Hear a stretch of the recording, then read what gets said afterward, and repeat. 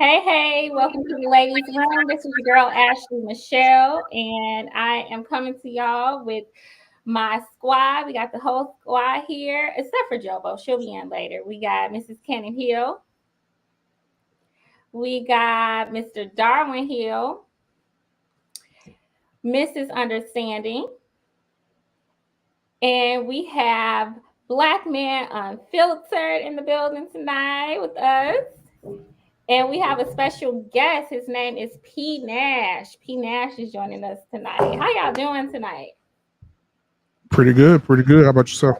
There's a whole lot for asking. Feeling beautiful. I'm good. Living the dream. Mute the game. Mute the game, right? Yeah, mute that game, P. Nash. All the men gonna be looking to the side tonight. That is not me. Yes. We're gonna be like, why they not talking? But anyway, welcome to the ladies' room. For those of you who are new to our show, we go live on YouTube and on Facebook every Wednesday night at 7 p.m. Central. We talk about everything pertaining to ladies, love and dating, marriage. We talk about family and parenting, mental health, physical health. We talk about it all in the ladies' room. We also talk about some societal issues and some common topics that we hear floating around social media and in our society. All right. Tonight, we're going to jump right in like we always do. I want you all to go ahead and subscribe, though. Go ahead and subscribe to this channel. Our channel is fairly new. We're growing slowly but surely, but we need your help. All right. We need your help. So go ahead and don't be afraid to just hit that like button. You know, hit the share button, hit the subscribe buttons to stay up to date with what we're doing. You might not like everything we say, but we talk about some good stuff. All right.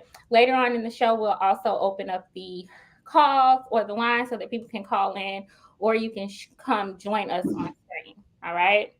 So we're going to jump right in. All right. Our first topic for tonight. I'm excited about this one, y'all. Polygamy. Is it a probable solution? All right. So what do I mean by this? We all know that the marriage rates in the Black community are very low, right? People remind us almost every day that Black women are the least married, right? I think only about 42% of us are actually married. Most of us do actually marry by the time we're 40. That's something people don't know. A good 75% of us actually do marry by the time we're 40, but we tend to marry a lot older in life than other races of women, okay? Marriage rates across the board are very low, you know, not just for Black women, but for Black men as well. They marry at a slightly higher rate than we do, but their marriage rates compared to other men of other races are very low. So marriage in the Black community is like a dying existence, right?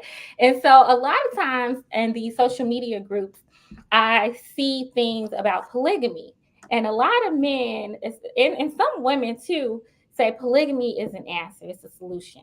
You know, because we outnumber men in our community, it would make sense if we have relationships that are not monogamous, where men have multiple wives, because there's so many more of us than there are of them. Okay. People also say that it would also just make dating easier for women, right? Easier for us, right? So these are some of the things that I hear about polygamy being a solution. And I just want to know, we're going to pick it apart and talk about various layers of polygamy. But I just want to pick it apart and see what you guys have to say. Before I do that, though, I just want to share a few stats, all right? One of the stats is only about 2% of the global population lives in polygamous households, and in the vast majority of countries, that share is under 0.5%. All right. Polygamy is banned throughout much of the world, and the United Nations Human Rights Committee, which has said that it violates the dignity of women. All right.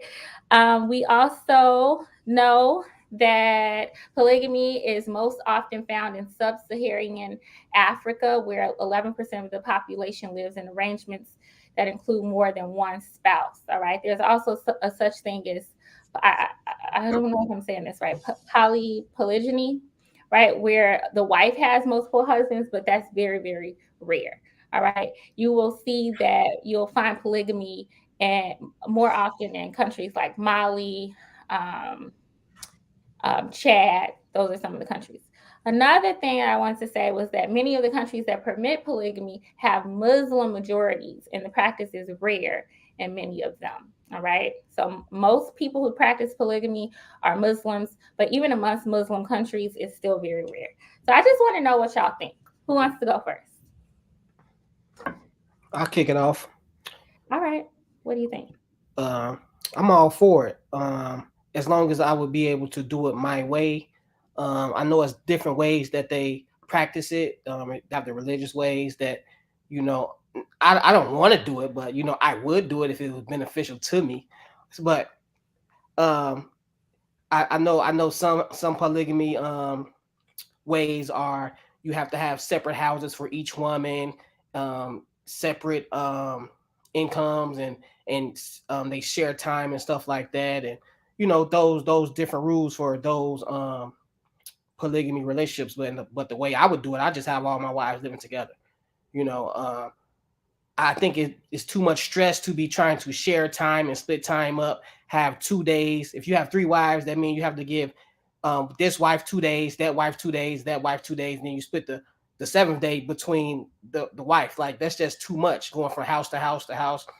We just live in one house, one big mansion, and share responsibilities, and save up a lot of money, and just have one big happy family. If that's the way I would do the polygamy relationship.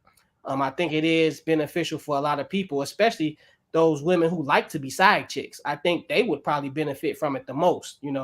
It's a world out there that a lot of women, they glorify being a side chick or whatever, and they like to be the side chick. So I think they would go for it. And if a man can find another woman on that level, I think all 3 of them have a great marriage. So it's something different. It's probably something that a lot of people is uncomfortable with, but I think it does work for those quite few people that does exist in those relationships. Like you said, 2%. So that seems about right. Everybody. I don't think it's a lot of people that want to do that. I don't think it's a lot of people that can have that mindset and to do it. I think it's a lot of stress that goes along with it. Also dealing with those many women and those attitudes.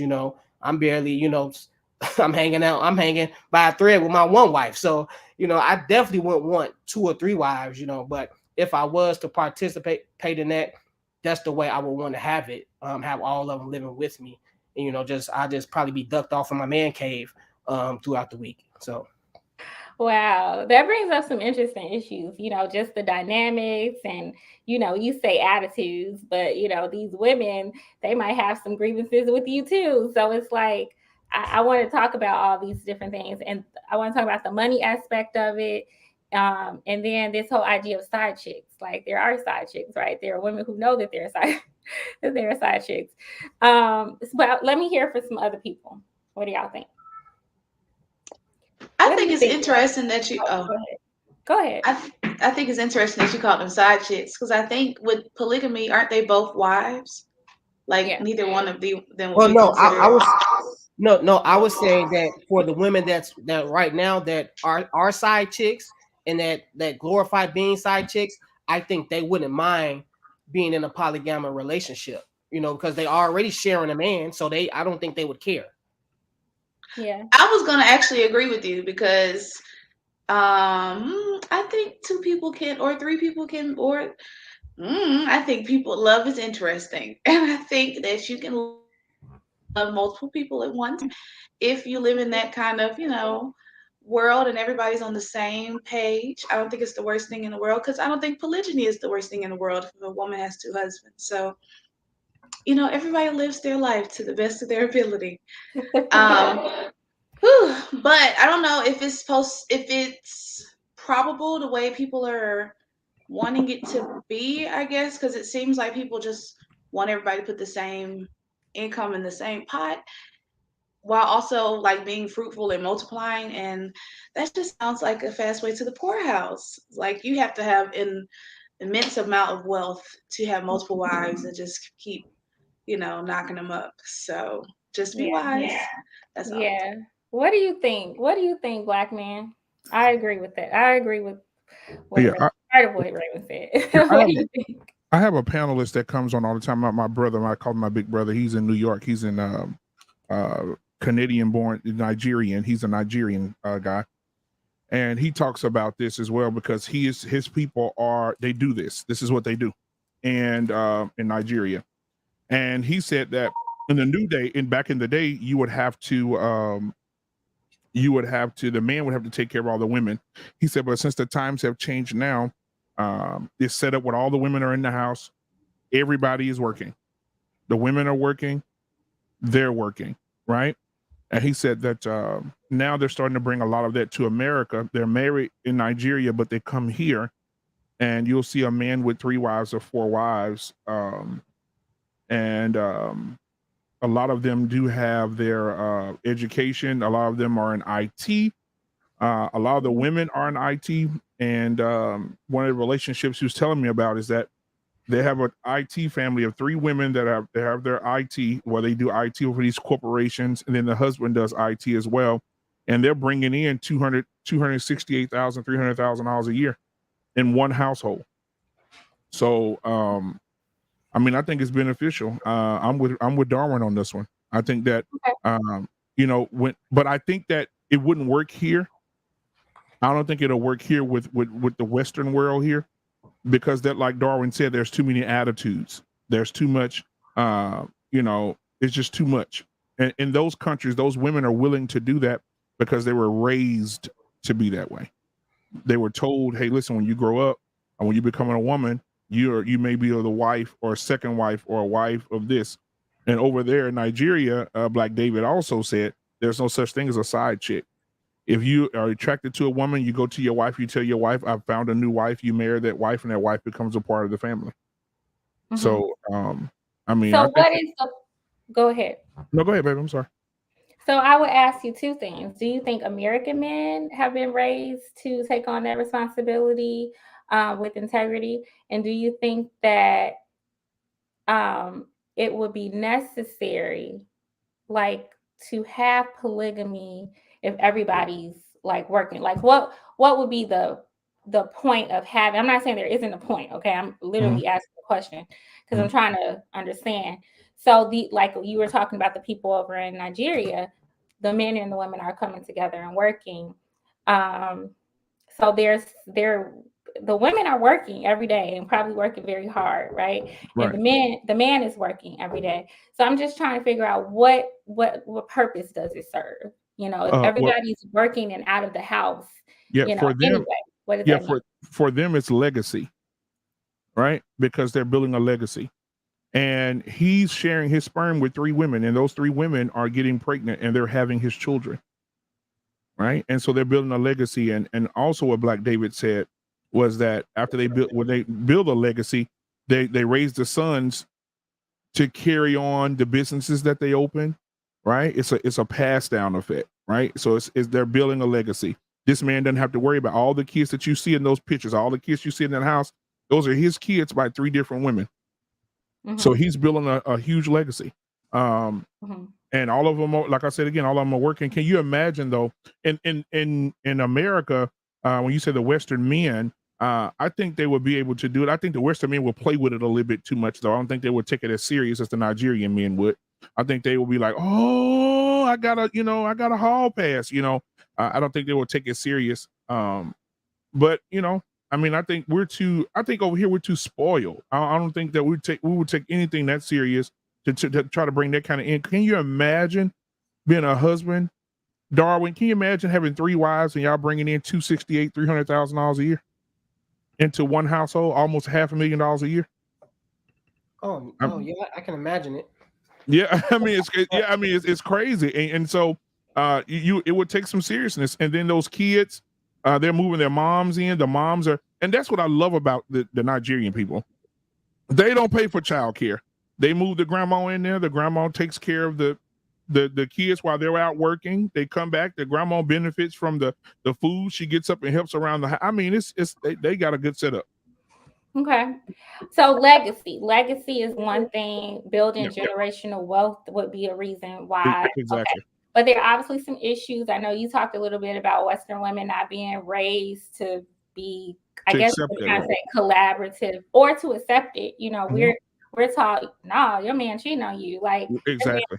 you know, he's skipping out on you. All right. But You also mentioned that you don't think Black American men over here, or maybe just American men in general, would be able to handle that position with integrity, right? Right.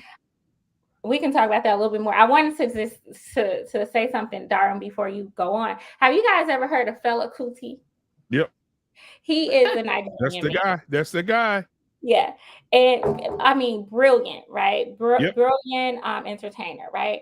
He married all 27 of his dancers. Yep. He married them. I think he was married to them for a few years, maybe less.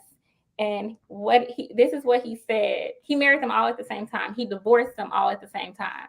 And he said, marriage brings about jealousy. And I just thought that was hilarious because I think it sounds good to a man, to some men, a lot of men, to have all these women, right? And it's easy to say, oh, women just jealous and they aren't raised to be collaborative. They aren't raised to follow men over here in our country. But if you have multiple wives, just like if you have people in a business, no matter how big or small, you have relationships, right? And you have to know how to nurture and cultivate good, positive relationships. And I feel like if you don't know how to do that, it doesn't matter where the woman comes from, right? It just doesn't matter. Like, as the leader of this arrangement or this family, you're going to have to know how to manage different personalities, including your own. You're going to have to know how to communicate, be fair, manage your time. There's so many skills that I think comes along with that. And so when I saw this, I just laughed at him because if you know anything about Fela Kuti, he just kind of lived by, he danced to the beat of his own drum. And it didn't seem, in my opinion, like he had a lot of forethought. And so he got into this situation. He's very into himself, got into this situation and found out, oh, this ain't a good idea. Right. So, Can I say something on that? yeah. I think that he's the example of what it would be over here in America, because why would you go marry 20? Don't marry 20. If you're gonna do it decent. Marry about 3. Do 3 or 4. Don't do 23, 25. If you're gonna do something, just do 3. Do 2 or 3. the thing is, I don't think he was genuine about the whole Right. concept of it anyways, to marry them at the same time, because he didn't properly vet them to see how that would even work. Like, Right. I would think it was a process to even choose a wife, the first wife for one, to even go along with having another wife. Then you have to vet that wife. He didn't vet none of these women to see how things would go. I'm pretty sure he could go and get 27 women that would have went along with it, but I don't think that's the process to go about it. So I think he just probably was doing something because he could do it. And when men have money, I think they do a lot of stuff that they always wanted to do just to say they did it, and I think Right. that's one of those things. Because if he worked at the local grocery store, ain't no way he had 23 wives. Right. So I think this whole concept of polygamy came from necessity anyway, right? And so Yep. a lot of these countries, you got situations where, it was violent. It was violent back then. Men went out to war, some didn't come back. You got these women here with these children, and then you have you don't have an influx of men, because as soon as they're getting old, they're either, their lifespans are going to be a lot shorter. They're, just by virtue of who they are. So, them putting some of these families together is what was able to kind of keep them up and running, which is why it wouldn't work in America, because we don't know real struggle. Like, we feel like we know real struggle, but when you have to make some decisions to be able to survive and keep, your offspring and things like that survive, then guess what? A lot of times you make those sacrifices. And then, when that starts to happen, and the people that grow up in that home sees it as normal, then that's how you start the ball rolling down the hill in terms of, okay, this could work, especially when you still have, a lack of men. Same thing is happening right now, in terms of, like, yeah, the disparity is a little bit different. I know it's only like 1 or 2% to your point, but it's a bigger gap from a socioeconomic standpoint, right? because the problem is that most women want to marry a man that's either equal or higher than them in the level, right? So that's automatically going to cut out a shitload of people, right? Now, the reason that polygamy seems exciting for us, right, is because very rarely in America do you have situations where the black man is celebrated like that. You know what I'm saying? But if you notice, when a black man, if he quote unquote cheats or he has a side chick, he never dates up. He always dates down, right? And they date down because they want somebody to need us. Like, we want somebody to need us. You know what I'm saying? So if you got a situation where you got two people who are out on their luck, they need you for everything, then yeah, having a polyamorous relationship it could seem exciting, you know what I'm saying? But at the end of the day, when you're talking about peers, it'll never work in 2022. Like, not in America, because everyone has their own identity, and it's kind of hard to, to put yourself aside, for the betterment of everyone else, when and in most cases, you're probably smarter than your husband. I hate to say it, but most married couples, the woman has a higher degree than their spouses. That's just kind of. But is that true though? Yes. Well, no, black women with degrees tend to marry men who don't have degrees. That's true. But right.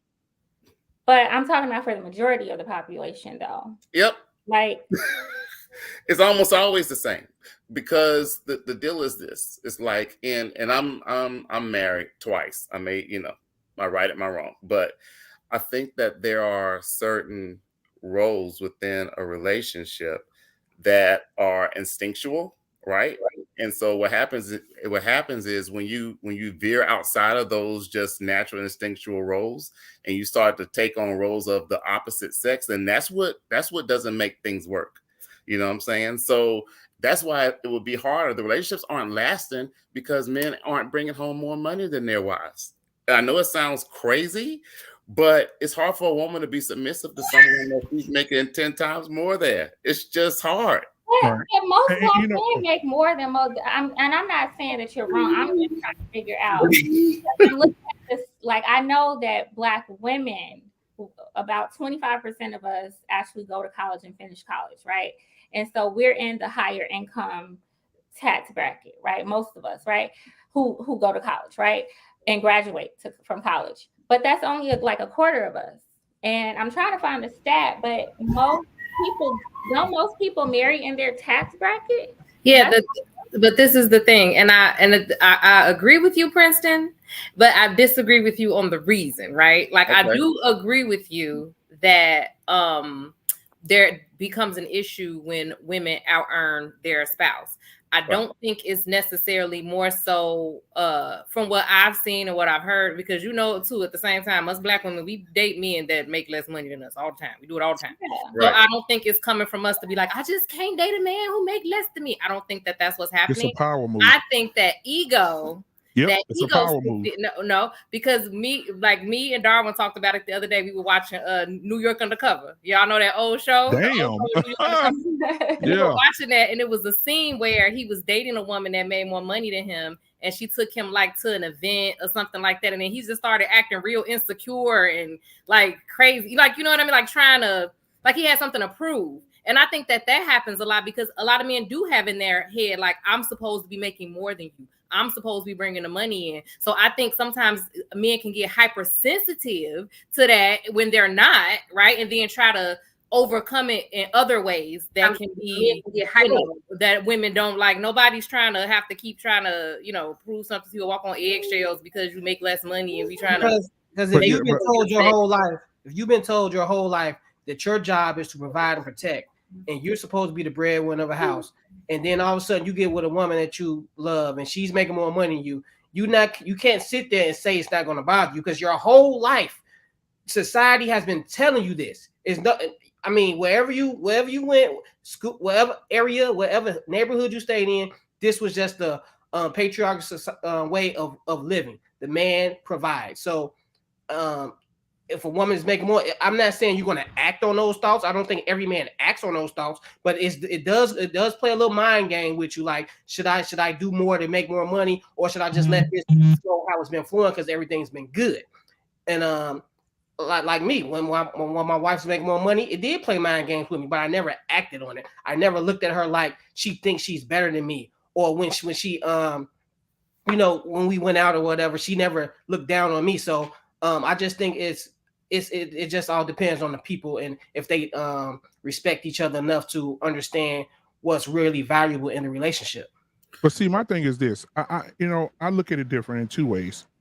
I think that if a woman's making more money and the man's mature enough, and they're both making money, she's making, let's just say for shits and giggles, she's making 100,000 and he's making 80, right? And they're married.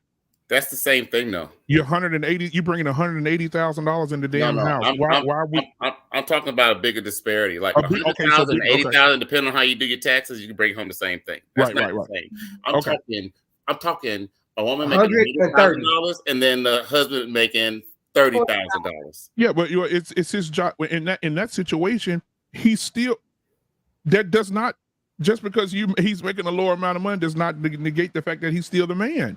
He's still the man, and she needs to respect him as such. Right. But hear me out. We're talking about 2022. Okay, we're talking about like this is it. Like polygamy, regular relationships, people stayed together longer back in the day because they needed each other. These women don't need us no more. Exactly. Hey, they don't listen.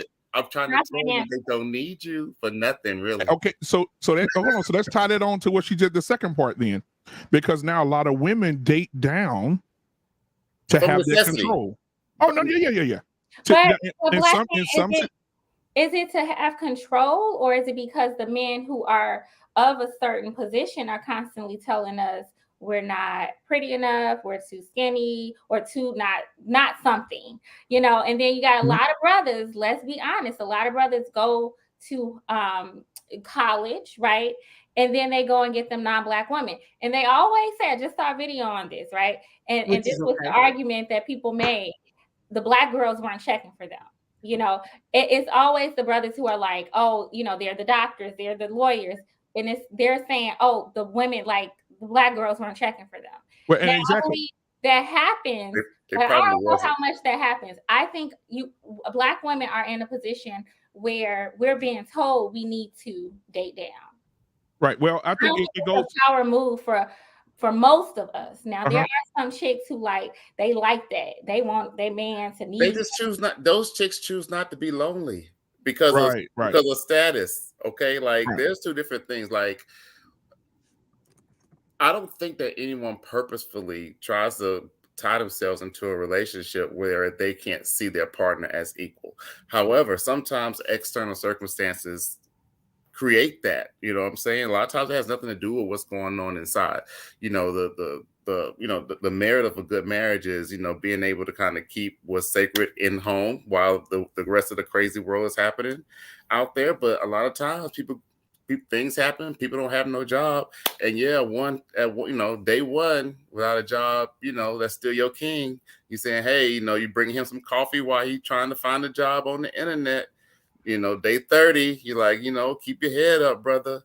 By the time day 180 come, he that nigga on the couch. Yeah. you know what I'm saying? But I think that there's a lot of societal pressure that plays into that whole thing. You know, it's like that's kind of what I always rail against, because it does more to people's minds in reality than what I think needs to be there, because it affects both people. Because again, if you're told this whole time men are the providers, men this, men that, and then to the outside world as well, like why do a lot of women, if they go out, even if they make more money, they're likely to give them.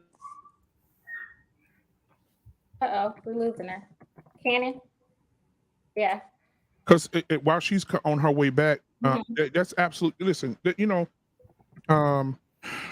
I had last night we had a great we had a great show last night, guys, and we talked about why the Black man is leaving the sisterhood last night, and kosher the kosher clinician came through and dropped so many dimes, we had enough money to put a down payment on a mansion. So so what he said was, one of the things he repeated was, you brought up the college thing. He said something that Kevin Samuel said, and Kevin said that Black mothers send their daughters to college to be independent, to get their education, but the white mother sends their daughter to college to Not a find a husband. husband. Now, and so at the end of that, we asked Jedi Mike, because he's in college, and Jedi Mike said that his graduation is coming up, which we're proud of him if he's watching. Jedi Mike's graduation is coming up. He's 22 years old, and he said that he has 2 weddings to go to right after graduation, and they're white people. They're white women marrying white men, and they're getting married right out of college and starting their families and starting their careers. And that's why I say Black women need to expand their options. You know, white people marry for financial reasons. It's like more of a business for them. So when they went to college, they was like investing in their business, in their future, their financial stability for their future. And we need to be doing that too. But exactly. But that's what I was gonna say. Like when we get to those spaces, the numbers, like when you're talking about a disparity of Black women versus Black men, once you get to that level in that institution, you know, of education, it's even a bigger gulf, right? So it's like, I mean, would that really make sense for Black mothers to be like, "Go, you gonna find you a husband?" Like, where he gonna be at? And the gulf is widening, like it's getting even wider. You know, it's not getting better, it's not closing, it's getting wider. So, I mean, that would make sense if you advocate for, you know, Black women being more willing to expand their options as far as their dating pool instead of But see, we had a lady Black, but then it would make sense because then you could pick from any pool, you know. But if you're just trying to stay with, you know, Black men, then once you get to college, I think that's why a lot of Black women do settle, because they don't open up their pool enough, and then they settle for the small amount of Black men that they have to choose from. Like if you go to college, that number's going to get smaller. So now they left to just deal with these 3 Black men that might not be for them. When they got 7 white men, that's for them, you know, and because they don't want to be shamed by their family or others, they settle for the Black man who really isn't for them. Right. Now, I will say this to that, Darwin. I'm gonna push back just a little bit, because last night we played an interview of a lady. They call her the conservative Black lady or something, very educated woman. And she said statistically, she said that when it comes to dating, she was talking about the sisters. She said, "I'm talking about us sisters." She said that I don't understand why we're the lowest on the totem pole for dating and marriage right now. And she said, and then even when it comes to white men, we're being chosen 3rd and 4th. She said, so I know why. Racial stereotypes. I mean, no, I know why, because the world likes to make up all these rules of what Black women can or cannot do. We spinning our wheels, so of course we're gonna be at the bottom of the totem pole. We can't date outside our race. We can't go to college and not find a husband. We get shamed for that. Or we go to college, we find a husband, and then there's gonna be something wrong with him. We settle, or he's too educated, right? And then when we do get married, we're not submissive enough, or we too submissive, or we a pick me. It's so many different things. That's why we on the bottom of the totem pole, because we're never taught how to date. And I've talked about this on the show before a few weeks ago. We're not taught how to date. Black people in general are not taught how to date. We get thrown out there. That's why I said, and I think somebody else just said it before, ladies, keep your options open. There's no rule that says the first guy that you meet and you start liking him, that he got to be husband material. That don't have to be the first thing that comes to mind. Keep your options open. So that's why we at the bottom of the totem pole. But no, I think what he's saying is what a lot of Black men are saying, is that, like, he's responding to what Cannon said. Cannon is saying, well, Black women need to be more open to dating outside of our race. What a lot of Black men say is just what Black men just said. Well, they don't want y'all. Okay. Now, I'm about to speak to that. I am not in a fight to try to prove to anybody that I'm liked by a white man. Like, I don't think Black women, for one thing, find anything appealing or satisfying about knowing that white men like them. Like, most of us don't care. Most of us genuinely want to be with the Black man. Okay. We don't care whether or not white men, Hispanic men like us. We just don't. Most of us don't care. Okay. Now, to say that most of them don't want us, probably most of them don't, but I think a lot of them would be interested in dating Black women if they knew that we were interested in dating them, one. And then two, if we were more forthcoming with them, they would probably show more interest. And also, just like Black men have stereotypes about us, the white men do. So they see us as, Shaniqua, who gonna have a bad attitude, who got 5 kids. That's how they see us, just like our men do. That's they look at they probably look at you all like, I'm sorry, throw it away trash, because the way Black men treat sisters, why would another race be looking at them like they value? They go looking like, well, your own kind don't even want you. See, but I don't know how accurate that is. Like we got to think of, we got to really think about this. I know in these YouTube spaces we be saying all of this stuff, but in reality, the way society looks at the Black community, they definitely see Black women as the backbones of the Black community. Whether in these YouTube streets you want to be like whatever, that's how Thank you. And for the longest, we have been conditioned. We have been conditioned as Black women to be that backbone for the community, which also includes with being with, supporting, and staying with Black men. That's what we've been doing.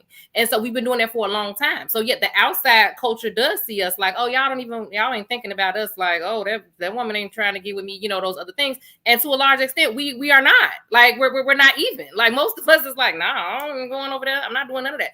Because of how we have been conditioned to be like, no, you need to do this, you need to stay with this, you need to stay with that. So when you bring up stats like that, and then you try to shape it like, well, why doesn't anybody else want you? Why are you getting picked last? It's like you're not looking at any of that other context, and it's like you almost saying it like nobody wants you, and that's not accurate. And that's the thing that bothers me though, Cannon, because we go over. Black men are being attacked every day for speaking their mind about Black women, right? And like Darren just said, your own men don't want you. Why would the other men want you, right?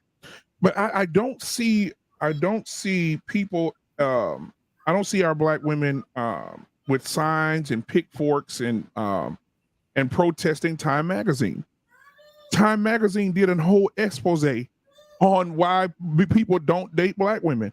They put it in their Time Magazine, and they put statistics because we too busy picking up our picket signs and being on the front lines for like Black Lives Matter and whenever Black men get killed. Well, we listen. We can't say Black Lives Matter no more.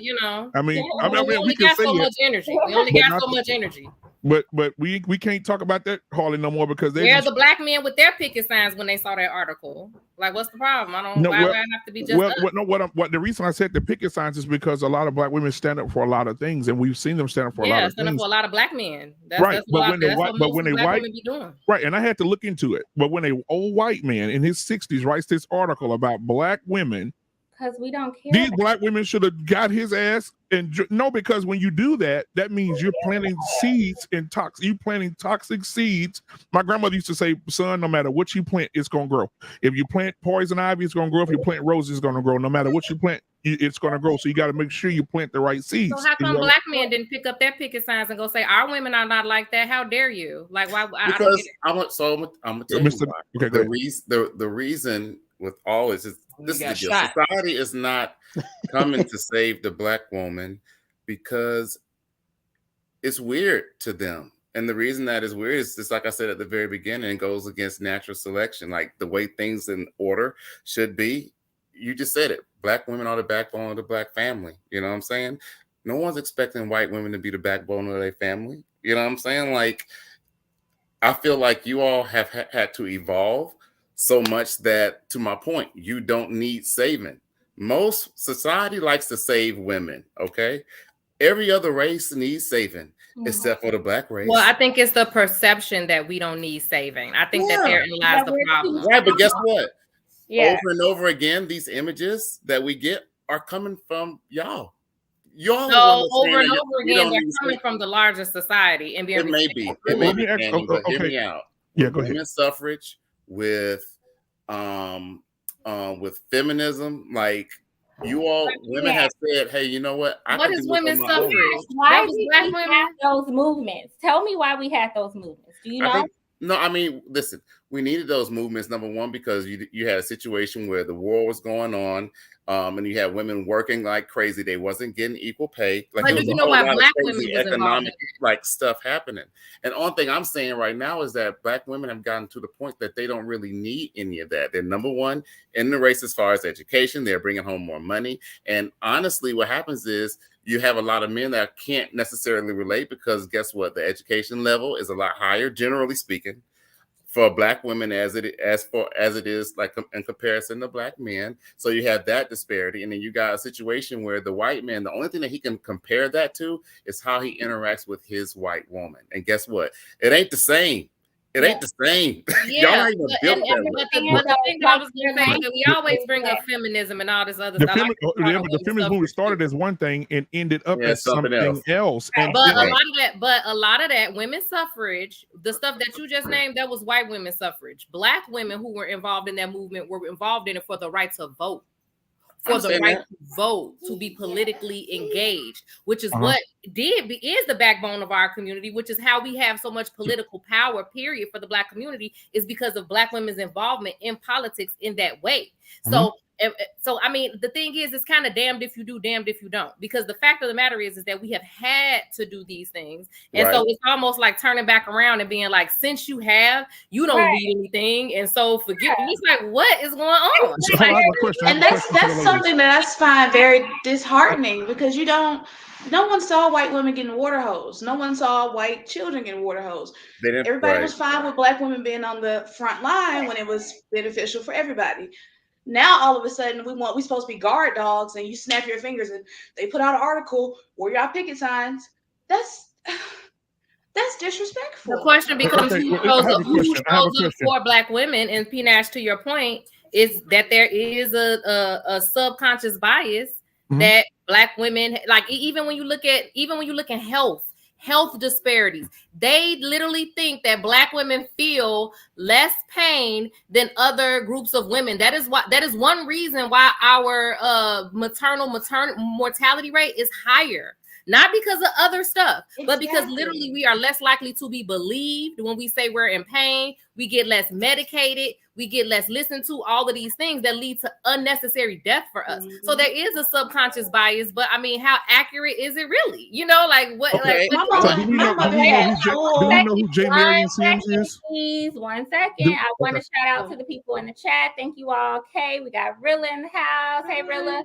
We have, I think his name is Rod Ziz. I'm going to address that very disrespectful comment that you put in the chat in a little bit. And Vivian says, I feel a lot of Black women don't need saving. Savings comes from the larger society and being let down often by the Black men they trust to protect them. Not just Black men, though, but just the larger society. You can't be mad that we're fighting because we're being attacked. You know what I mean? And then say we're too strong. Like, I think Black women are starting to reverse this image of us being too strong, right? Or being not needing, like, just being strong, you know. But we can't forget where it comes from. Like, my mom knew sharecroppers, grew up on a sharecropper farm. They didn't have things in life that we think are luxuries today. And so, yeah, we were fighting, and we were taught by those women to be strong. And that doesn't even speak to the things that we deal with on a daily basis. So it's just really disheartening when you have Black men who don't understand that this image that you all call too strong or too independent is really just stemming from us fighting for 20 for really longer, but for us, 20 years or so. Like, that's like me telling you, Black man, you too strong. They beat you in the streets all the time. They incarcerating you when you shouldn't be incarcerated. How dare you be that strong? Like, it just does not make any sense. But that's true. But does anybody familiar with J. Marion Sims? No. All right. Let me tell you who J. Marion Sims is. J. Marion Sims is the godfather of genealogy. What is it called? Genealogy. Yeah, there you go. And so what happened with J. Marion Sims? J. Marion Sims has a book in the Smithsonian, his journal, and he used to operate on Black slave women. And he used to journal down everything he did medically to Black women. And one of the things that he said that it was almost like sitting in front of God when he was operating on Black women. He said it was supernatural to see himself cutting a Black woman open, and she wouldn't scream, she wouldn't holler, she wouldn't yell. He said the way she absorbed that pain was almost like they were a part of something bigger than themselves.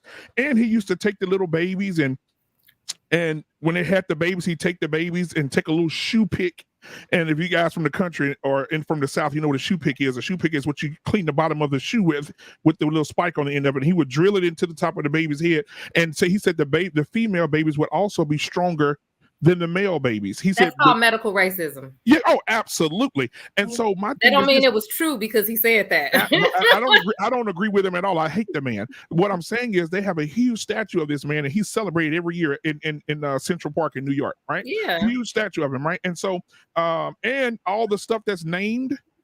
Yeah, look at this. All the stuff that they named. All these little things that they use on women when y'all go to the doctor for y'all annual checkups. Yeah, all those things are named after him. Yeah, those are the tools that he used to rip Black women apart. I mean, the thing is that Black people in general, and specifically Black women, have been used as the foundation for medical, a lot of medical examination through like the Tuskegee experiment. Who knows who Henrietta Lacks is?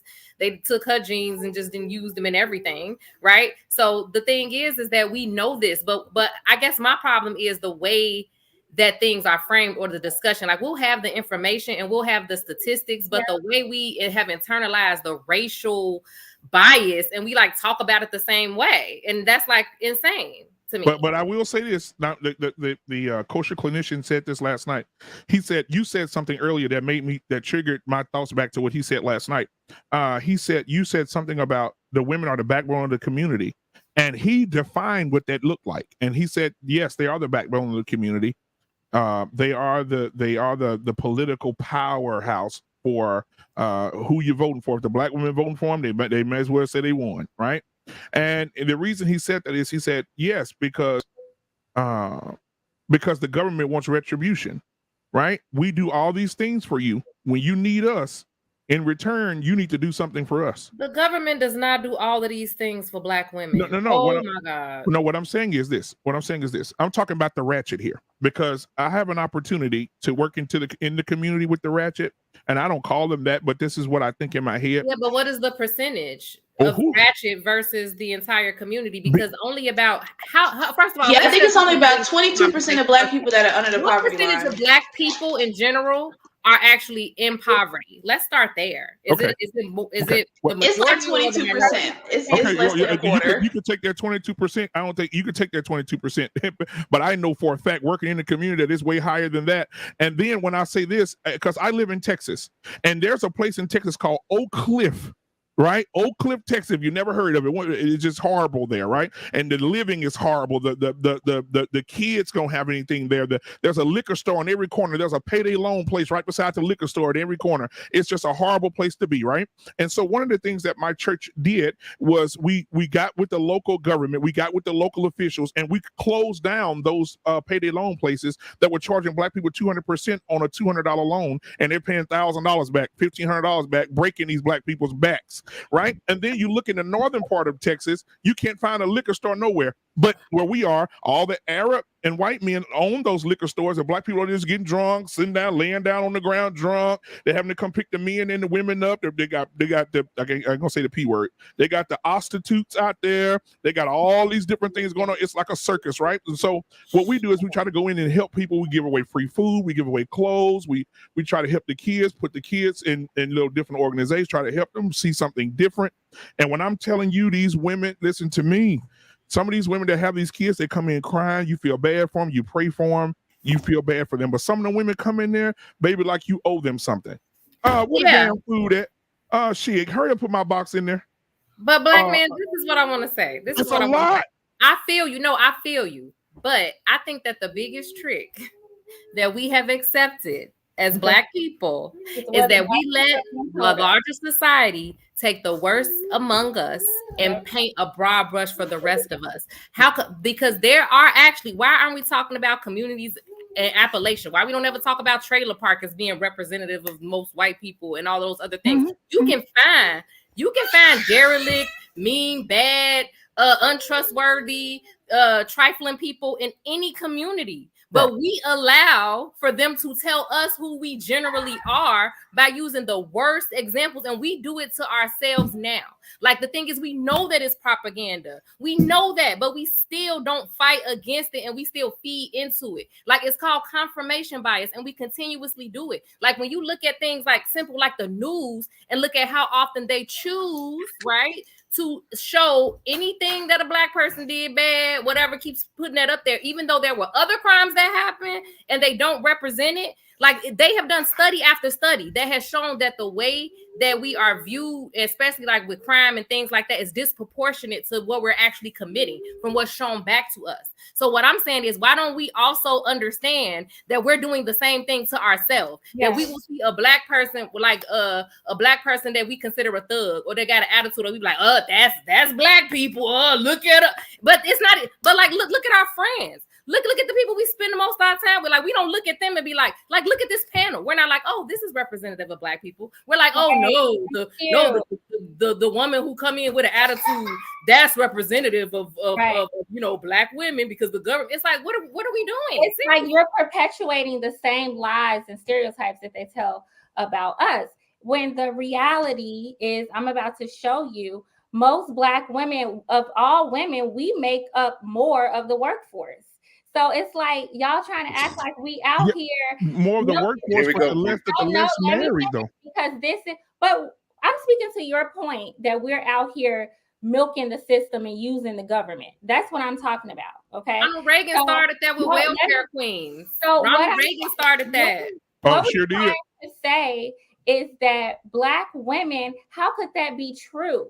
Like, you guys are, I keep putting it in the wrong spot, but you guys are trying to paint this picture like we're out here and we all Shaniqua and we all the thoughts and the 304s, and just like, we're all just these horrible images of Black women that white people have perpetuated about us for the longest time. And we have Black men doing the same thing. It says here, Black women have the highest labor force participation rate of all women.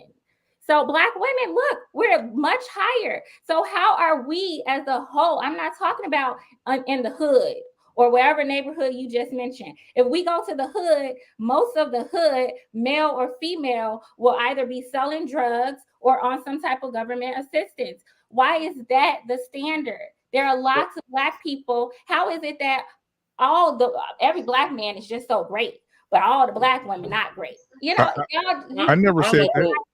But you know what the thing is? We're talking about those 58% of women that's in the workforce. Hallelujah, praise the Lord. But watch this.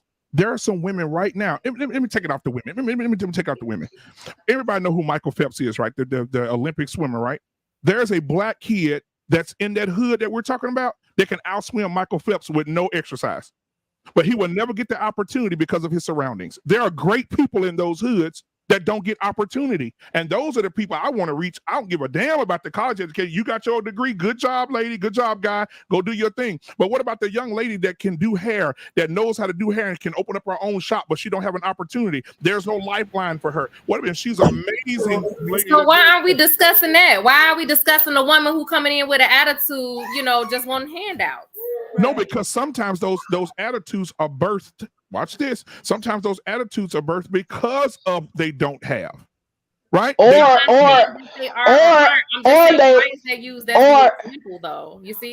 could be birthed from a place of trauma. We don't get to tell people how they get to deal with their trauma. We just don't, and we do this every day. We do it all the time. The only thing I can say to any Black man who's trying to be a service to his community and he encounters someone who's Black with a quote unquote attitude, coming from a therapist perspective, welcome to my world. I deal with it every day. Attitudes based on what we define as a quote unquote bad attitude. It's a defense mechanism. Well, it could be, or it could be a response to trauma that they've experienced. Okay. But what's interesting is that it could be, but I've talked about the adultification specifically for Black girls before, and they've done studies that have reflected that little baby girls right? Some of us on this panel got some little baby girls. Little baby girls as young as the age of 2 or 3 years old are perceived to have bad attitudes instead of just being seen to be having a temper tantrum like a regular 2 or 3 year old. They are seen to be more aware and more responsible for their actions and their behavior. That's what I'm saying. We have got to stop just looking at things through the lens of our bias, because that's what we're doing without addressing our bias. Because just because I'm saying, oh, y'all got attitudes, did somebody really, or is that your perception? Like, that's the question. If you're perceiving, if they've done studies that have reflected that little black girls as young as 2 and 3 are perceived to have attitudes, you mean to tell me that 2 and 3 year old little black girls is running around here with attitudes, an attitude, or are they being a 2 or 3 year old? That's the freaking epitome of a 2 or 3 year old. But they're seen as somehow being more aware of themselves than another child of a different race that's that same age. We really have to address that, because we still doing it. We're doing it right now. And if we're doing that to young black girls from the time they 2 or 3, then especially by the time they get grown, we definitely doing it. That's what I've said before. I said I can sit here and have a conversation or say something a certain way. Even like right now, I'm a little excited and maybe more animated. A lot of people will perceive it to be aggressive or attitude. When someone else is doing it, it's not even perceived the same way. They could be doing the exact same thing as me, but the perception will be different. And that is the issue. Like, we have to address that. Like, what do we gain and what do we benefit from continuing to feed into these stereotypes? What do we gain? I know what the larger society gains from it. I get it. But what do we gain from it? Well, why do we? I agree, Cannon. But why do we continue to allow them to do this to us? That's right? What I'm asking. We're doing it ourselves. Again, that's why I'm big on intellectual consistency, because Young Thug just, again, in court, all his little croonies or whatever, posse, whatever they call themselves, they say he's a danger to society. He's such this awful person. He's going to kill everybody. He's going to unalive everybody. Sorry.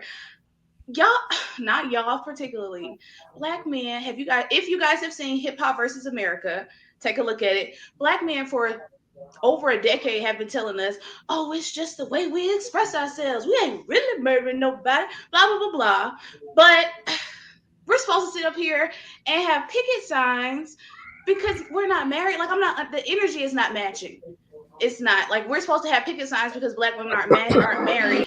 But I hear what you say. You watch all documentaries. These gangster rappers can make a new killer track every weekend, and y'all just pass it off as art. R. Kelly did that for how long, and we just passed all his kiddie music off as art. And I wish you would say something about twerking versus murder. I really wish Megan Thee Stallion. Hold on now, Megan Thee Stallion. People, then I'm gonna have a problem, because hold on. Let me say this. We're talking about this. It doesn't matter, because murder can. I'm sorry, deletion. I'm not going to use the M word because I could strike the channel. Deletion of people's lives don't have to do with just a thug, right? Because watch this. Hold on. They just released the top 5 artists of all time, and you know who the most 5 influential artists of all time are? They're women. Megan Thee Stallion, Nicki Minaj. They just released it today. If you want to go Google it, go Google it. Nicki Minaj, Megan Thee Stallion. Are they suggesting that we unalive people? Cardi B. What's happening right now? What is this fight right now? What I'm saying right now is that twerking is just as worse as unaliving. I think that's the fight, and I really want to hear the argument. Go ahead. Twerking is worse than what? What are you saying? What are you making up right now? I mean, your argument is that these women are so influential, as if twerking is worse than gangster rap, where people are rapping about unaliving. So you don't think it's a problem that women are on? When did I say it wasn't a problem? I said which one is worse. That was what I said. I said which one was worse. Wait a minute. So we're gonna erase the past 30 years where black men were in the media. Exactly. You're rapping about crack since Pusher Man. About prostitution. But this is kind of what I'm talking about. What are we doing? What are we doing right now? But guess what? When Luke back in the day said, "Get on up, hoe, and bust that ass open," guess who was out there busting their ass open? Pusher Man. The black man. But y'all were dancing to the game. Come on now, y'all was out there dancing. So black men are murderous thugs and black women are impure sex dancers. Okay, so that's. I think that's where we've landed just now. I don't know what just happened. I don't see nothing. I don't see nothing wrong with women dancing sexy and twerking. I don't see nothing wrong with that. Exactly. My whole thing is, first off, I listen to.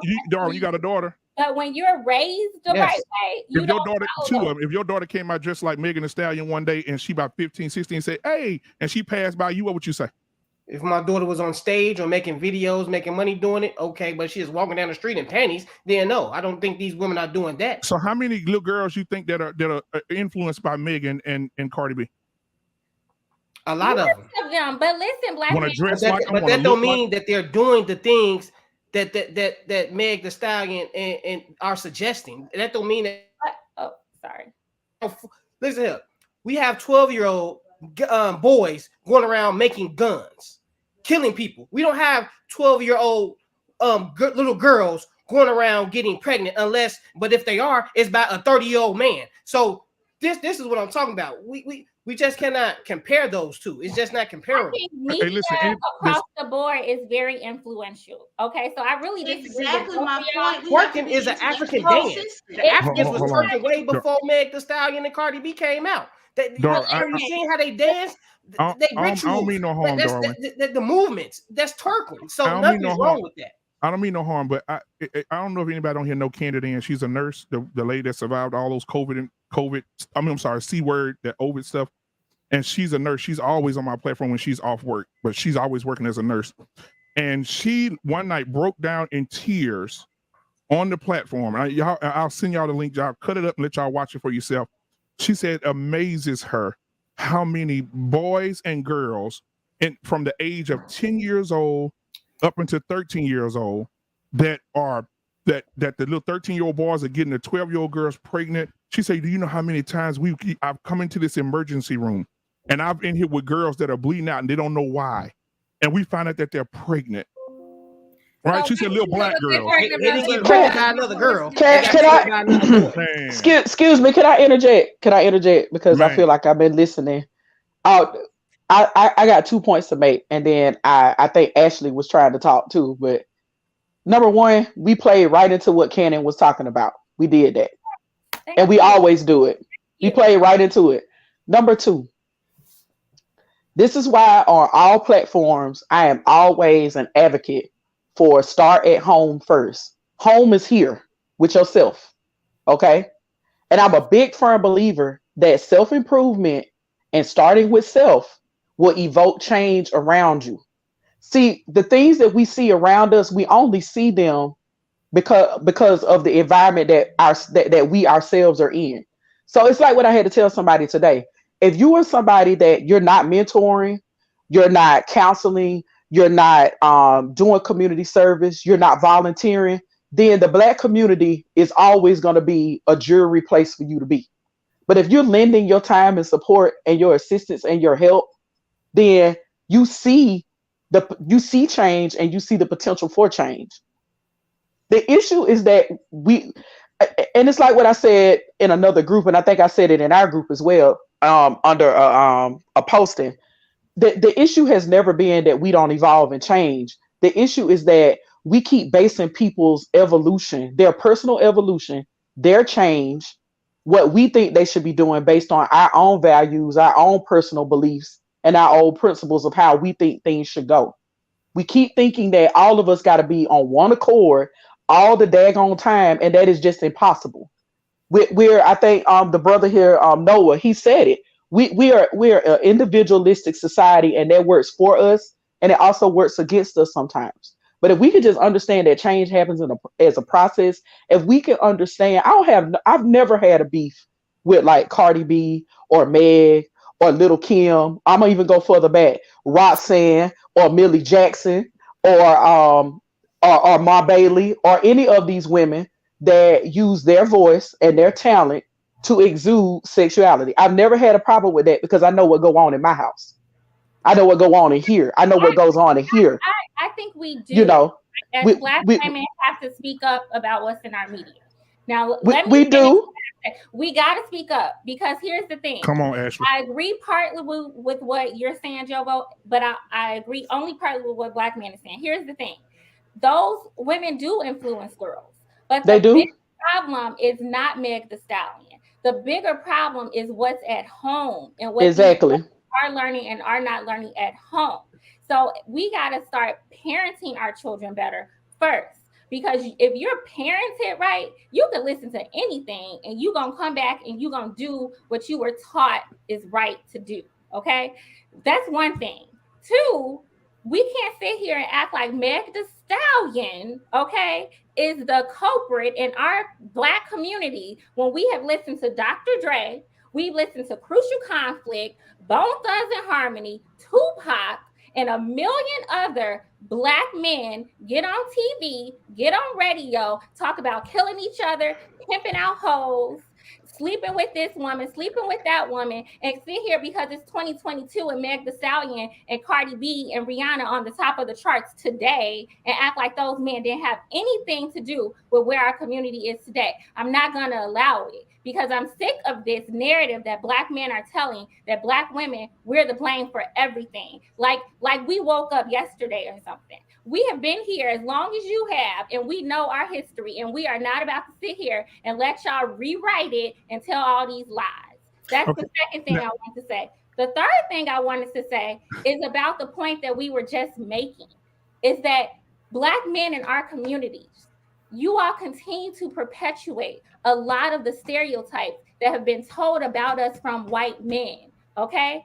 We want Black men to be seen as successful, smart. We encourage y'all to be seen positively in images. Regardless of what we say about you, you know, on these social media platforms, we encourage positive images of Black men. We don't fixate on all the negatives, the Futures, the Lil Waynes, the all these other men that we could fixate on and try to attach that to you. For some reason, you all find so much pleasure in fixating us next to Meg Thee Stallion and all these other women, when all of us on this platform ain't nothing like either one of them. So just how you want to sit up, just like you want to sit up here and like focus on the good Black men, why is it that we have to be focused on the negative Black women? Like y'all get to separate yourselves from Pookies and Ray Rays, but Meg Thee Stallion, that's Black women over there. It's bull. Well, okay. Can I ask you a question about something you just said? Back in you named all these Dr. Dre and all this, right? You named all those guys. I want to ask you a question, and the panel as well. Even I'll start at Kevin. Even Kevin Samuels, women hated him, right? The late great Kevin Samuels, they hated him. A lot of lies. Right. Well, hold on. Watch this. The late is a strong word. Hold on. But watch this. Who was his biggest financial supporters? Who made him where he was? Black men. But excuse me, you want to Google that real quick? Black women were the number. It was Black women because Black women are so desperate. Are so desperate for more validation. Viewers are okay. Thank you. Black women they spend the most money anyways within everything, so it really doesn't matter. That's not right. I mean, but it's just indicative of how much Black women are seeking. What I'm saying is that is indicative of how much Black women sit and seek validation from Black men. That Black women are trying to get it so bad that they go to these spaces and they go to these things and they sit and they deal with that stuff because they are seeking validation from Black men. That just goes to show. Okay. Now, also when it comes to those artists you named, P. Nash, you probably know this. You can just give me a head gesture if you know this. Who were the biggest buyers of that music that you named? Oh, Black men. Stop playing. White people about in the 90s. I thought it was white people. Yeah, right. What happened? What just happened? Okay, let me say something to y'all. Go ahead, Mr. Nash. Real talk. Sounds like we're rewriting history. Black men don't really buy music. All right, come on. I'm just being. What's the point of that question then? The point, there was no point. So basically, it is a point. Y'all complain about them calling them hoes and bitches, but y'all supporting them. Women are the number one consumers. What are we talking about? What does that mean? That's what we're saying. But go ahead, P. Nash. Go ahead. And I want because we went and dubbed the song, because we went and dubbed our friend's CD or tape, Black and man. the woman went and bought it. That means that somehow means what? That is okay. No, Black man. I'm not saying. It's are the we all listening to the same man, music? not the bootleg Are we all woman. listening to the same music? No, what I'm saying is you can make the argument. You can make the argument that men were, we listen to all these bad men calling bitches and hoes, and Black women weren't offended because they was buying them. They would. Right, that's why it was a bootleg. I don't mean they wasn't offended because they bought it. Like what? That doesn't mean that. What are you talking about? It's not about offense. Black People men. got guns all the time, but they don't want to go and shoot nobody. So Oh can't my say that on God! YouTube. Come on, bro. But we listen, can't be. that's not even what we were saying. What we're saying is, if you want to blame us for the toxicity in our community, blame yourselves too. That's Absolutely. Yeah, I think that's all that's going around though. You can't blame and shame. That's all we know how to do is sit and blame and shame. Like amen. That's what we've been doing the whole. What is rooted in, but that is literally like my thing is, and yes, we do conversations when I'm discussing things that are happening in the larger society, right, in the larger context or cultural things. But it always we could talk about something that's a cultural thing, and then it's always got to be somebody's fault. Somebody got to be shamed about it. Who to blame? Who we got to figure out? But no, it's your fault. No, it was you because you did what? Right. What again? What is this? What? I don't sit back and blame men or women. I just try to state facts and what's going on. I don't think it's a woman's responsibility or a man's responsibility. I think it's both. And whatever happens in the nucleus of a home or whatever, a relationship, a business, or whatever, it's both parties. But this is how we know. It comes. I mean, we talk about historical context, like from a historical context, like this is just how we've been conditioned through slavery, through everyone being on the same plantation. The man kicked me off the panel, and then not trying to accept responsibility. And I just feel like it's just all of it is. It's a mess and it's unfortunate, right? Because at the end of the day, like we're all here based on circumstance. Like Black women, you are where you are from a status standpoint because you had to be. You know what I'm saying? Like, a lot of us are in prison, right? And I know it's gonna sound crazy, but a lot of it is through necessity. Because at the end of the day, if a man is at the end, it's all about the family, right? I'm gonna try to bring it all the way back. It's all about the family. But if a man doesn't have the skills or the skill set, or he hasn't been able to acquire those things through, westernized school, if he doesn't have all those things, then he needs to be able to provide for his family. How do you think he's going to be able to do that in today's society? He's going to make some bad decisions, right? He's probably going to do whatever he's going to do in order to be able to do that, because most women aren't attracted to someone who doesn't have anything. Like, it doesn't work that way. It doesn't work that way. So what happens is you got a cycle where these men who don't acquire skills to be able to do things above the board, they take risky steps within their lives. Next thing you know, they're in prison. So now guess what? The family is broke up again. That's all this is. And society looks at children as caricatures of, a certain demographic. Prime example. So if the little girl is trending on TikTok because she is freaking singing Cardi B all day long, and guess what? That is what society is thinking. Hey, she has to be getting that from somewhere. Where is she getting that from? You know what I'm saying? And to your point, it's jacked up. It's fucked up because we're not a monolith. Like, we're so much more than what's been shown, in the media. But some of that is like our responsibility. Like, we start at home. Like, we teach our kids about, what it's like to be, kings and queens. And guess what? When it's time for them to stand up and have these types of conversations, or when they have the spotlight on them in these classes where they might be the only Black people, like, they need to be able to shine. The problem is that guess what? We don't get a chance to show that on national TV. You don't get a chance. No one's coming to save the Black woman, because I don't feel like society feels like the Black woman is effeminate enough, and they don't really need us. Prime example, name a first lady that seemed more independent than Michelle Obama. You can't do it.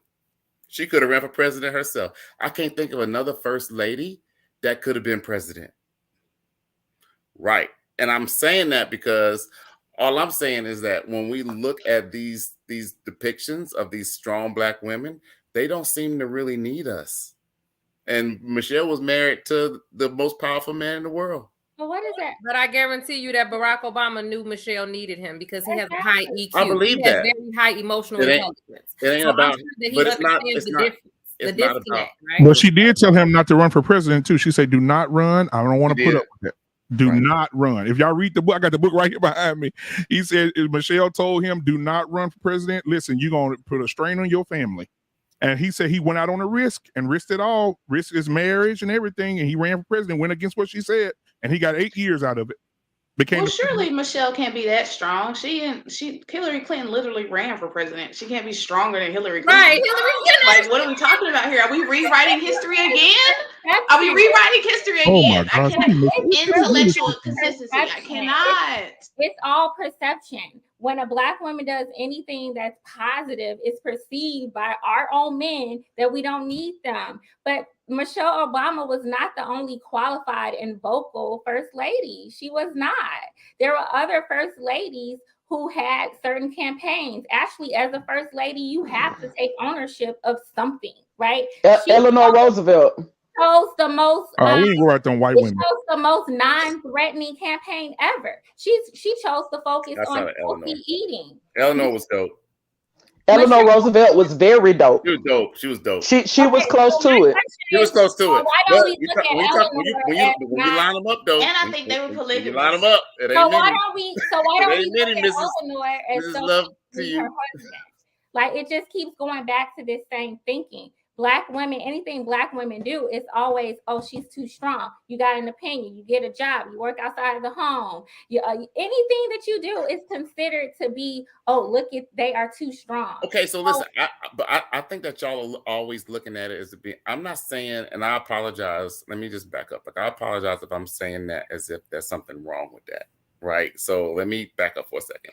I'm a product of a single parent, right? My mom raised me. She was a very strong woman, and what I was able to like witness her do was nothing short of amazing. Like, I ain't even supposed to be on this panel with y'all right now. You know what I'm saying? And so, like, I get it. I understand. However, right, as a man, what I'm trying to tell you is that there is a certain, like, just instinctual, like, pull for us to be needed. That's all I'm saying. And a lot of times, and it may just be kind of where we are in society, a lot of times it just get lost. Like, even if y'all are saying that shit to us, we are not hearing that.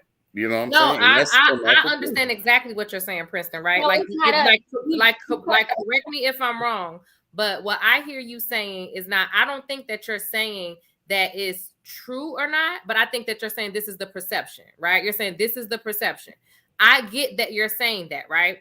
What I'm saying is, because when you're saying like it's instinctual and all these things, that's fine too. That, you know, you want to be needed, all those other things. I get that part as well. I guess what I'm asking more men to investigate is how your place in society as Black men, what lens that makes you see that through, right? That how do you feel in relation to power in society, period, right? Like, how powerful do you feel in relation to society? As and a then Black man?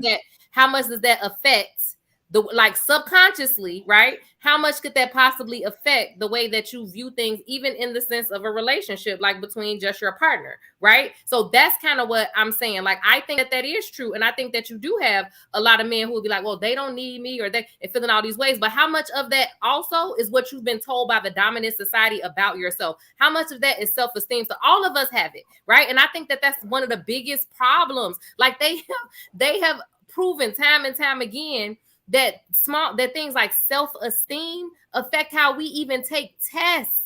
So if we are constantly being told all of these negative things about us, and if you as a Black man is constantly being told that you don't have any power, right? That you can't do nothing for nobody, that you're just a criminal and you a thug and you all of these other things, how is that going to affect the way you're engaging in relationships? No, I'm with you, but can we have a transparency moment? Like, can we just like be real for 1 second?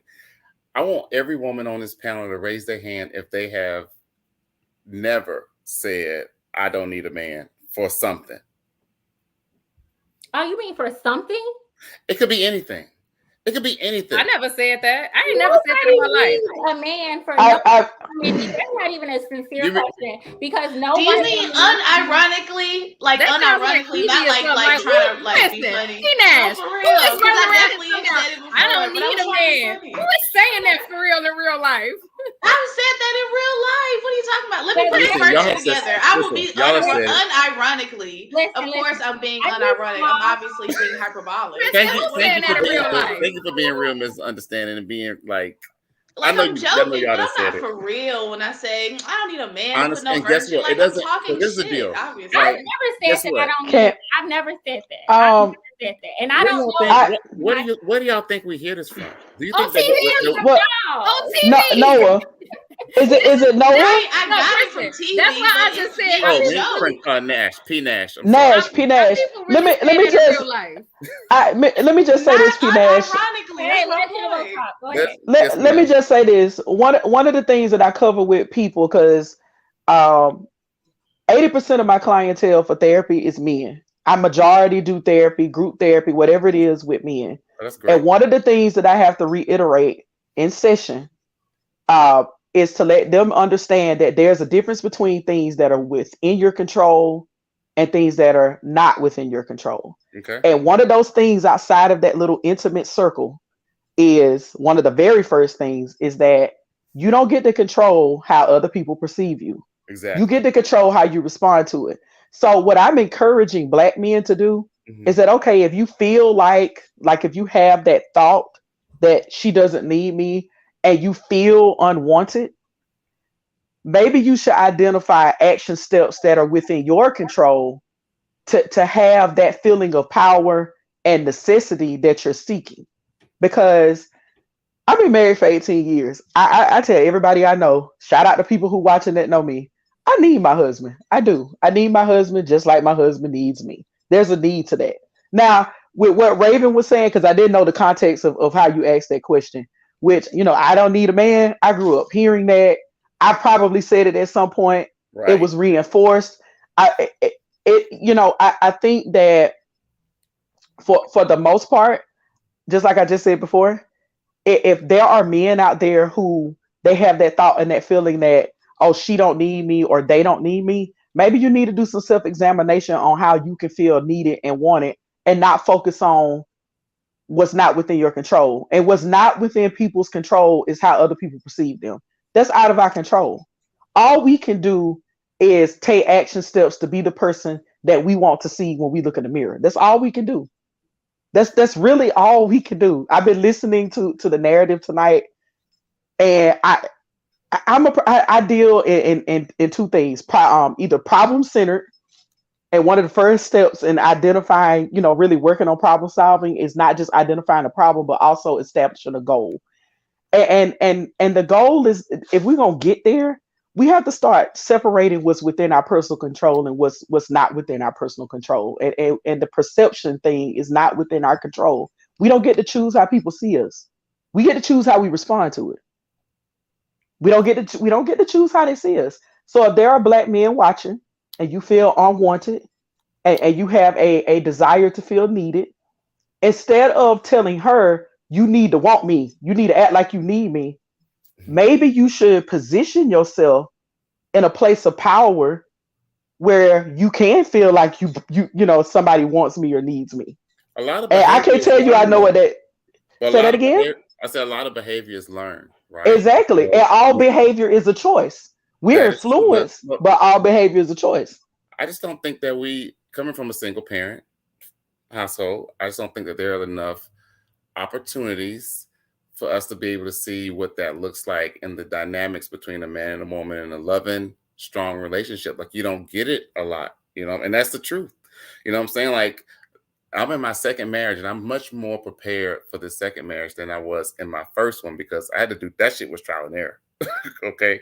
And thank God I got out. But, now I'm much more prepared because, I had a try go at it. If I had a father in the family, in the house, that was a good man, that was a provider, that was able to love, and I was able to see how he interacts with the woman. And guess what? When I would grow up, those would be the things that I want for my family. But a lot of times we don't see it. So I feel like we get to the table, and the problem is a lot of y'all are just dealing with broken men. You know what I'm saying? That don't know how to really, talk about, how they feeling from an emotional standpoint, knowing the difference between, what real strengths and real weaknesses are. Like, those are just a lot of things that y'all have no idea what it's like to be us out there and then trying to be us in here. And we have to be two different people all the time, simultaneously. We do know what it's like. We have an idea. We have a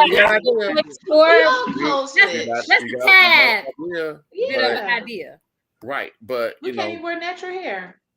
Yeah, I think a lot of Black people are just broken and don't know how to deal with emotions, and they don't know how to identify their emotions, sort through them, and articulate them. A lot of people are still hurting. They haven't healed, so they project a lot of hurt. I think women do it and men do it. So, and then I think men, do have experiences with a lot of women who don't listen to them, right? They don't listen to. It's crazy out there. Hey, y'all, listen. And I ain't gonna lie. I know it's a lot of good black women out there now. I dated after I got divorced. It's crazy out there too now. It's crazy. It's crazy. So somebody just threw their mama ashes in the water. Apparently, people have to check their traumas. That too. Because like a mature woman who does have some emotional intelligence and does care for you, will want to listen to you, right? She's going to listen to you, and she's going to respond, with some level of respect and try to be understanding, right? Same thing with women. We don't want men, like men don't want us to come with our baggage either, right?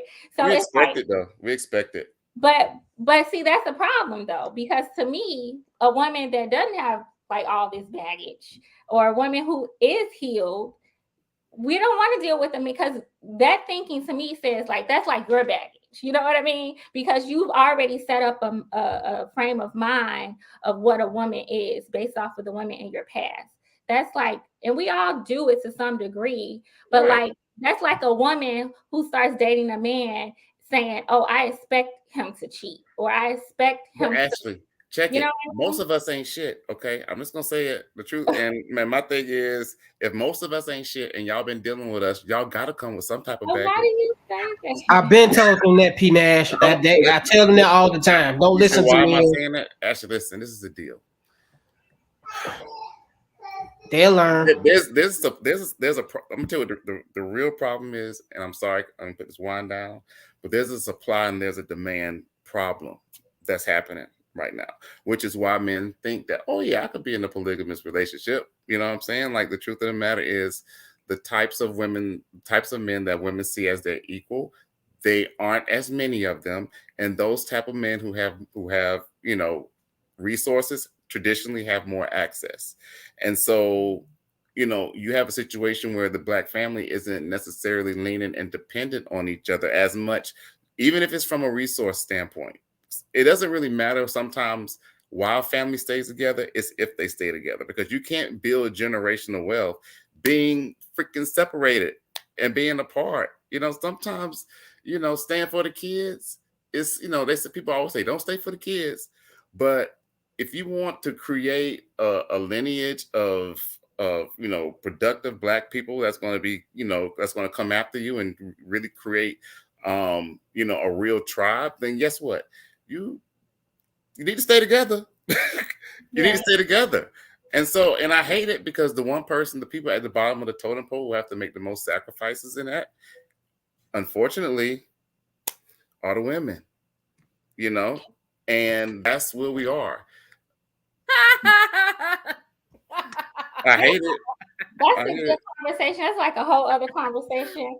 I don't know. Like, I respect what you're saying, and I appreciate that you're showing some like understanding of what a lot of black women do go through. Like, a lot of people keep saying, like Kevin Samuels, y'all keep saying that black we don't respect like average earners and all that stuff. The truth of the matter is, like, black women have always dated average earners. And I think some women just want to know what it feels like to be taken care of. And that's most women. That's all women. However, I think we still have to have like an honest conversation and look at the data, because black men still make more money. It's not that much more. It's like a few dollars more, on average than we do. Yeah, but they're not as employed as we are, though.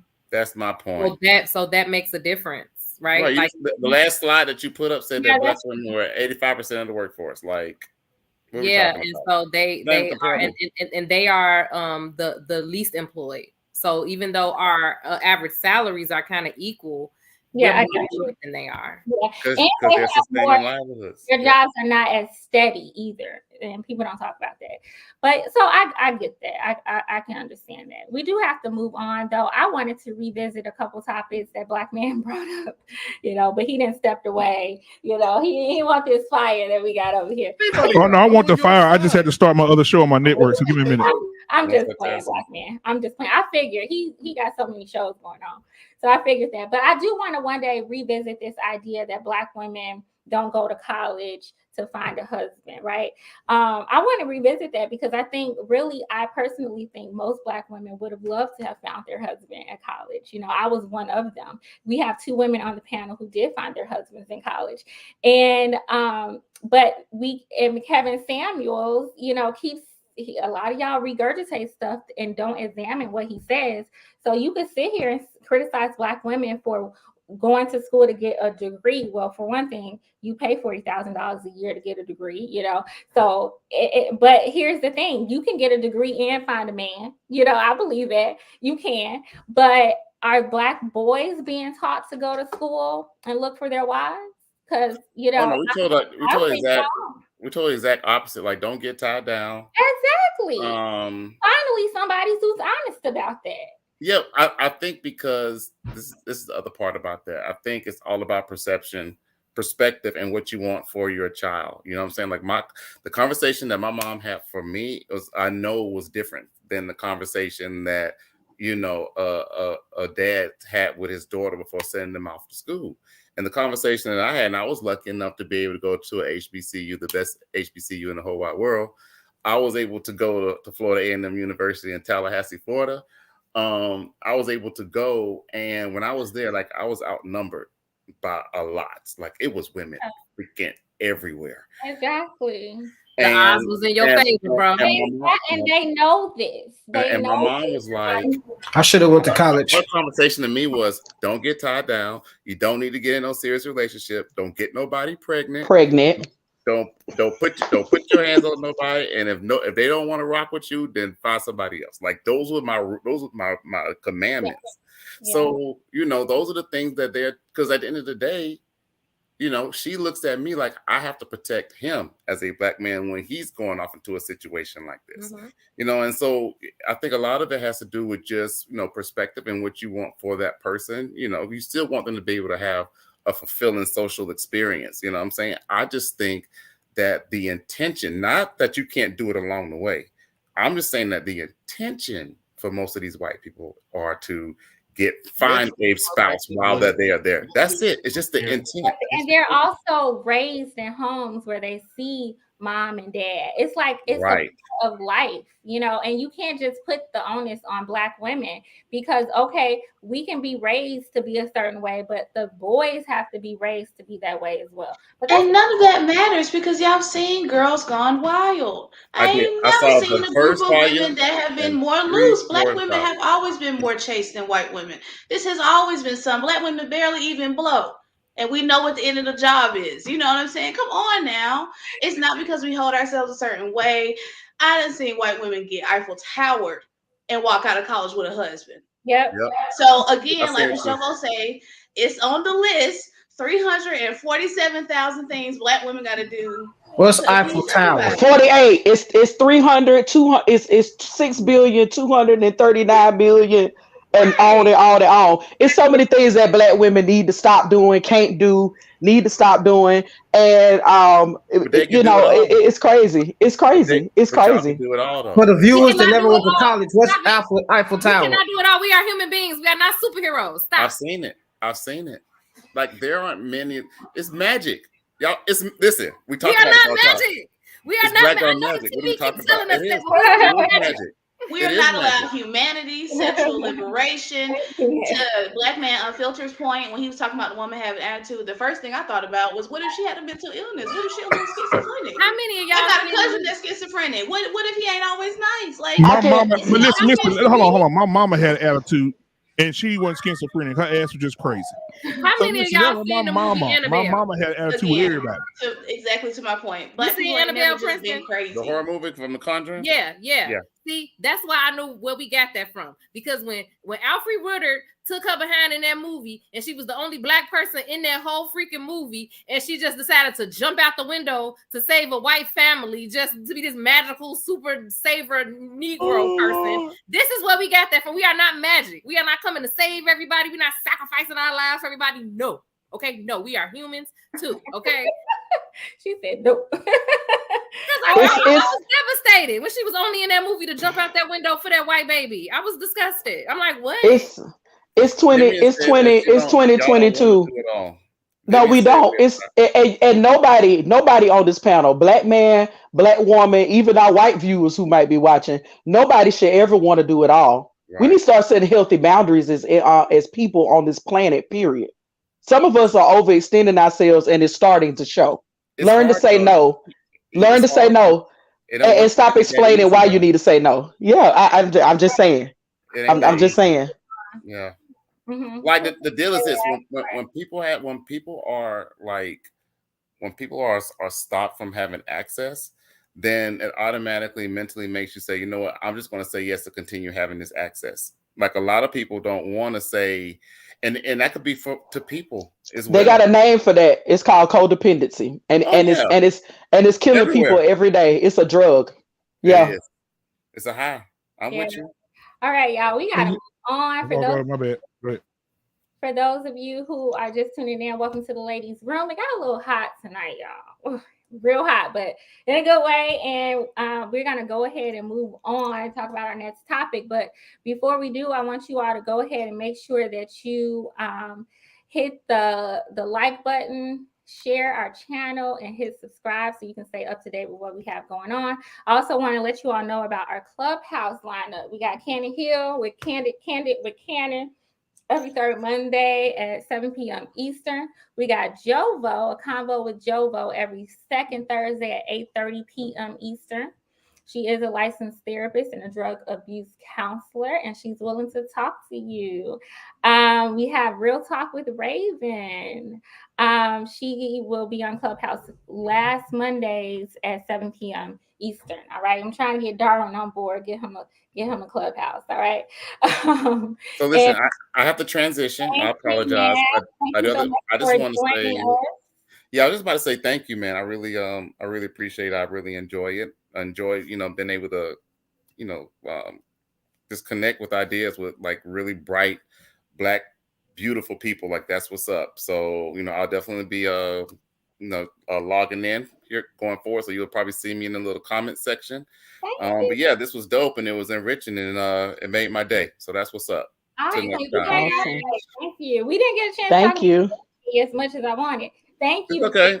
Listen, if you invite me back, I'll come back. Yeah, we gotta come back. You gotta come back. Adios. Right. Y'all have a good one. So this next topic, y'all, Lori Harvey, the criticism, assumptions, and what it says about how men think. All right. So now we all know that Lori Harvey and Michael B. Jordan have parted ways. I'm not quite sure why. I've heard different things. They say Lori decided not to accept his proposal. I'm not even sure if he really proposed or what. We really don't know. Okay. All we really know is that they're not together anymore. That's all we know. Now on social media, black men, it's like this conversation. Now on social media, you guys, I'm sure unless you're choosing to live under a rock or you just don't engage in social media, including YouTube, have seen, the countless videos and comments about Lori Harvey saying that she was for the streets and this is what Black women do. They don't want to be saved. Their thoughts, she want to have she missed a good man and wait until a white woman comes around and swoops him up. All the sisters gonna be mad. And we've heard so much all because this woman has decided to end her relationship. Now I posted something in a group. I'm gonna share it with y'all. I got a lot of heat on this post that we should have prayed before this happened. Yes, let's Because it's going to be.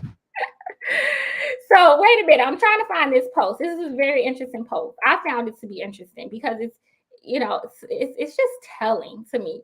So Michael B. Jordan has been connected. I'm not saying he slept with them. I'm not saying that he had long relationships with them, but he's been linked to several women. Okay. And those are just the women we know about. We already know that Michael B. Jordan is what they would call, what men would call a high value man.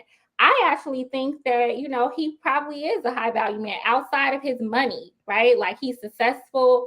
He's not just good looking, but he really does seem to be genuinely a good person. He really does. I don't know him personally, but I know somebody who is very, very close to him.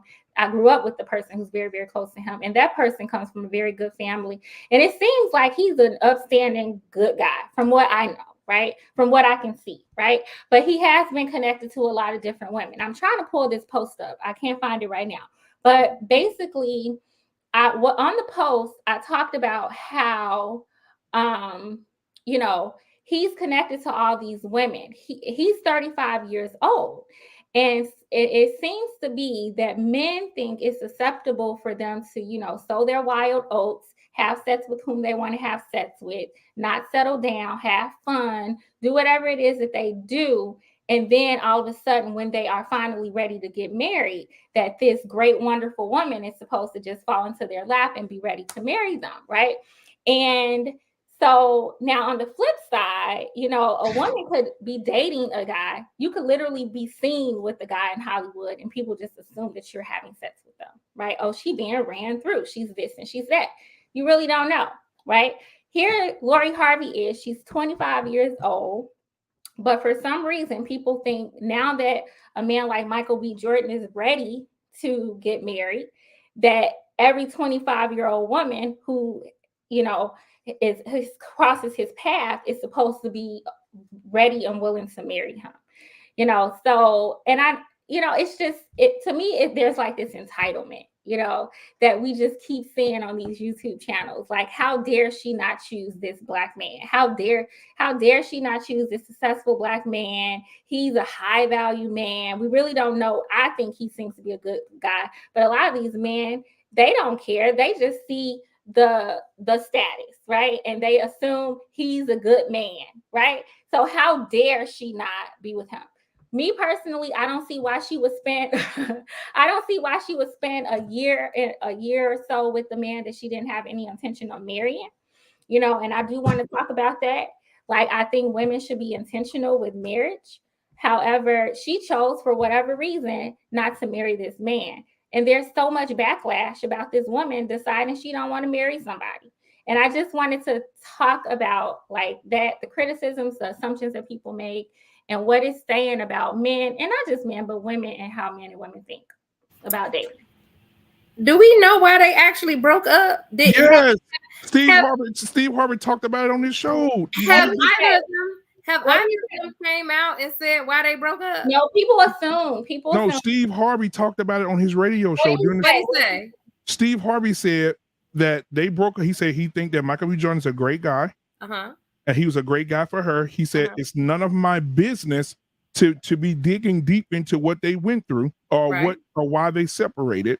Right. He said he said for me, all I'm going to say is that it was something that my daughter wasn't ready for. And okay. And he said, as long as they said, what about Michael B? You know, people start putting shit in his head. Well, you know, what about Michael B. Jordan? What if he's upset? And he said, long as Michael B. He said, I don't have a problem. Don't put his hands on my daughter. As long as he don't put his hands on my daughter, we good. Okay, so this is all I'm gonna say about the entire topic, and then everybody, because I know it's about to get real wild up in here. And I'm just gonna say I think it's hilarious that this entire time Lori Harvey never comes out and comments on none of this stuff. She don't say nothing. She go on about her life and about her I think today she posted a picture of herself with a goat looking flawless. This girl don't care about nothing. People is so up in arms and just twisted and bent out of shape. People, I feel like they more upset about this than they was about the police not going into the school with the. Why do you think that is? Why are Black men on these shows talking about now? Minus her history, because if it was just her history, then they would have been talking about it. Like, it's the fact that she decided not to marry this man. You know, like minus the fact that she's supposed. Why people keep saying that? He when did he propose? Exactly. They're making up stories.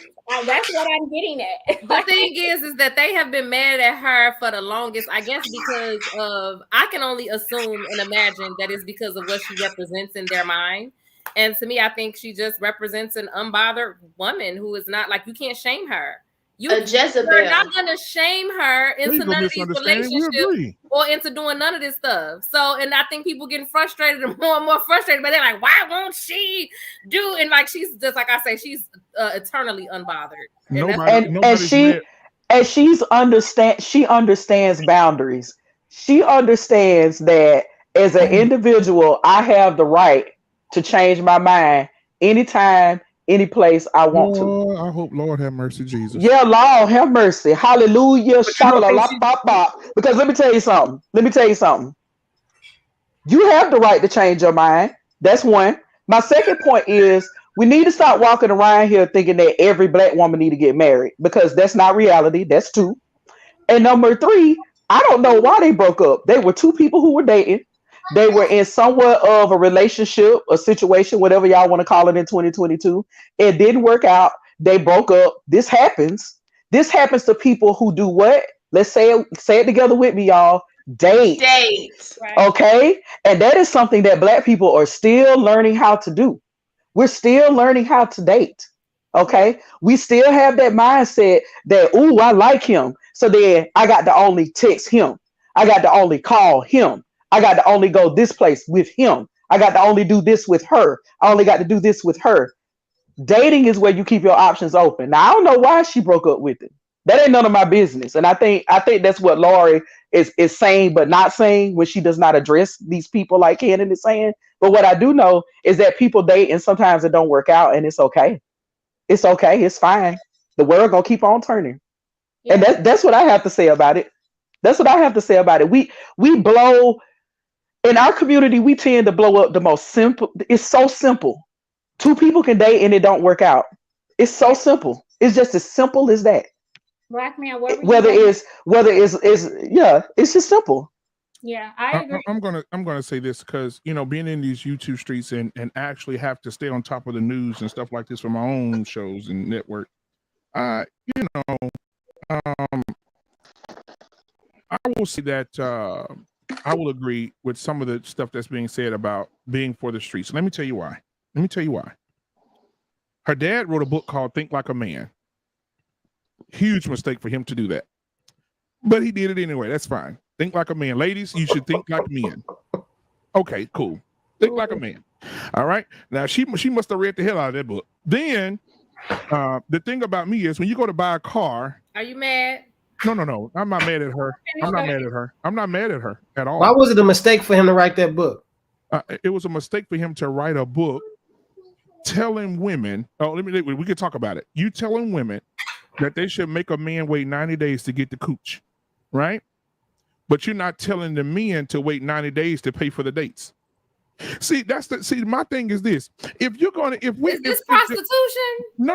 Exactly. Here we go. Correlation. Here we go. Ms. Jobo, she said dating, here we go. So if we're dating and I'm going to take you on a date and we're not going to exchange anything for 90 days, we're going to get to know each other, right? We're going to be date and sex is not interchangeable. Dating and sex. The book was for women, so he wasn't giving advice to men anyway. So let's just scratch that. It wasn't for men. It was for women. So why would he put that in the book? Yeah, I read the book. I had to read it. For entertainment. I read it twice. Okay, so wait a minute. Hold on. So So people talk about Steve Harvey a lot. Now, I'm not on board with most of these dating coaches because I think they are all in it for the money. Okay. And I think Black women need to be very careful and discerning about the things we hear. I was never on board with Steve Harvey's book because I don't think you should give it up after 90 days. I think that's too soon. A man can lie. He can say what he wants. That's what they call honeymoon stage. He will stick around for 90 days for the cooch. Okay. Yeah. And he will, and he still might be a crappy man. So I thought that was horrible advice to begin with. All right. Right. Exactly. I agree with you. Here's my thing. Like, money is, I know men think this, and we can talk about this later. But just because you date a woman doesn't mean that she should be having sex with you. I agree. If you're dating somebody, just like you would want somebody to date your daughter, okay? I was just about to say that. You would want him to genuinely be interested. Not saying you think he ain't gonna want sex, but it's not a trade-off. Dating is just to figure out if we are meant to be together. So I get what you're saying. You don't want to make the investment in money, but why does it have to be sex? Like, y'all take turns paying. Yeah, absolutely. I'm totally agreeing with you. I agree with you 100% because I have a daughter and she's 14. And let me tell you what I tell my daughter. I told my daughter, honey, I like to be visual for my daughter because I want her to see it as I'm saying it. And so I told my daughter, baby, off the coast of Florida, there was a son and his dad. They were diving, and they were just down there just scuba diving. All of a sudden, there was a storm in Florida, and after the storm, the sand comes up. And so they saw a shipwreck. They went down in the shipwreck, found a whole lot of gold coins, all kind of stuff. And what they found was these big old barrels, and they didn't know what was in it. And the shipwreck happened 150 years ago. And they took the barrels out, and it was wine that's been sitting in the bottom of the ocean in the cool for 150 years. Can you imagine how great that's going to taste? Right? And so they took that wine, and they sold that wine for $53,000 a bottle. They bottled it and sold it.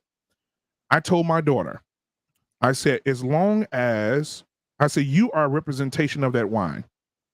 And I said, if you are that wine and you have been sitting in the cool and you've been preserving yourself for years and years and years, it's going to have to take the right individual, right, that earns his way into your life to be able to do that. Now I say you have two choices. You can either be the $53,000 bottle of wine, or you can be that $4.99 barefoot wine at Walmart that anybody can buy. You have to make a choice in your life of what you're going to choose to do with your life. And I say, so I'm not going to force you in anything. I'm not going to make you do anything, but this is who you are. You are that wine, and it's going to take the right person to come along. Everybody can't have you, but it's going to take the right person to be able to get that wine and to be able to enjoy that wine. And your body represents that wine. And you find your husband, you give yourself to your husband. That's what I teach my daughter. Right?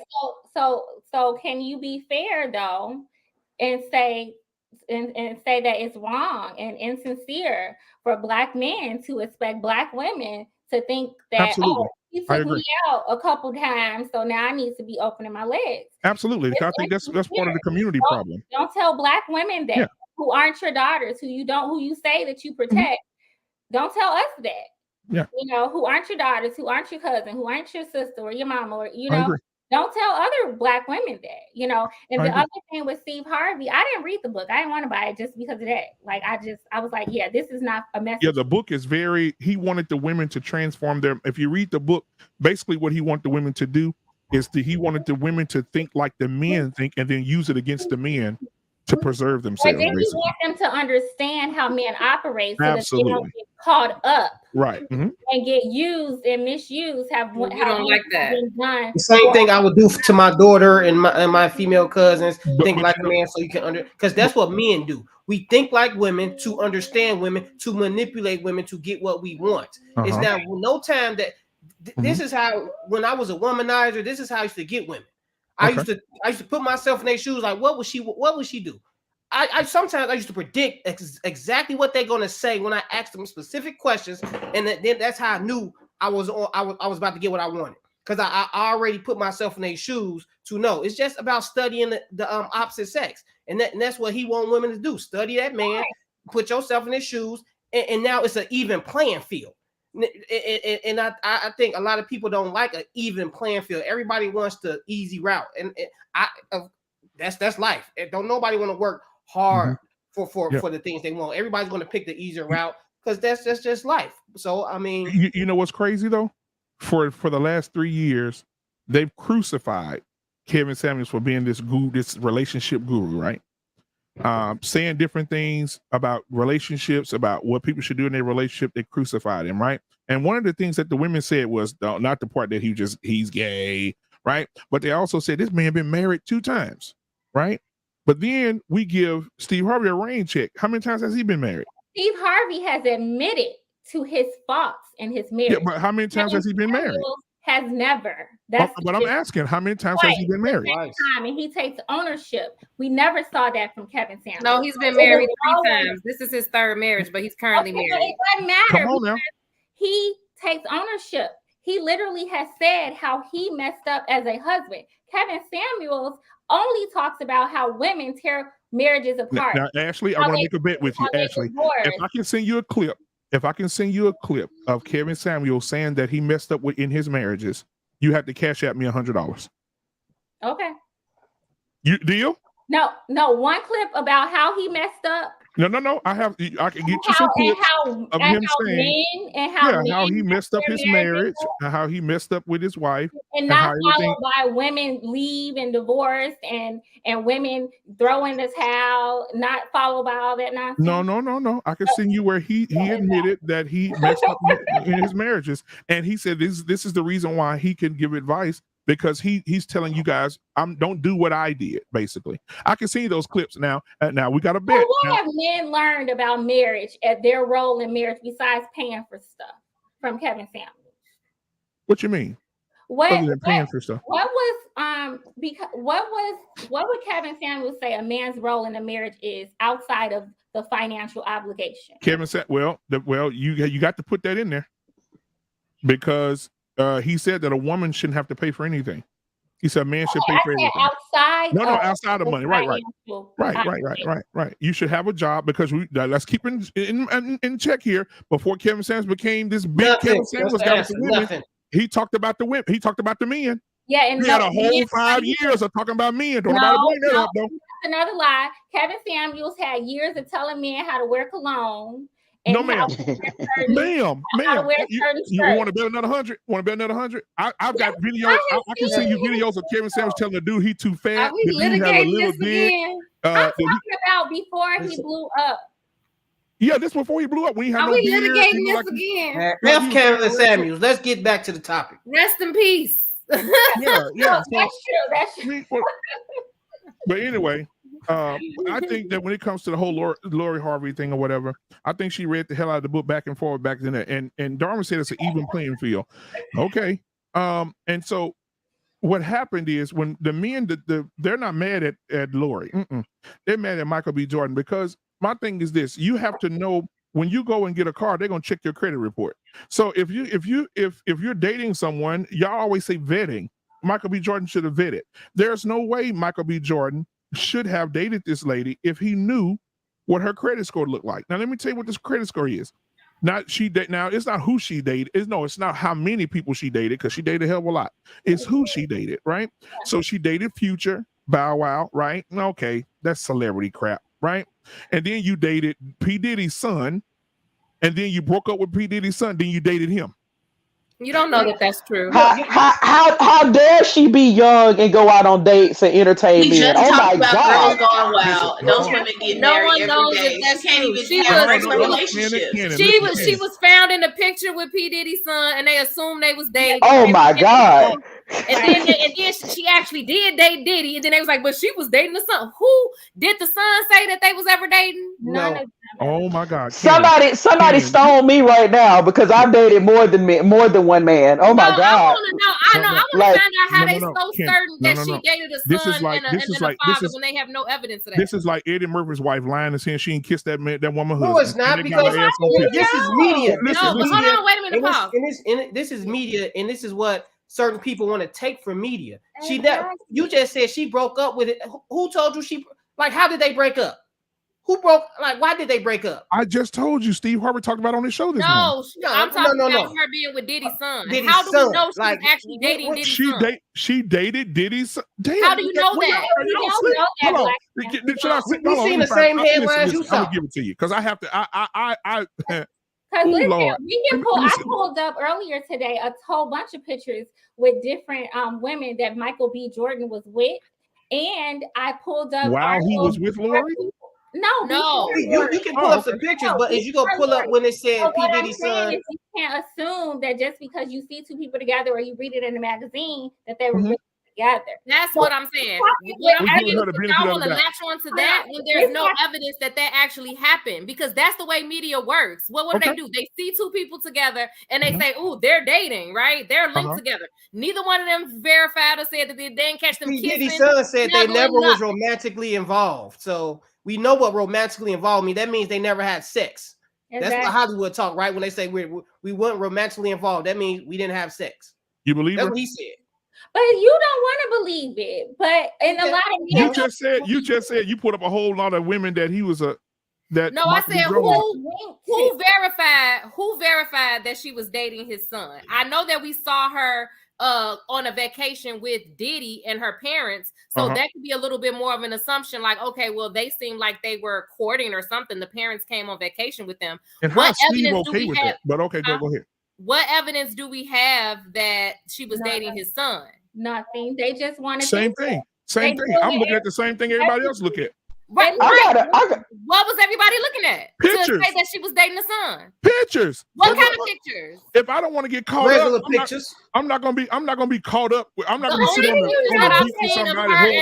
And the son was pictures with them in a group. Okay, let me ask you a question, Darwin. I don't understand. Let me ask Darwin a question. Darwin, you have a beautiful wife, bro. You are a lucky man. You mean tell me if Cannon was out somewhere and all of a sudden she saw somebody she knew or a guy she knew, and the dude went over to Cannon and said, "Oh, hey, girl, I seen you in so long," and he wrapped his arms around Cannon and hugged her. And right when they get to the little intimate cusp of him gripping her, somebody took the damn picture and put it all over social media. Who the hell Cannon out with? Or somebody posted on their Facebook. You mean tell me that ain't gonna fuck with you at all? It could make wait. Let me take this one. Let Miss Jomo take this one. I love this. Hold on. Hey, Black. You. Oh Lord. It doesn't matter what other people think. Darwin, you just said 45 minutes ago that men think in their minds if a woman out makes more money than them, it fucks with their head. So you don't think that if you see your woman on another picture with another man, it ain't gonna do it? No, it's not going to do it because my wife has male friends. My boundaries aren't the same as your boundaries when it comes to my woman interacting with people. Okay. So I trust her. So if she takes a picture with somebody, a friend, or whatever the case may be, I know what it is. I maybe everybody else that don't know what it is going to assume things, but me myself, I'm not going to assume, oh, they in a relationship. That because I know. I just said it in the last segment. Harvey and dude, so we're assuming that because they were in a picture together, that they slept together. That's what we assume. Okay. And we assuming that with everybody because she, like I said, she's never went publicly with anybody. We can just go off actions and what she says, right? And her exactly. All these other guys, we can assume more because, like you said, she was on vacation with P. Diddy. She's hugged up with Trey Songz, hugged up with Future, like in a romantic crescent way, like you're my woman type way. She doesn't have pictures with P. Diddy's son like that. So that's why I say I'm not going to assume that they was together because it doesn't look the same with all the other dudes she interacted with. That's all I'm saying. So like, yeah, okay. The list is narrow for me. Like I just say about maybe 5 celebrity dudes she messed with. And I still don't have a problem with that, but I'm just saying I don't think it was P. Diddy's son. I think because they modeled together, they at the same age, they have the same industry friends, and they're going to get caught in pictures. And I think she really had her eye on his dad because she likes older men. I think so. Yeah, and my whole thing is like I'm sure you all as grown men, I would hope that you've been out on some dates with some women that you did not have sex with. You cannot sit here and assume. I know where your mind goes, but that doesn't mean that it's rational or supported to say that just because a woman is seen next to a man that she's sleeping with them. Because black people don't know how to date. No. How old is she? How old is she? How old is she? How old is she? 25. She's hey, what? Raquel, welcome to the show. She's 25. Okay, so if we're looking at 25, okay, she's 25. Now I keep up with y'all show because you know I love you guys. I keep up with your show a lot. About a couple of weeks ago, we said that a 50-year-old man looking at a 25-year-old girl was kind of manipulative in the mind, right? So do we have that same feeling about Lori and Diddy? Because Diddy 52, is he 52? And she was 23 at the time, That's maybe. not on Lori. I don't understand. Yeah, it's the same thing. It's a little strange. It's the same thing, right? Right. No, it's not the same thing. But a couple of weeks ago, all the ladies on the panel said that's disgusting. Right, I don't understand. Okay, I don't understand. See, you be jumping all over the place, black man. I'm just asking a question. Because you was just trying to say that you knew for a fact that she dated. No, I didn't say I knew for a fact. I said I saw what everybody else saw. Ain't no way I'm gonna be. Listen, ain't no way I'm gonna be an attractive. Listen, hold on. Ain't no way I'm as Diddy's son gonna be an attractive guy modeling his clothes, and then I'm with a fine, sexy black girl, and we modeling together and traveling together, and we not go, guys. He's with a lot of sexy girls. That's nothing to him. Exactly. Are we gonna go down his roster? Hold on, let me say something. We have to stop putting our regular mentalities off on these celebrities that don't live in the same world of us. He doesn't look at attractive women the same way that a person like me that doesn't see rich, attractive women the same way. He doesn't look at them and be in awe. He's P. Diddy's son. He's been around rich, attractive women his whole life. So why all of a sudden when this one comes, he's just so, oh my God, Lord, that's not how he's thinking. Okay, let me ask a question. Let me ask a question. Doesn't have nothing, and maybe they would want to jump her bones as soon as they see her. But that's also removing her agency. But that's taking her totally out of the equation. Just because if he wanted to date her, this is what she's going to be known for. She's going to be known for this. She ain't going to be known for nothing else she do. If they did a documentary on her right now, would they talk about her modeling career, or would they talk about who she dated? But the thing is that all of that you're talking about, like you're talking about all of these different things, right? The point that I'm making is that a lot of this stuff is media sensationalism, right? She ain't came out and said nothing. Most of the people she didn't dated ain't came, or supposedly they whatever ain't came out and said a peep. Mm-hmm. We live in a society where we are so enthralled with these famous people, what they eat, sleep, breathe. Everyone know every piece of everything. And so every time you turn around, you see some, and then we know how the media work. So how we think we got all of this insight and information into these people's lives? You know what's amazing to me? I love this, and I'm glad that I got y'all to the peak of the mountain, because it's amazing to me how we sit up here and we defend Lori, but Future ain't shit. How many years is impregnated? We're not. No. We're not defending. We're not defending. See this? I want the Black family together to have nuclear family unit. We're not defending. She got no kids. Darwin, you know the truth. Come on now. We're not defending. The truth, Darwin. Come on now. I'm not even gonna talk about that comparison right there. I don't think that's not the same thing. We're talking about dating and a man who's having sex and making babies. Okay, he has 8 baby mamas. And taking care of babies. Oh my God, that's amazing. Like you have to just like what is it like? Black man. What is this? Black man. You was just on the show last week talking about how you fought for your kids, right? Yeah. But then you just on the show talking about how you fought for your kids and we fought for our kids, this and that. Then you try to. Why wouldn't we talk about Future? He had to get taken to court just to establish paternity to take care of his kids. So yeah, we're not going to try to compare Lori Harvey and Future, and yeah, we're not going to defend Future. Why would we defend him? For what? He's like the scum of the earth when it comes to being a man. I would never vouch for a man like that. Okay, like it's just not going to happen. And that scum of the earth that lays seeds in some of the most profound black women in America. Why did that happen? Profound? Who are these women that lay seeds? I don't even know. Are they neuroscientists? I don't know. Are these women? What's happening? What makes them profound? Aren't they like half Wait, aren't they like Egypt? What?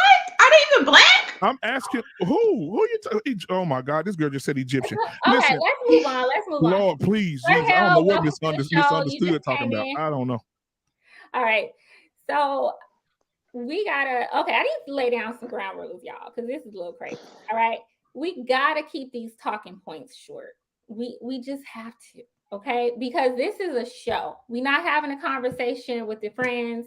This is a show. We're gonna start losing people if people are talking too long. All right, so we have to respect the talk time. All right, myself included. Okay. Second, please let's not talk over. Sometimes we're gonna talk over, but it shouldn't be frequent. Okay. I don't want people watching the show, and I've gotten feedback from people that I know that when they call in, there are too many people talking at one time. Please respect talk time, say your point.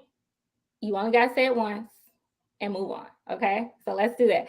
So, Sir Hill, you came in on the lot.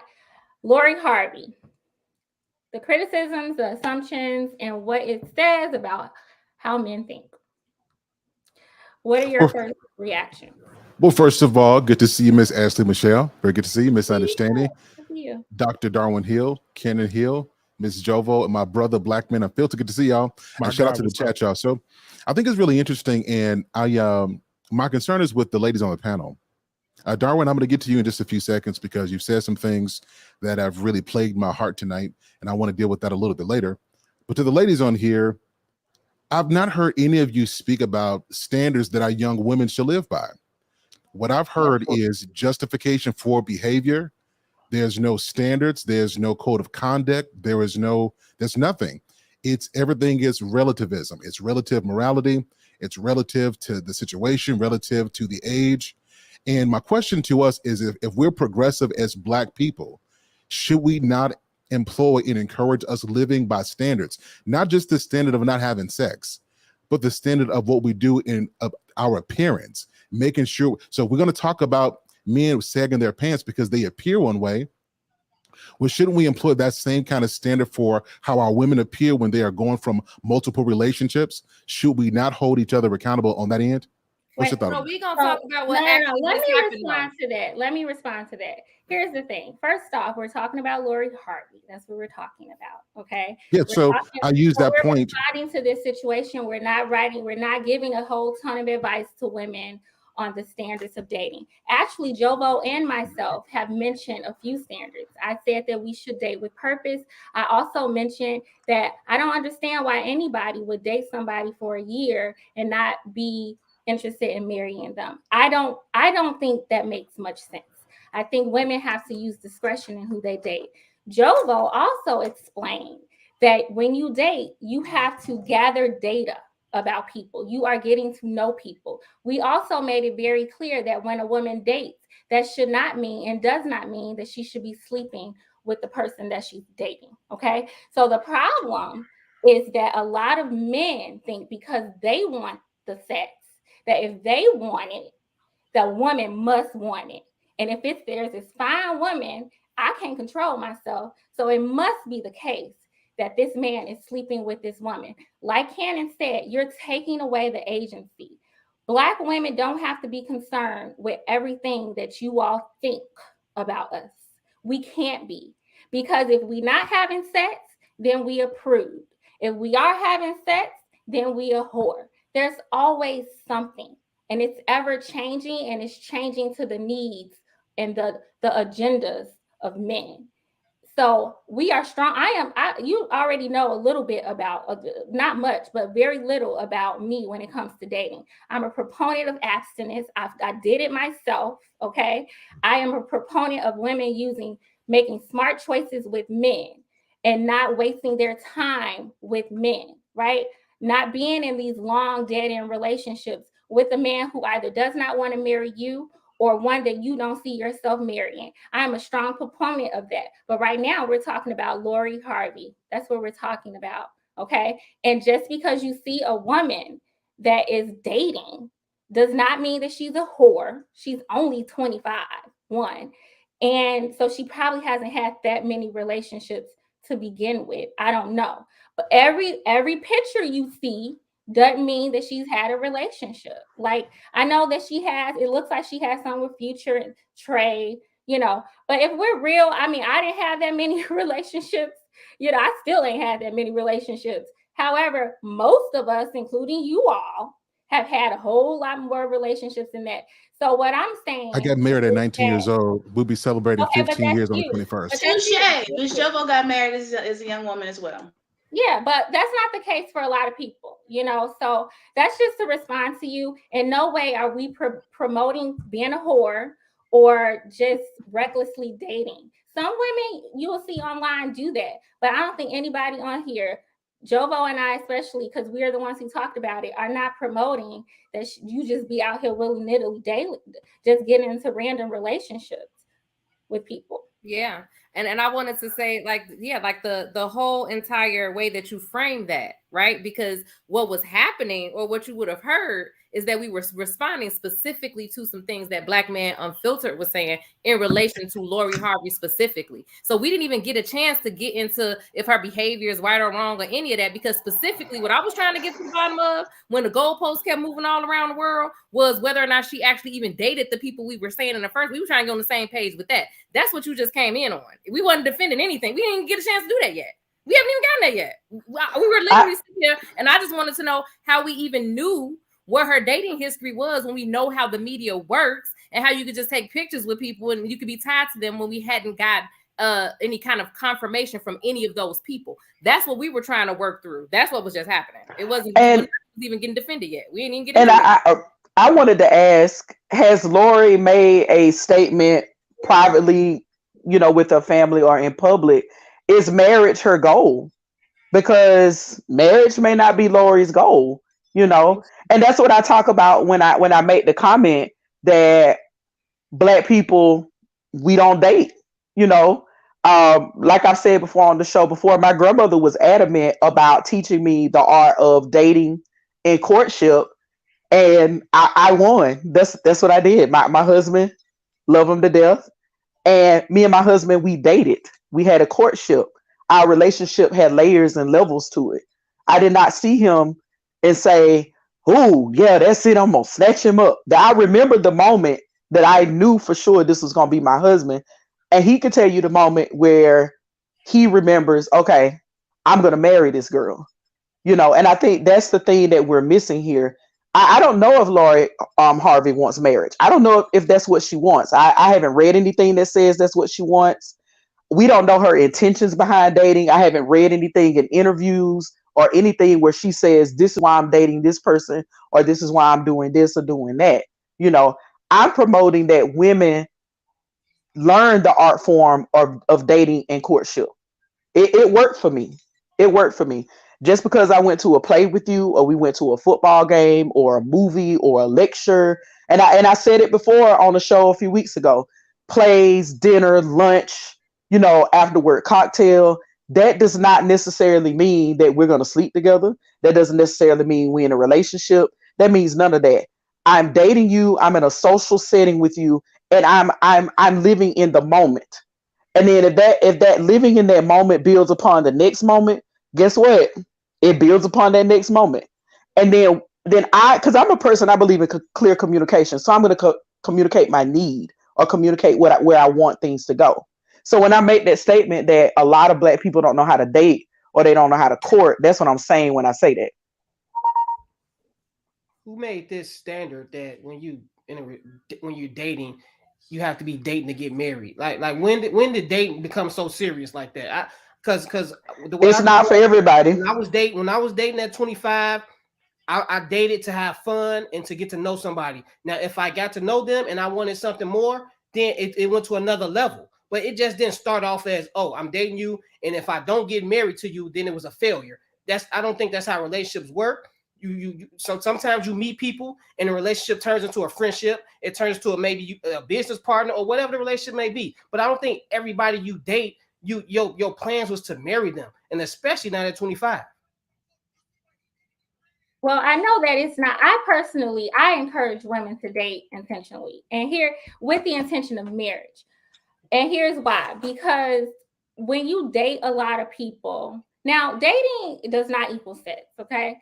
But even if you're just dating and you're having relationships, not just dating, but you're having relationships, to me, that's inviting people into your life that probably shouldn't be there, people that don't serve a purpose, people that might bring stress, dead end relationships, you hoping for marriage, you done end of marriage. So I say, especially if you want to get married, date intentionally. That's me. That's just what I encourage. Now, everybody don't want to get married, so they don't date with intention. So that's their business, right? But here's my thing. For people who think you should date with intention, and you're telling women to have this code of conduct and this code of living, right? Make sure you're telling boys the same thing.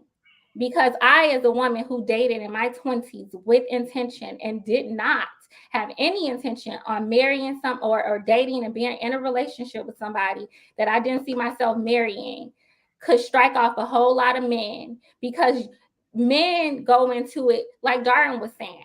I want to smash. I want to see how far this could go. Y'all, some of you are intentional. I've met some very intentional guys. They've made up in their mind they want to get married and they're looking for their wife.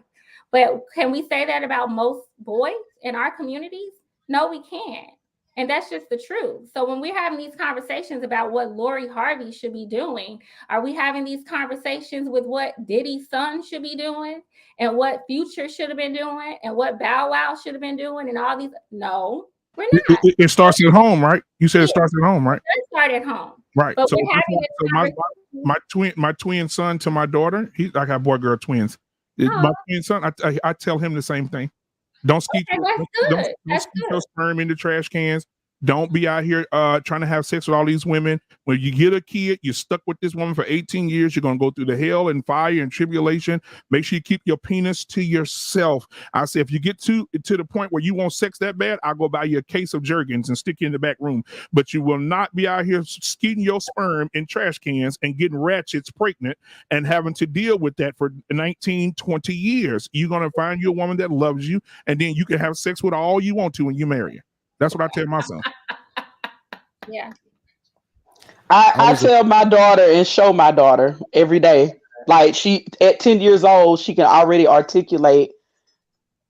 I see how my dad takes care of my mom, and I see how my mom takes care of my dad.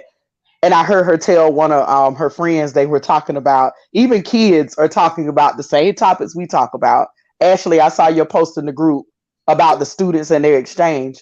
And my daughter, I heard her say on the phone to her friend, my parents are a team. Nobody, we are a team. We team Mosley. That's a beautiful thing. So, and us discussing the cautionary tale about, being irresponsible with sex and dating, we also need to, say what's beautiful about the experience. I just want to put that in there. Okay. Sir Hell, you wanted to add something? Yeah, so I was going to say, I said 3 sentences the whole time. I didn't get a full chance to paint the whole picture.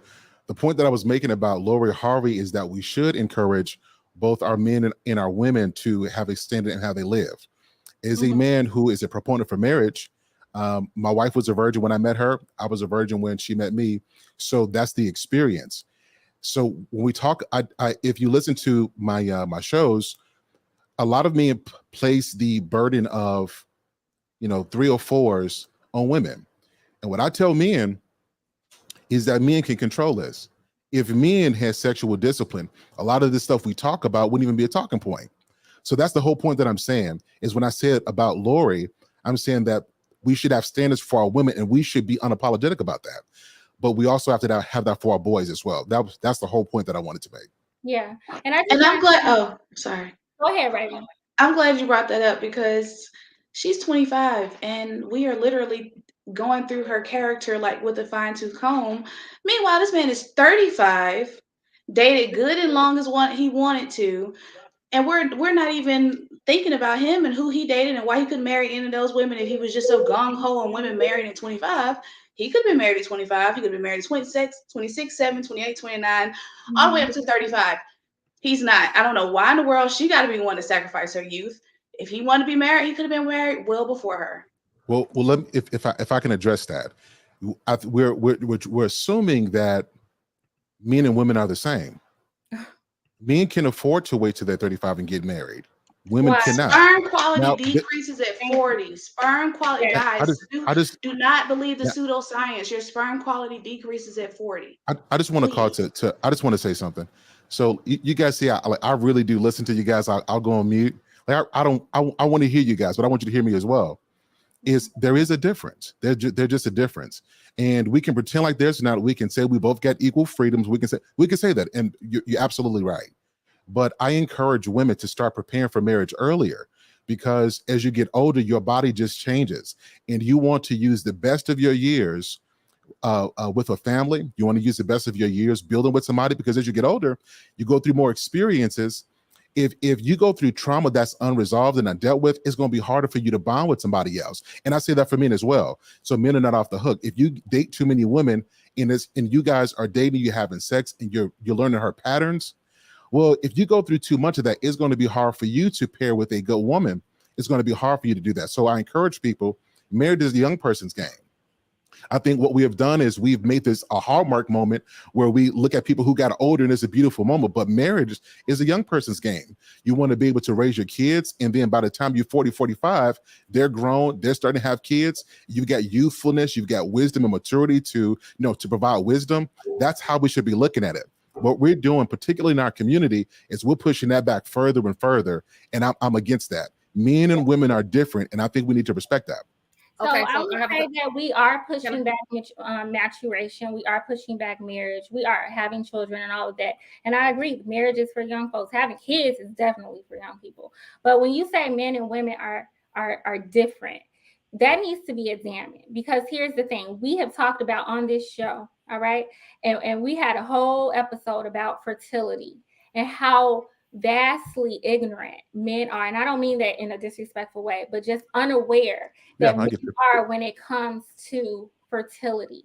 By the age of 40, a man's fertility has greatly declined.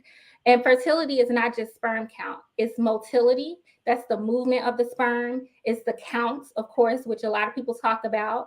And it's also the maturation of the sperm. By 40, that is almost decreased by, like, if not decreased by half, almost decreased by half, but I think it's decreased by half by the age of 40. And not just that, you say men and women are different, right?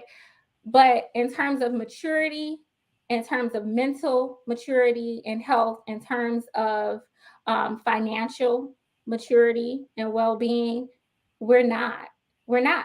So a 25-year-old man and a 25-year-old woman, though they say women are a little bit more mature, mentally they're the same. That people say that just socially, meaning women want to get married usually faster than men and all those things. Socially, there's some difference. But biologically, I mean, obviously men and women have different bodies, right? But the risks are the same. A 35-year-old man, his clock is ticking, okay? His clock has been ticking. And I'm going to put up the stats about this. And I think according to men, you all think, oh, Lori Harvey don't have all this time. She's hitting the wall, waiting till well, guess what? Michael B. Jordan is hitting the wall. Okay. So let's be real about this. Yes, women will want him because he's wealthy, he's attractive. But I'm talking about biology. Okay. You cannot deny that. So if we're telling a 25-year-old woman that she needs to make marriage a priority, why are we continuously telling these 25-year-old boys or men, no, smash and pass, smash and do this. Can I address that? Men are different. Like, what does that mean? Can I address that? Stop it. It's the same standard. I wanted to ask him one question. This is in the same line with what Ashley just said. So it's on the same. I want you to respond to it, please. You said you're saying that because men and women are not the same, which of course we're not the same, right? But so you're saying that a woman has to be more intentional earlier to get married. I'm guessing you're saying. And then a guy can have time to wait a little bit longer, like as he gets older. I'm assuming that's what you're saying. Yes or no? Is that what you're saying? That is absolutely not what I'm saying. Okay. Can you clarify it for me? Yeah. So notice I never brought up anything about fertility because I knew where this argument was going to go, so I kept this out. Mm-hmm. When I talk about a man being older, I don't mean older in terms of his 30s. I mean older than a woman he's with. Mm-hmm. And the reason why is there's a such thing as culture. I think men have to have enough experience so that the woman that they are with feels safe and like he can be the leader in that relationship. Now, I know you guys are probably going to differ, but hear my point in this. As a man who got married at 19 years old, and my wife is 2 years older than me, she had a level of experience that I didn't have. So if we're saying men need to be leaders, then that comes with it, life experience, and you can't bypass that. Like you can't go read a book and get that. No, so when I say men are older than their woman, I don't mean waiting later, like you can wait till you're 40 and then you do the same thing. But I mean he has to have gone through enough life so that he can win the respect of his woman. So when he says, "Hey, babe, here's what we need to do financially," or I think it's a good time to plan for children. He has the life experience with that maturity to make that, and then he garners the trust of his wife, and I think that creates a sort of equilibrium and peace in the home. That's what I mean by older. So about how much older would you say? I say at least 3 years, if possible. 2 or 3 years. Okay. Yep. Okay. That's what I was curious about because you started off by saying, because we were saying he 35 and she 25, and you were saying she ain't got it was sounded like you was kind of saying that, but that's why I wanted to clarify. Thank you. Okay. So I did want to bring up another little issue. I just found this to be interesting. Okay. You guys may remember a while back, this was some years ago, where on YouTube and a lot of the Black Manosphere spaces, there's a lot of talk about this couple. Okay. Duvall and Kadeen Ellis, that's their name. And this couple was all over YouTube, right? The Black Manosphere talked about her. They drug this woman, okay? They talked about how, basically the story is that she wanted to get married, okay? She didn't give the man an ultimatum, but you can call it an ultimatum. She said that after 6 years, okay, she said, "I'm ready to get married. If you don't marry me," I think she gave him a time period. I'm not sure. But she said, "If you don't marry me, I'm going to leave." Okay. So they did a whole interview and it got a little heated, right? And there are a lot of criticism followed. His stance was, well, how can you expect me to be monogamous, right? And not want to have sex with me as much as we used to have sex, right? So that was a whole issue. But they also drug her for this idea of her pressuring him, right, to get married. And so this Lori Harvey situation made me think about this. Because for those of you who don't know, this couple were together for 6 years before they got married. They lived together for several of those years. They had 2 children together, okay? And here is a woman who wanted to get married. She told the father of her children and the man that she was living with, that she chose to do, which I think was stupid, right? That she wanted to get married.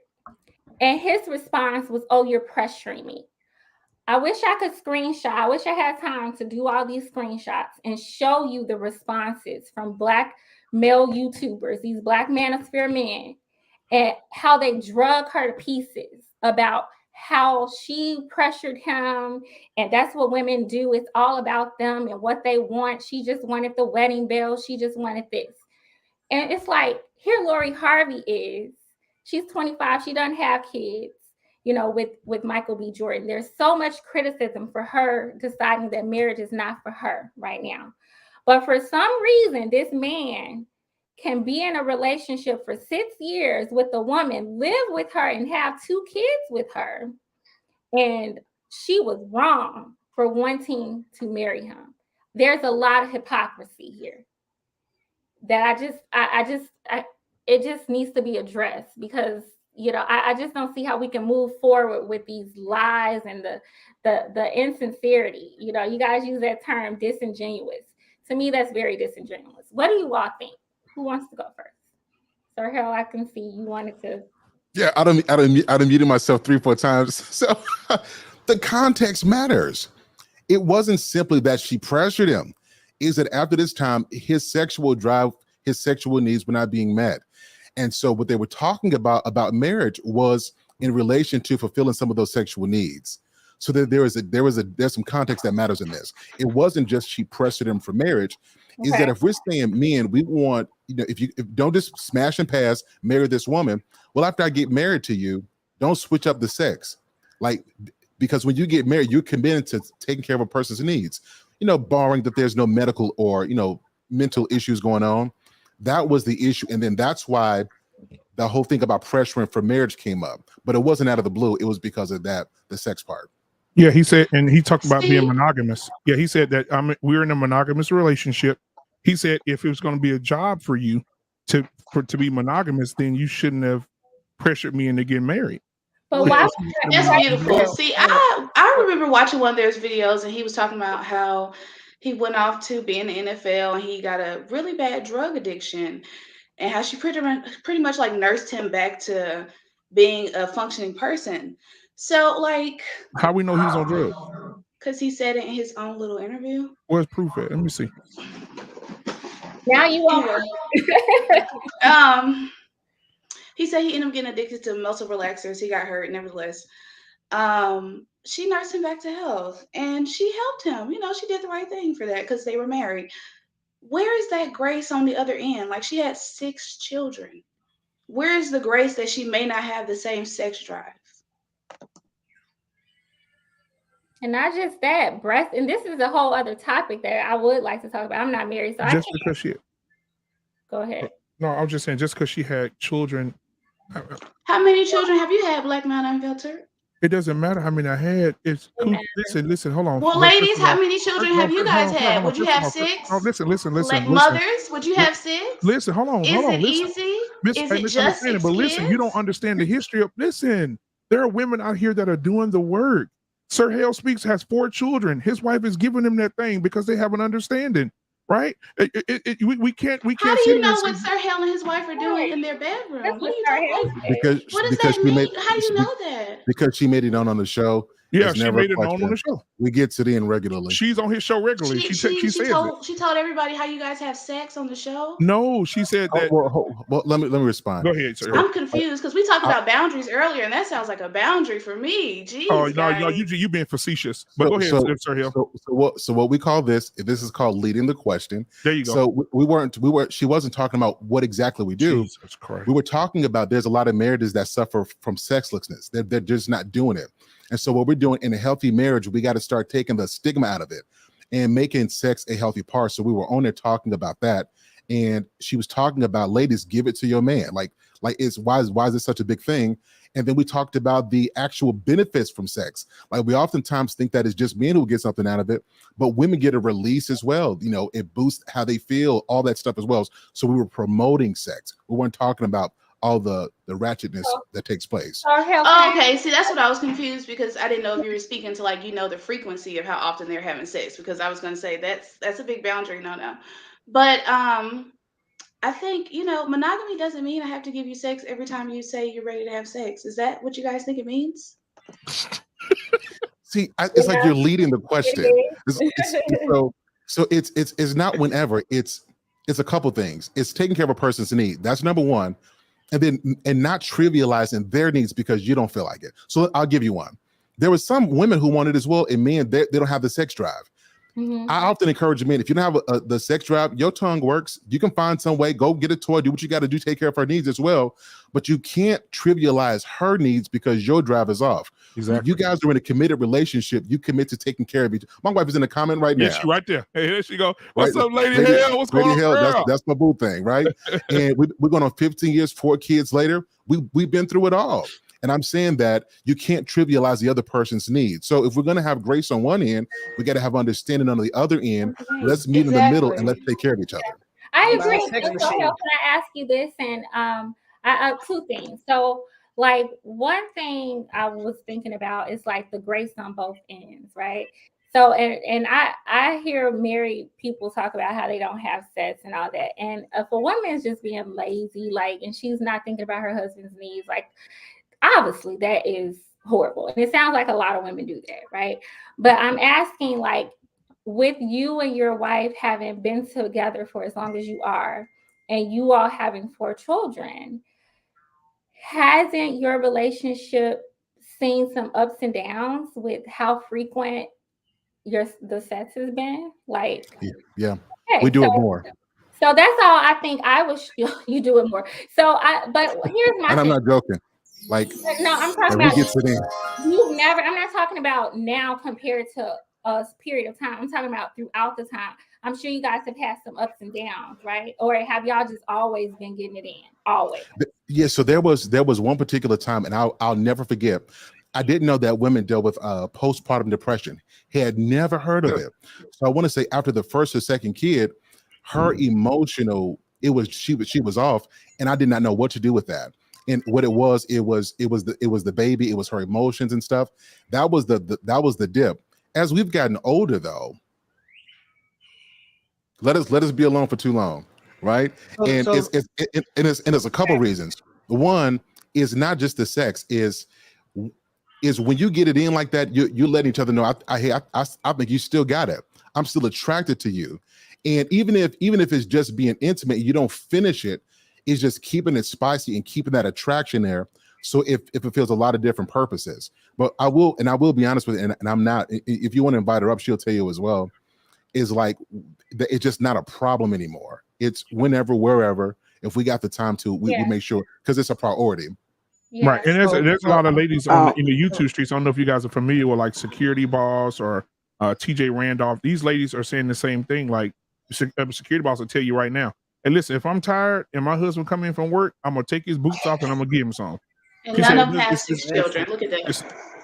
So what does that matter?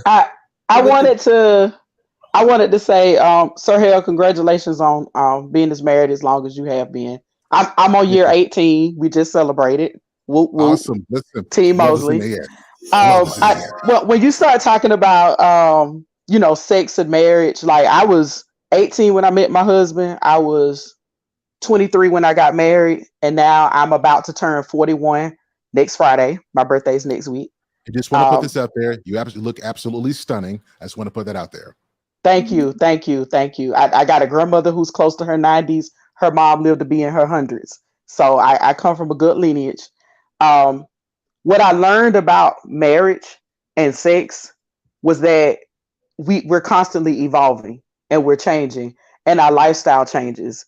And we have to communicate and talk to each other about that. And Sir Hale, you probably know where I'm going with this. Like, my husband understands now that at 41, I'm not who I was at 23.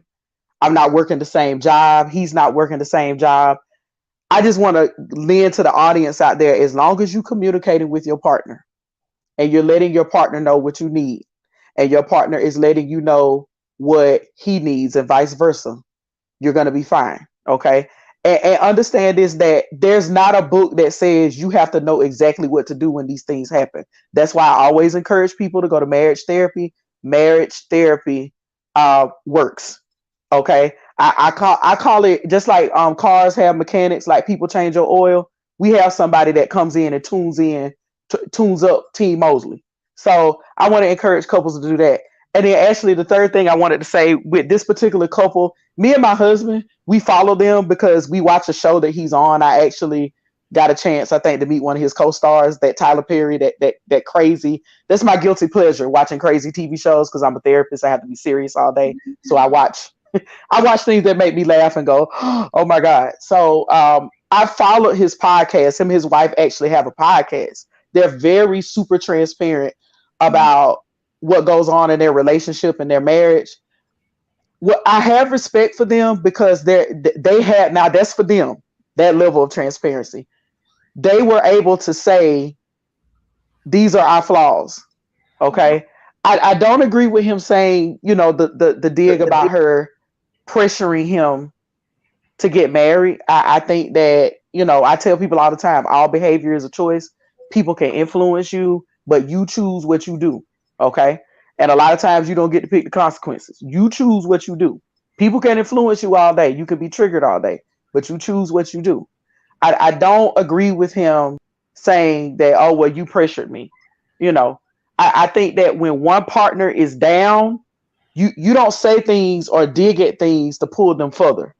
I had to learn that in year 2 or 3 of my marriage. Okay. You don't let that angst get to you to the point where, okay, they already down. Now you pulling them down further with your perception and what you're saying about their particular problem. You got to be on that same page. So, if in your marriage, if you're physically tired and you know that there's not going to be a lot of sex right now, let that stay between y'all. That's your thing. You'll figure it out. Get the help you need to get it right. That's all I have to say on that. That's what has worked for me in 18 years. Can I we communicate. Yeah, so I 100% agree with you about the communication, but I think it's unfair to dismiss if he's saying he felt pressured. So because what happens is this takes away the credence about what he felt. Now, I do agree that he has the right to make his own decision, but I think that we underestimate the power of love and wanting to be with somebody. Like it's an exchange. If you give him what he wants, he gives you what you want. We're all trading off at some point. And if she's saying that marriage is, if you want this, then marriage is the way, and he loves her enough, well, he has to meet that requirement. Just as well, she has to might meet the beauty requirement or the support requirement on his end. So I think it's unfair to say that because he felt pressured that's pulling her down. I think that sometimes a person's truth, what they've experienced, is that, and we shouldn't compile that or attach that to anything other than that's what that person has experienced. I kind of think based on their podcast of what he said before, he knew what was coming. He knew that marriage was going to be on the table. I think a lot of times when you're in a situation like that, two people have already had some type of discussion about that. Okay. I don't think that they really, and like I said, we follow them. So I don't think they really communicated to each other what that would look like. And that's the other issue in our community, that we'll say, okay, let's get married. But in my mind, marriage might be one thing, but in Mosley's mind, it might have been another. And so the other thing we got to get comfortable with understanding is that, yeah, you can still get married and not know all that compiles or comes with when it comes to being married. I believe marriage is an evolution. Okay. I've said that before on the show before. It grows, it builds, and it turned, because I did get married when I was young. So I understand that as I'm evolving, our relationship is going to evolve. So I think at that moment, him saying that, oh, well, you pressured me, I don't know about that. I don't think that she pressured him per se. They had to have some type of discussion on where that relationship was going, especially if they're sharing bills and all of that stuff. Yeah, and I want you know what? Respond to just that one point. Go ahead, preach that. It's just amazing how we're saying we don't think he felt like what do we mean? That's like if she said this, like it's possible. Now again, he may have felt pressure because he didn't know that he could say no, right? It could have been him, but if he said he felt pressure, I think he felt pressure, and I think it's okay to admit that. I do want to make this point though. If she required marriage, she did a good thing, because it's no reason for her to waste good years on a possibility. So she did right on her end. I want to make that abundantly clear. But if he said he felt pressure, he felt pressure, and I think that it is what it is on that. I think there's a little bit of a difference between somebody feeling pressure or saying you feel pressured and telling somebody that they pressured you. I think that's what's happened in this situation, because I don't think her saying, okay, I want to get married after 6 years, and by her own fault, is pressuring somebody, because then, like, if she doesn't say it, then she's not communicating. I think he probably did feel pressure because, he probably for one reason or the other wasn't ready in his eyes to get married. I think she was just a little taken aback. And I think I would have been taken aback too if I had a whole husband telling me that he's married to me because I pressured him. So I think men just kind of really slept over that, like, this is my husband that I have children with. And he's telling me he's married to me basically because I pressured him. Like, y'all don't kind of see how that can be problematic. I just wanted to say, pressure and saying, "Oh, you pressured me," are not the same thing. Yeah, I just wanted to say, salute to you, Sir Hale, for recognizing the postpartum does exist in women, because that's the way the disconnect comes at a lot. I see a lot of men don't recognize that in their wife or their girl when they get pregnant. They think it's real small and minute, and that's a big thing. And if they don't recognize it, it's going to last longer. So a woman's sex drive might not pick up after a baby, and if a man is steadily pressuring her to have sex, and she's having postpartum, and he's like, a lot of men that I know of, a lot of relationships, they really sit there and act like it just doesn't exist, and that she should be ready to go after she had a baby. And if they don't handle that and recognize that, it'll make it go longer, right? So and I think when it goes longer, then a man might resent the woman for not having sex, then and that might become a big issue in the marriage. So that's a great point, that we need to educate these men on postpartum is real, and it does lower sex drives, and we do have to have some type of grace for our woman when they do have our kids, and their body goes through these changes, and their mental also go through these changes, and we have to know how to help them get back into that mode where they want to have sex with us, right? Because it's just not a given that they just because we married to them, they just want to have sex. Like, it's our responsibility to set the mode sometimes and get that mental right back on track for them too, and vice versa. If we going through some things, some depression, some whatever we going through, and we might not want to have sex, it's just not, just turn over and give it to us. Like, help set the mood. It's like it's communication, like Ms. Jovo said. Yeah. And basically, I'm going to segue us out of this, but, I brought this up because I thought it was very telling in light of this whole Lori Harvey situation. We don't put the same pressures on women to settle down as we do men. I personally think that it needs to be addressed. You can't teach women to be wives and teach men to smash. Like, it just does not line up. And so I just wanted to speak to that. We got off track. But it's definitely something I'm going to revisit, because contrary to what we hear a lot, there are some Black women out here who are marriage minded, who've been marriage minded, and they're not married, and this is a real thing, where we are putting ourselves in situations, or not putting ourselves in situations, but we're living a lifestyle where people tell us, okay, date with intention, watch out for this, be this type of woman, and you could still be 30 plus and unmarried in our communities. And we got to stop acting like the onus is always on women. Like Lori Harvey, she should be getting married right now, but over here, this man, he can, make 2 babies and shack up, and how dare you pressure him? There's a lot of hypocrisy. But that's my last 2 cents on that. I'm going to move on to our next conversation. It's partnership versus leadership. Or is there a real difference, or is it semantics? Okay. Cannon, can you send me over that video that you had sent before? This conversation is inspired by a Sir Hale Speaks show. Was it Sir Hale Speaks, or was it Black Man Unfiltered? No, it was barbershop talk on Black Men Unfiltered. Very good discussion. And as I was reading it, as I was watching it, I was really just kind of like, I was getting what you guys were saying. Basically, Cannon had made mention of Darwin as being, as she and Darwin is having a partnership. And I know Cannon, so I know what she meant by that. She was pretty much talking about working together, each having roles, each doing their part, fighting to make their marriage work, right? But the fellas took it differently, and they were like, well, no, you're disrespecting your husband, by referring to your relationship with him as a partnership. He's the leader, all right? And so I got what the fellas were saying. I wish I could find it. I'm going to try to find it. I got what the fellas were saying. And I wish I could. I'm going to try to find this. But basically, I want you all to share your thoughts. Partnership versus leadership. Is there a difference, or is it just semantics? Who wants to go first? Well, I guess I'll start.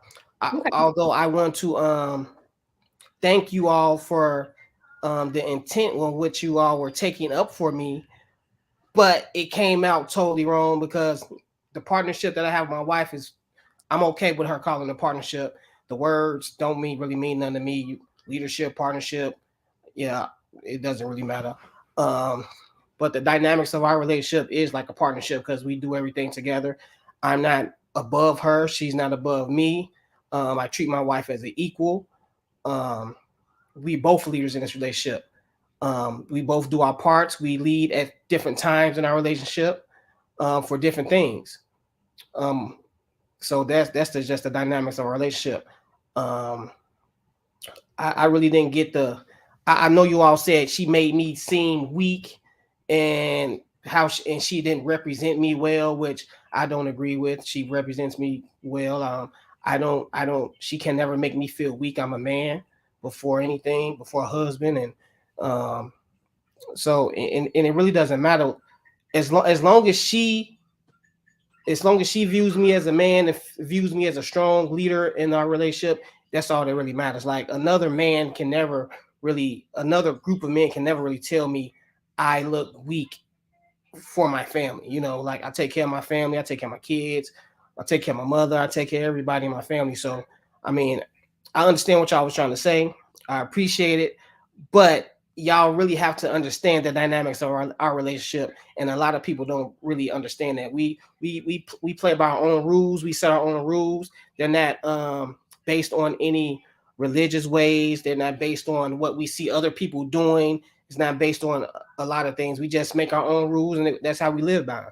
You know, some people may say, "Oh, I'm a simp. I feel weak. My wife is aggressive. I give her too much leeway. She talks too much. All this other stuff." But I love a strong woman. She speaks very good.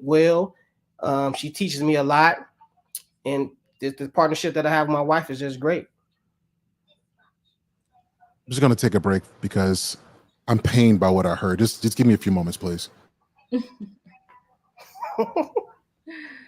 I wanted to share for 18 years. I have described my relationship as kind of like the human body. I'm the heart of my home, and my husband is the head. There's not a good quality of life when you got a brain but you don't have a heart, and there's not a good quality of life or a chance at life if you have a heart and don't have a brain. We're like this. That's the best way I can describe my relationship with my husband. I've known my husband since I was 18 years old. We started seriously dating probably by the time I was 19 or 20. Got married at 23.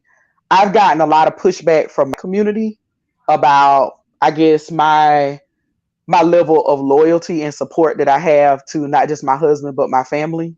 And I had to learn how to like the perception and like the image, kind of what Darwin was saying, that him and Cannon, that they have an understanding. Probably when I was like 14, 15 years old, I got introduced to Proverbs 31. And a lot of people use that scripture in the Bible as it relates to how a wife should be or how a woman of the home should carry herself. And I was taught that in my home in terms of how a woman should carry herself, and then it evolves into how a wife should carry herself. I do strive to be that. I'm not there yet. I can honestly and transparently say that I am not there yet. I will get there one day, or maybe not, but I'm trying to get there. But I do see my relationship with my husband as kind of like I just described. I'm the heart and he's the head.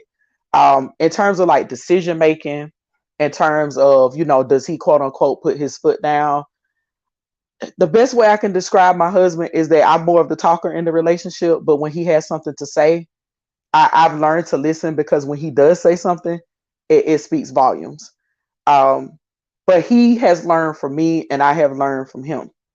As we move forward in a new part of our relationship, we're still learning how to listen to each other and how to make effective decisions, not just for us, but for our family. My husband will tell you, if he was on the show tonight, he would tell you how selfish he was when I met him. He grew up in the home. His mother, his sisters, they catered to him. When he met me, I had standards. I had requirements. I grew up with a 106-year-old great grandmother, a grandmother who was almost 90, who was married and was a homemaker. the women in my family had standards. The married women in my family had standards. So, and I wasn't afraid to communicate those to him. That this is what it's going to take for you to be my husband. And he had his requirements in terms of what he wanted to see in a wife. As far as who is the head of this house, this is his house. This is house. But he does not reinforce that as a dictatorship. He does not reinforce that as I'm in charge and what I say goes. He does not reinforce it that way, nor has he ever. The room that I sit in to do this podcast is where we've had many of conversations about the direction of where our family is going. I respect that man. He respects me. We've never been big on titles, other than the ongoing joke. If you call me my maiden name, he's going to say, "Who's that?" He'll go, "That's Mosley." So, because he's a Southern guy, that's what they do. But I don't think that, I think people get caught up in semantics and people don't know enough about duty. And I know we've talked about that on the show. Me and Cannon have had conversations about that too. People get caught up on what it looks like, but a lot of people, and I posted this in another group, and I might have done it in our group, people get caught up on semantics, but they don't understand the duty. And when they do understand it, a lot of people are fleeing from it because they know that's not what they signed up for. So that's my take. I'm the heart, he's the head. I love that. Thank you for sharing. What do you think, Black man? I know you've been, and sir, I want you to speak on this because you have a great deal of experience as well. And then I know you were on the show, so I wanted to give you a chance to talk about that. But Black man, what do you think? I as so many other men that I surround myself with, to have a family, and in my family, we go by the what we were taught growing up. This is a real passionate thing for me because I watched my grandmother and my grandfather they were married for 63 years, and before he passed away. And sitting under the tree in Louisiana, listening to their stories and listening to what they went through and how she respected my grandfather when he had nothing. And then they built everything together, and how she even respected him more. I always wanted to be him. I always wanted to be my grandfather. I always wanted to have a wife like my grandmother, that would always be by her man's side no matter what. And she was by that man's side even when they said that he was going to pass away. And he went to the doctor and whatever happened, they told him that, what was wrong with him. And he passed away right there in the living room, eating breakfast with her, just sitting in the chair, just passed away.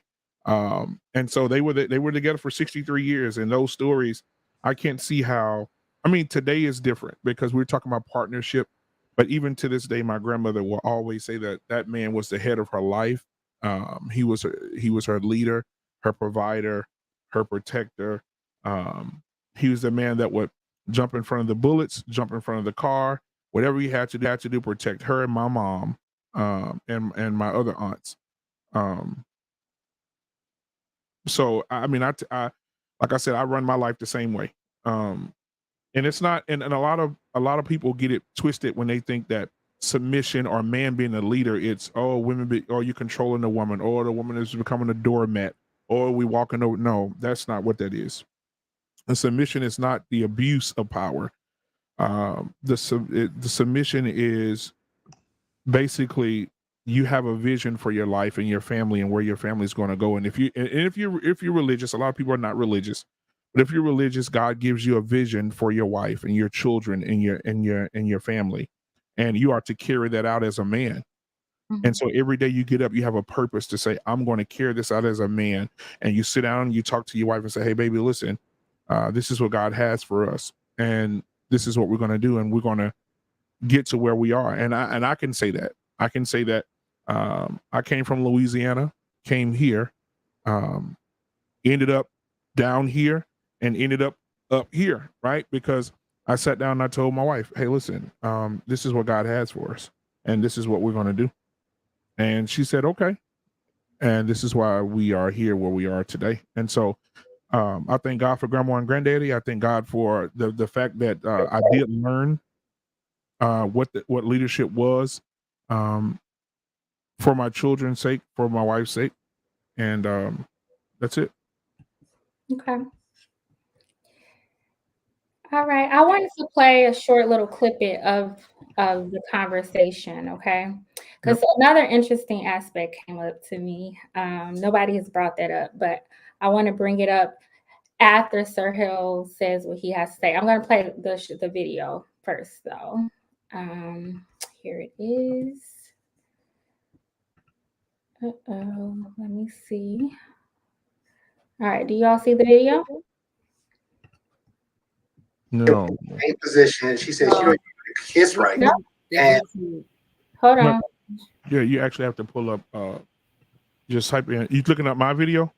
Yeah, it's the barbershop one. Yeah. You go to just type in Black Men Unfiltered Network. It'll do it. It'll Yeah. pull it up that way. I have it. Hold on. Sorry, y'all. Is this the one that was he cheats for peace? Yeah. Okay. All right. So it's around here. And it threw, you see how Hank face is? That threw me off to the point where I can't continue to invest myself in that relationship with her because that's a lot to deal with. So I gave my advice. That's and nasty. And they married? That's nasty. They was married for like over 10 years. It is. I don't know. In her next shit. Yeah, I think that's it. That's about it. I cheat. I mean, if you really that it's do, hard out what you here. cheating for? I mean, but okay, do you mean letting your partner knowingly have other partners or cheating? Because cheating to me is when you have like dishonesty and when you're sneaking around and all that. Like that's cheating to me. So are you saying are you saying when I let my husband have another partner? Or are you saying go back? Am I gonna ignore him cheating? No. What I said is, if this man is taking care of you, you need in a relationship, and especially in a household with you when you have children. And I think we've gotten away from that because we're letting this society that's becoming very freakish dictate who we are and what we should be in terms of the family functions. Mm-hmm. You want to respond to that before you go back? Yep. I think in order to thoroughly answer that, because that's a very nuanced question for me, and I don't think I would be able to parse it out, for you complete, because there's so much background that I would have to give, and I get you. So I'll try my best to answer it to the best of my ability. I think that sometimes when we have these words, or what I like to call buzzwords right now, like patriarchal and leader and head of household and all those other things, some of the things that I personally feel are associated with what that means, I don't agree that means what it means. Like what I hear a lot, and the reason why I push back on it is because I hear a lot of, this, like, basically it sounds like this person's supposed to boss you around. And I hear what you're saying.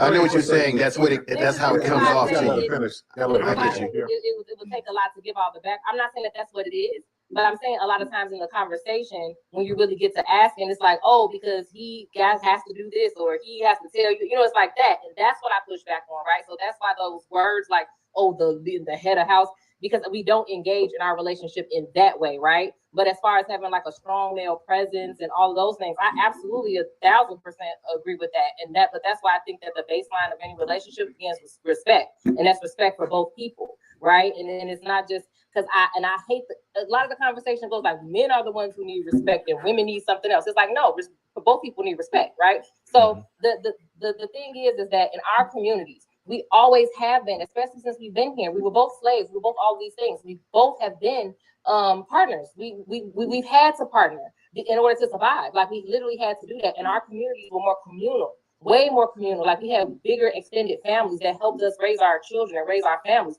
That's actually what I think harmed us the most, is that we have gotten away from that and have gotten more individualistic, and we're trying to do things on our own. And that's what doesn't work. Like that really, like that one. Most of us man, this is different. Hey, I see one thing I'm not sure if you.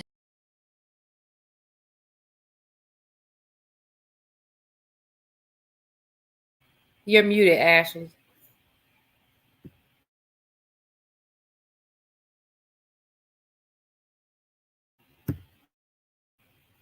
Ashley, you on mute. I don't know if he was trying to come back and say something.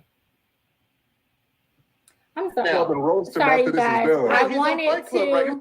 I think I played I was playing a lot. I wanted to let everyone hear what the fellas were going to say in response to Cannon. Okay, but we played it a lot. So, Sir Hell, do you want to go ahead and speak to what you were trying to say about this whole partnership word? Yeah. So that was an interesting conversation, and I think that men and women partner in purpose, but that's it. Men lead in responsibility, men lead in vision and duty. And I think that we've worked so hard to blend everything that we're not clear on roles. And one thing I've learned, that a lot of men complain about women not being in the mood because you guys have created this level of equality. Like, you can't be on two people can't be on a motorcycle and both steer. You've never seen that done before. Somebody has got to take the lead. Somebody's got to be behind. You've never seen somebody in a plane and both pilots are doing what they want to do. Somebody's got to follow. I think it's the same thing in marriage. And I think a lot of times we don't get the best out of each other because everybody doing everything. I believe in traditional roles. I believe that a man has stuff he's got to do. Like, I think that just my own personal stuff, I'm not putting this on anybody. I believe that men take care of their home, like financially. It doesn't mean he has to take care of everything, but the lion's share of those bills needs to fall on him, because men generally are able to deal with stress a little bit differently than women are. So things like that, men take care of that. When it comes to protection, I think that if something is going to happen in your home, it shouldn't be your wife getting up there to defend your home first. The man should get up there and make sure that the family is safe. It's things like that that I think men have to lead in terms of responsibility. And with that, a woman should willingly and lovingly submit to her man as the leader of the household. And I think that it flourishes. And I think that we discount submission because we make it sound like it's something weak, but we make it seem like you're less than. And I just think that there has to be order and structure for anything to work, including marriage.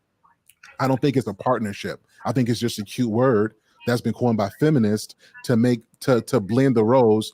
I think roles make a big difference, and they're not the same. So so by her saying it's a partnership, how does that qualify me from anything you just said about protecting the home, paying bills, or anything of that nature? Well, I would like to say this.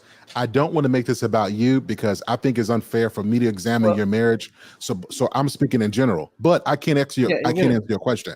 So if you listen to the show, I asked a couple of key questions. I said, who pays the lion's share of the bills? He does. If something was to happen in terms of the home, who's supposed to be the one to get up and go protect? He is. And I said the person who has to put their life on the line as the leader and needs to be respected as such. That's what I said. Yeah, but like that's kind of my question. Oh, go ahead, babe. I'll let you go. That's what I said.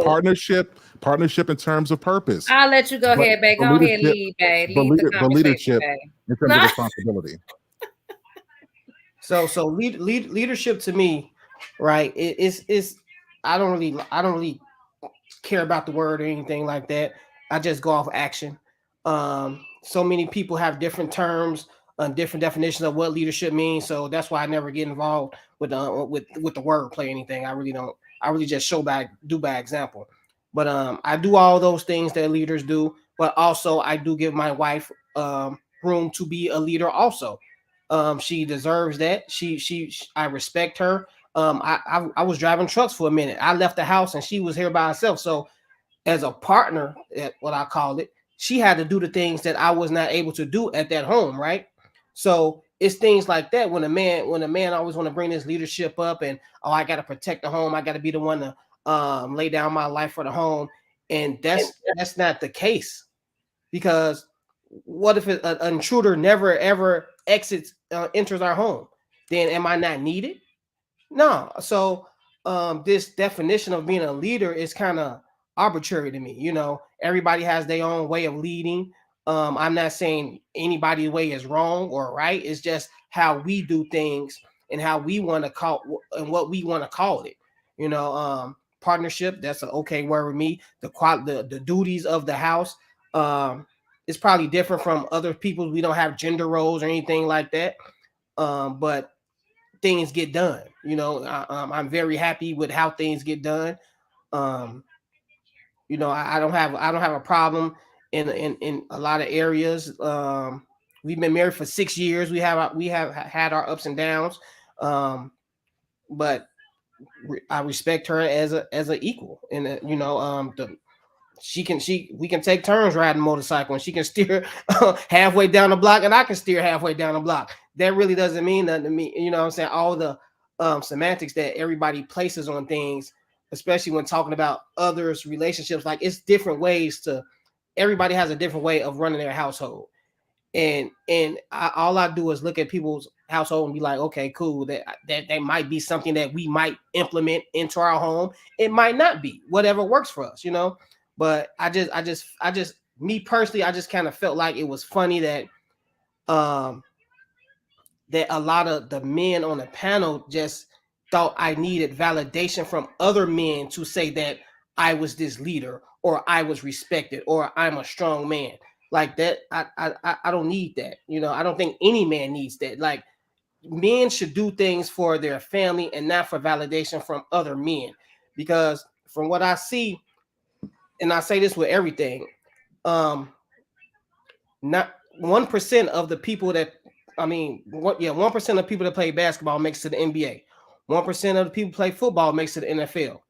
1% of anybody that wants to do something great, they make it, right? So I look at life just like that 1%.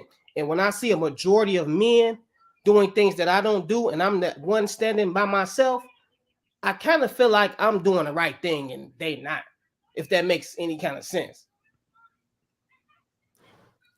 It doesn't. So, and I'll tell you why it doesn't make any sense. So 6 years, and that's beautiful. Like, I think you guys are a beautiful couple. Going on 15. So you guys, the age disparity is one thing, but when it comes down, and I just want to, I'm really asking these questions genuinely. If you're out and there's a threat, do you feel the need to protect your family?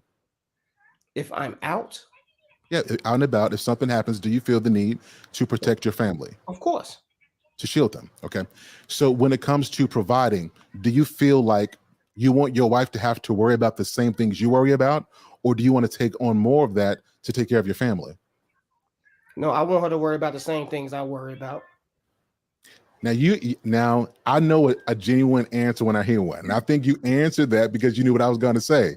I can tell if you're saying that you are the leader, in which you are, both of you are leaders, then it's impossible to say, you know what, I want to divvy up everything. Hey, 50-50, you take 50 of this, because leaders don't wait for anybody else to partner with them. They take on that by themselves. Now, I do agree that there are certain things that your wife is going to lead in, and let me give some credence to this. My wife has a master's degree. My wife is a master marketer. Our businesses, for the most part, she runs a lot of those things. But when it comes down to the final decisions on stuff, guess who has to make those? Is me. Right. So you see, she runs stuff. I respect her. She's got more, quote unquote, more education. Yet she doesn't have to work. She doesn't work. Right? I take care of her. And the point that I'm saying is we can accept the leadership in our wives, but the ultimate decisions fall on us. And I think when we do that, it creates a level of peace in the home. That's what I disagree at. Sure. I don't have the final say so in everything, in all big decisions in the family. If she's stronger in that area, she's going to make that call in that area. That would be ignorant of me. I didn't say final say so. That would be ignorant of me to just because I'm the man to think that I can make the better decision over her, and when she has the more knowledge on that. So I leave things up to her. I trust her. I pick the woman that I can trust with certain things, and if she's stronger than me in that, yeah, I'm gonna bow down to her in that area, and there's no shame on me for it.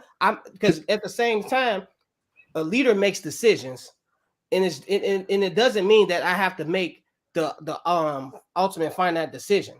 I can pass along. You delegate things. That's what leaders do. They delegate things too, right?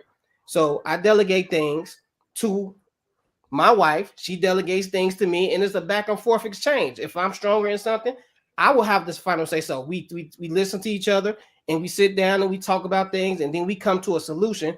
And sometimes, sometimes I might be wrong if she gives me the keys. Sometimes she might be wrong, but we figure that out together also. Can I respond to that? So I'm not I didn't say final say so. I said the final responsibility. So I'll give you this. If you two have children and your kids come out busted, that's your wife's fault. I don't care how much she has done. That's her fault. And I don't mean it's her fault. I mean, it's her fault because this is typically what we see. If y'all get kicked out of your place, that's your fault. It doesn't matter how much money she got coming in. I'm saying there are certain responsibilities that we just don't get a chance to put ourselves out of. And I think men, particularly Black men, we got to be okay with being leaders. Like, I know a lot of times we want our women to feel good, but a lot of our women have never seen men really take the lead to make them feel protected and loved. They can't really be in their femininity. They can't be safe. They got all of this stress and anxiety because men want to dish out and divvy the responsibility. Men got to step up. We have to be okay with letting our nuts fall, own stuff, lead the way, and let our women follow us. And we got to be cool with that. I think what we've done is because we've heard so many women say what they say about that, we're placating. We're saying what we know they're going to respond to. But when it falls down, if something were to happen, something major to your family, no one's going to look at wife. No one's going to look at my wife and say, oh, she should have done more. They're going to look at the men because this is what we were wired to do. But again, I'm going to say this again. Me and my wife don't operate on what everybody else thinks. It just and this is why I didn't want to make it about you guys. I wanted to make it in general. So yeah, the thing is, in general, I think people should do what works for them.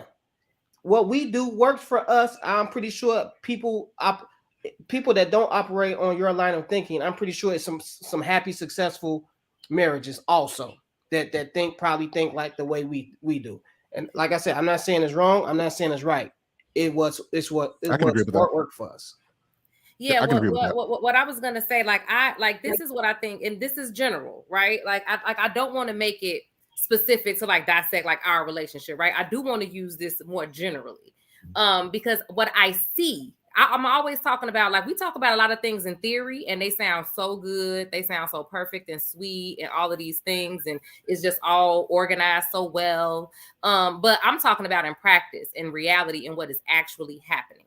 And I think that a lot of times, that type of rigid mindset, I'm not saying that mindset can't work at all, or that it's a bad mindset or whatever.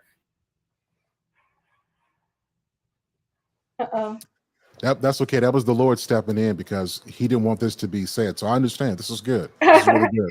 I wanted to add my 2 cents real quick. No, I'm back. What I see happening more often than not is that when people cannot live up to or adhere to these very strict roles and ideas, that a lot of times is what causes breakdowns in relationships, because they have these very rigid ideas on what this person's supposed to just got to do because they got this kind of genitalia, and this person's supposed to just got to do because of this and that. And so they end up succumbing to those societal pressures that are placed on them instead of just doing things that make sense in that moment for the family, right? And so I do agree with you that, for instance, if a family lost the house, right, then the people are going to say, oh, the husband let that happen, right? But guess what? At the end of the day, in reality, who cares if people blame the husband or whatever? The wife's still sleeping on the concrete too. We all on the concrete. So who cares? This is what I'm talking about this blame and shame culture we got. We always want to find somebody to blame for something, right? And no, I understand what you're saying about responsibility. I get it, right? And I think responsibility lies with everybody. What those responsibilities are can be different at different times, right? So I do agree with the responsibility part and all of that.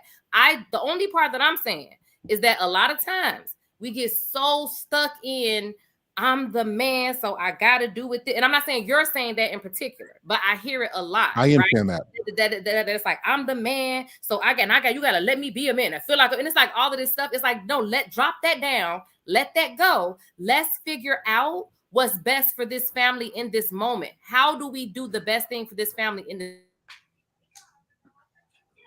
this? When she's in, I would like to respond to that part. Go ahead. Okay, yeah. So I think this is why it's good to know people, because I've done it the reverse way, right? And you put enough stress under a woman and it changes her. So I hear a lot of women say all the time, we need our men to step up, and you don't get sex, I got to work as much as you. We should divvy up the responsibilities. And then when you finally got men who are saying, all right, I'm gonna take that off the plate, they would say, no, give me some of that because it's 50-50. So from my perspective, I'm telling you the way that I see it work. And not only am I married, but I speak for, if you guys look at what I do, this is what I talk, this is what I do in real life. And I think modern relationships, we're so busy trying to do what feels good that we have no plan for the future, right? I want my wife to live a long time. So guess what I'm going to do? If I know there are certain things that are going to mess up her pH balance because she's going to be stressed out, that is off her plate, because I need her at her best. I need her to be focused. I don't need her losing sleep. I don't need her getting sick. So if I know that there were certain things that she's not responsible for, I got that covered. She does the same thing for me. And so we take care of each other in that way. Right. So I guess there kind of in lies my entire question. What I'm saying is that it's like you're kind of saying the same thing, right? I'm not saying which responsibilities or whatever. Only thing that I'm saying is that it does not have to be a rigid idea of what those responsibilities need to be. Yes, it does. Different people get stressed out by different things. They just do. But what I'm saying is you're making it sound like that failure doesn't happen just because hold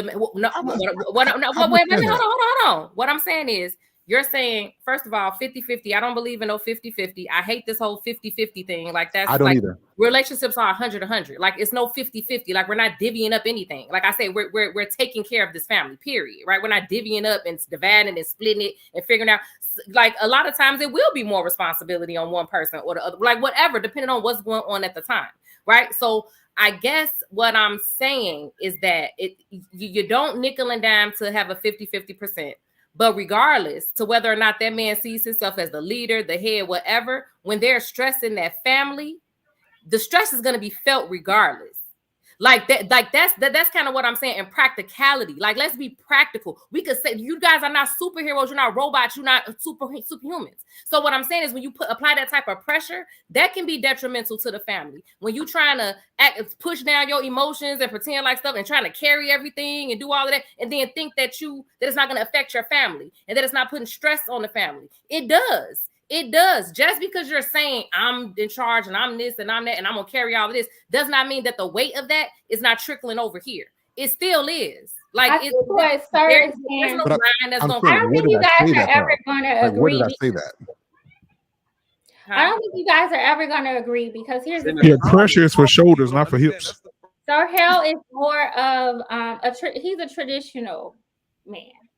Cannon, you're not that type of woman. But I feel like it's kind how traditional is he if his wife has a master's degree and runs businesses? What is traditional about that? Right, I feel like we're just using, like, it's the language we're using. Let me finish. You know?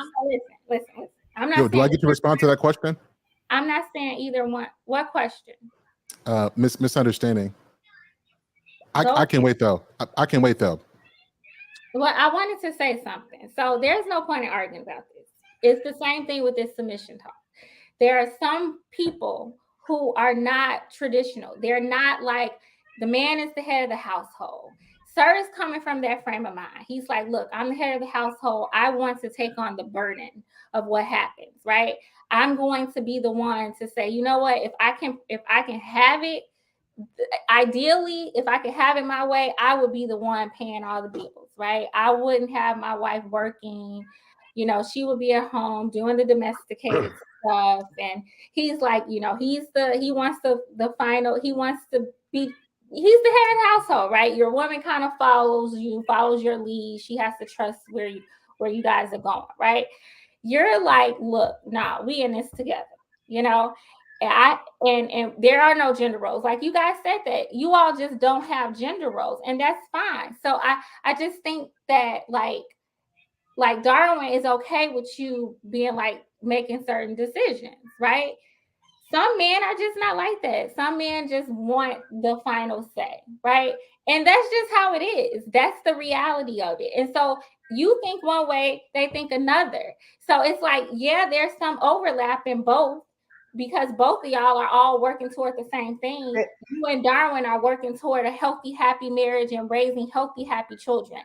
And you know one thing, Ashley, I'm sorry. Let me just add this. And it's not something that we both like had trial and error about. Like, I've known my wife since high school, since the 8th grade. We've been friends. We wasn't sexual at all until I came back from the military.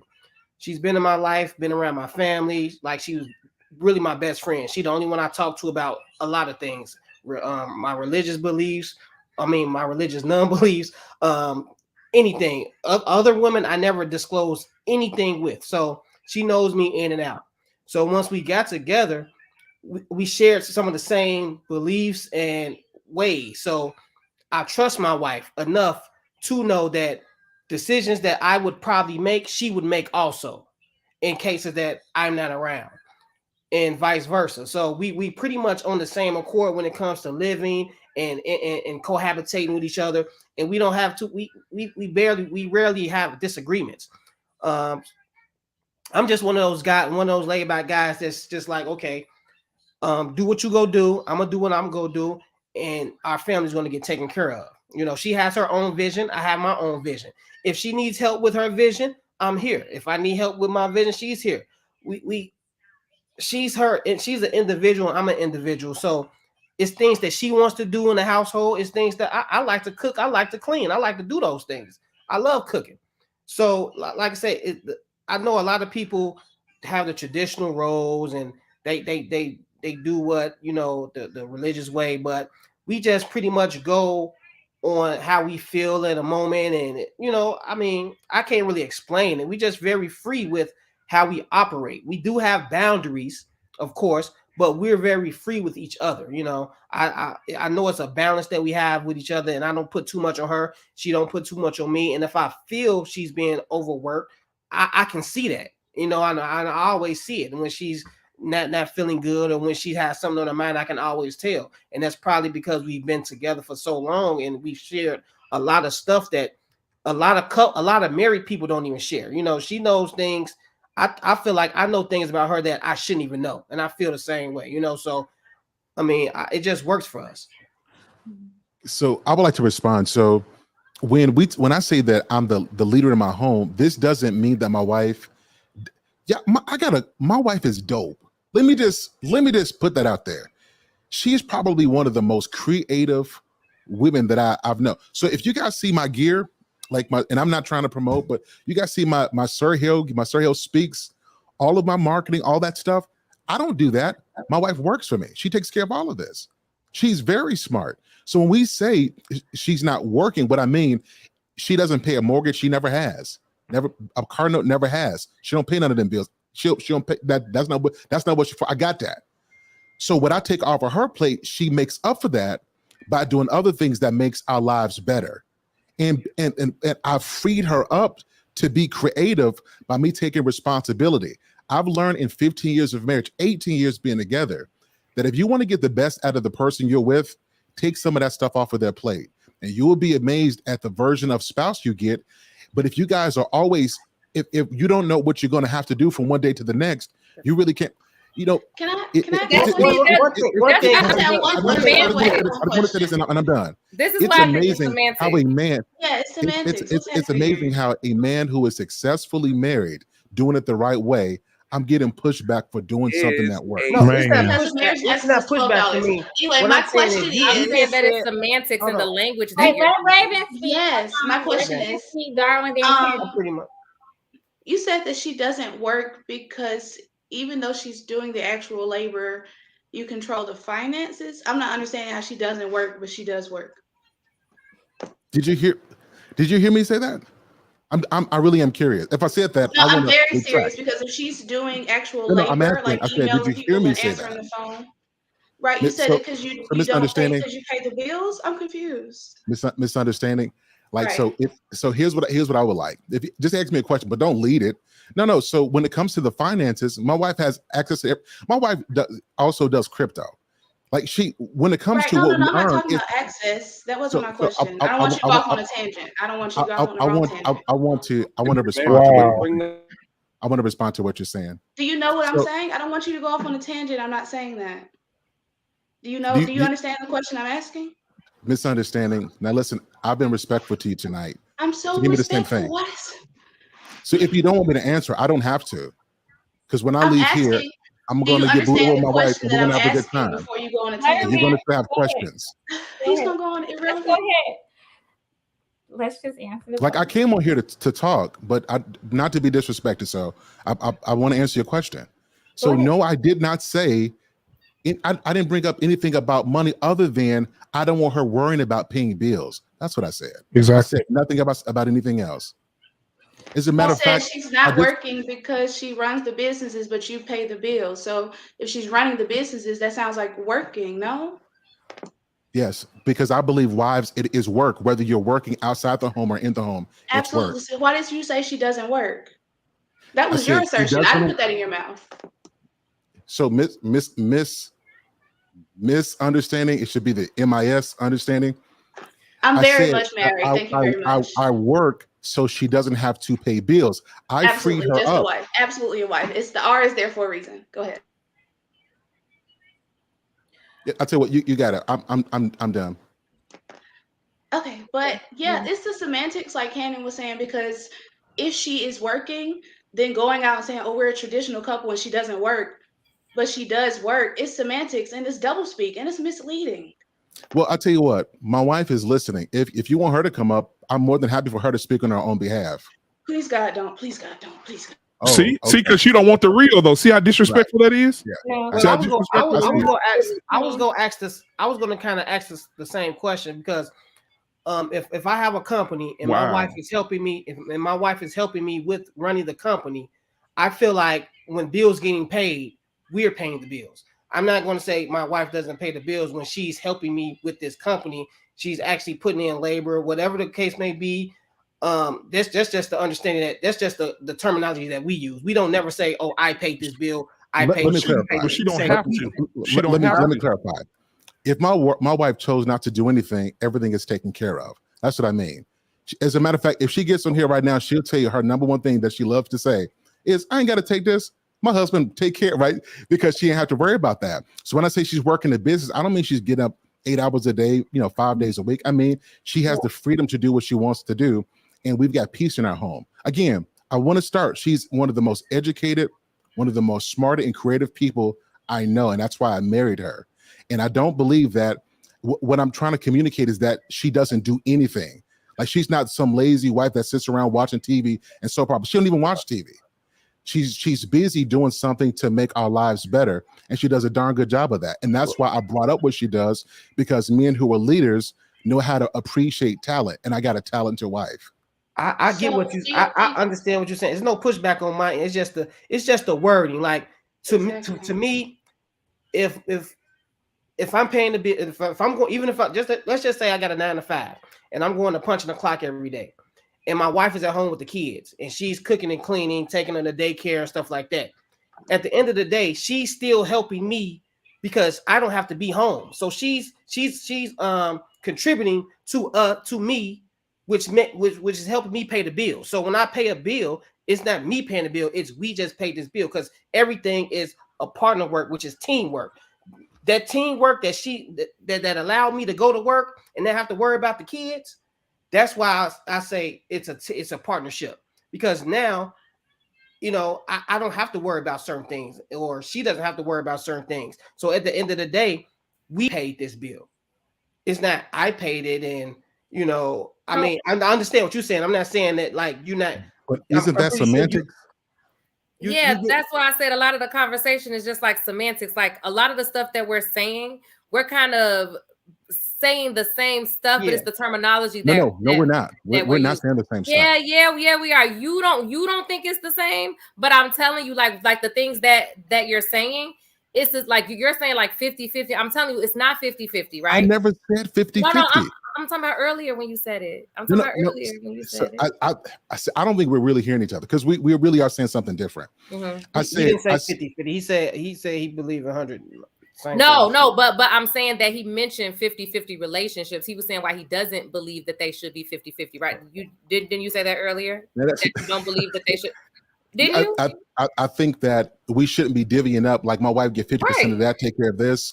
I said, I don't believe in that. I said, I believe I take certain stuff off of the plate to free my wife up, but she also does that for me as well. Correct. And so what I'm saying is that we're saying the same thing. We're just using different words. No, we're Yes, not we saying the are, same because thing. me and my husband both take things off of each other's plate too. We're just using different terms, right? I think because you have a more probably religious base, and like Ashley said, I was agreeing with her, traditional thought process and things like that. The way that you're describing it is through that lens, and then we're just describing it a different way, but we're essentially saying the same things, is what I'm saying. I say it's we're not saying the same things. So I think we're saying the same words. We're not saying the same things. We're not saying the same words. Like we're literally using different words. Like that's. So listen. Let me hear. This is what I'm gathering. Okay. So, Sir Hell, the difference is slight, but it's significant. Sir Hell is saying, as the man in his house, he takes sole responsibility of the finances. That's what he's saying. He doesn't want his wife to have to worry about that. He considers that to be the burden. Okay. And you guys' marriage, you're saying, no, we both doing this together. It doesn't matter who does what, we're doing this together. So there's a slight difference. You're both working together, but there is a slight difference. Here's the problem, and I respect you, Sir Hill, for this. This is the type of home I grew up in. My grandfather, he worked. He paid all the bills, right? My mom, I think she's the one who actually paid, like went to this down when they used to have to go and actually take the check to the place and pay, you know. So she's the one who did that, but he made the money. He earned the money to pay the bills. Yep. She took care of the house, right? Yep. I thoroughly respect that. And I love that. And I wish that I could have that for myself, right? And I think a lot of Black women, like all women, want that. Some not so much. Some want to, because me, I still have goals too. I don't necessarily want somebody and be married to somebody and I have to just sacrifice all my goals and dreams either, just like your wife didn't. She has her thing that she does on the side, right? But a lot of us still do want that, right? So I respect that. I absolutely respect that in you. I think the contention here is that it's not the reality. And let me finish before y'all start cutting me off. Most women don't live in that reality, and it's not attainable for them. Okay, you guys remind us all the time that we need to be more realistic. We shouldn't be out here trying to date these, what you all, and I don't mean you, but what a lot of these men call high value men, the men who can afford for their wives to be at home, right? That's a small percentage of the population. And Cannon actually shared some data about these women who stay at home. There's a perception that women who stay home are staying home because their husbands are just so wealthy. Okay. The truth of the matter is that childcare is extremely expensive. Okay. I have a friend whose husband makes a ton of money, right? He does very, very well. He's always done pretty well. But when she first started having her kids, she was like, man, I'm spending my whole paycheck for these kids. And she was making good money herself. You know, she was a teacher, right? And she was making a nice penny herself. But she was giving a lot of it to childcare. And she's like, I might as well stay home. I have a cousin who does the same thing. You know what I mean? So it's like, I respect what you're saying, but it's not realistic. It's not realistic. I know too many women who are burdened. They're burdened, not just financially. They're burdened with all aspects. There are things that men don't even think about, you know, when it comes to the house, that women think about. They are burdened. And I respect you for being the man that you are, and Black man and Darren for being the man that you all are, my brothers, and, you know, some of the men that I know who take responsibility for their families. Like, this is my family. But the truth of the matter is that most women, especially in our communities, are burdened. Okay, we're burdened. Are they married? Are you talking about these women that are married? Yes. Yes. I'm saying, can you give me an example, please? I can give you an example right now. Yeah. I don't want to talk too much because I got in trouble for talking too much. Okay. Yeah, don't say their names, just, you know. But I can't give too much detail either, so I'm gonna have to change the story up a little bit. Okay. There's a woman who is in the hospital now, okay, because she's burdened with not just finances, but with the day-to-day life, because her husband is not doing his part. And this isn't a man who ain't got no job or a bum or anything like that. It's that the reality is that she's carrying the weight. Most women have to work. Most women can't sit at home. But is she working? So she works? She works. Yes, that's the reality of Okay. most women, though. But, okay, so in the situation that me and Sir Hale and I are in, when he said that his wife doesn't, no, I'm just saying, if she had a husband like one of us, she wouldn't have to be in the hospital right now. Oh, I like that one. And even if your mentality is like that, the reality doesn't suit that. Women are out here working to help pay the bills. That's reality.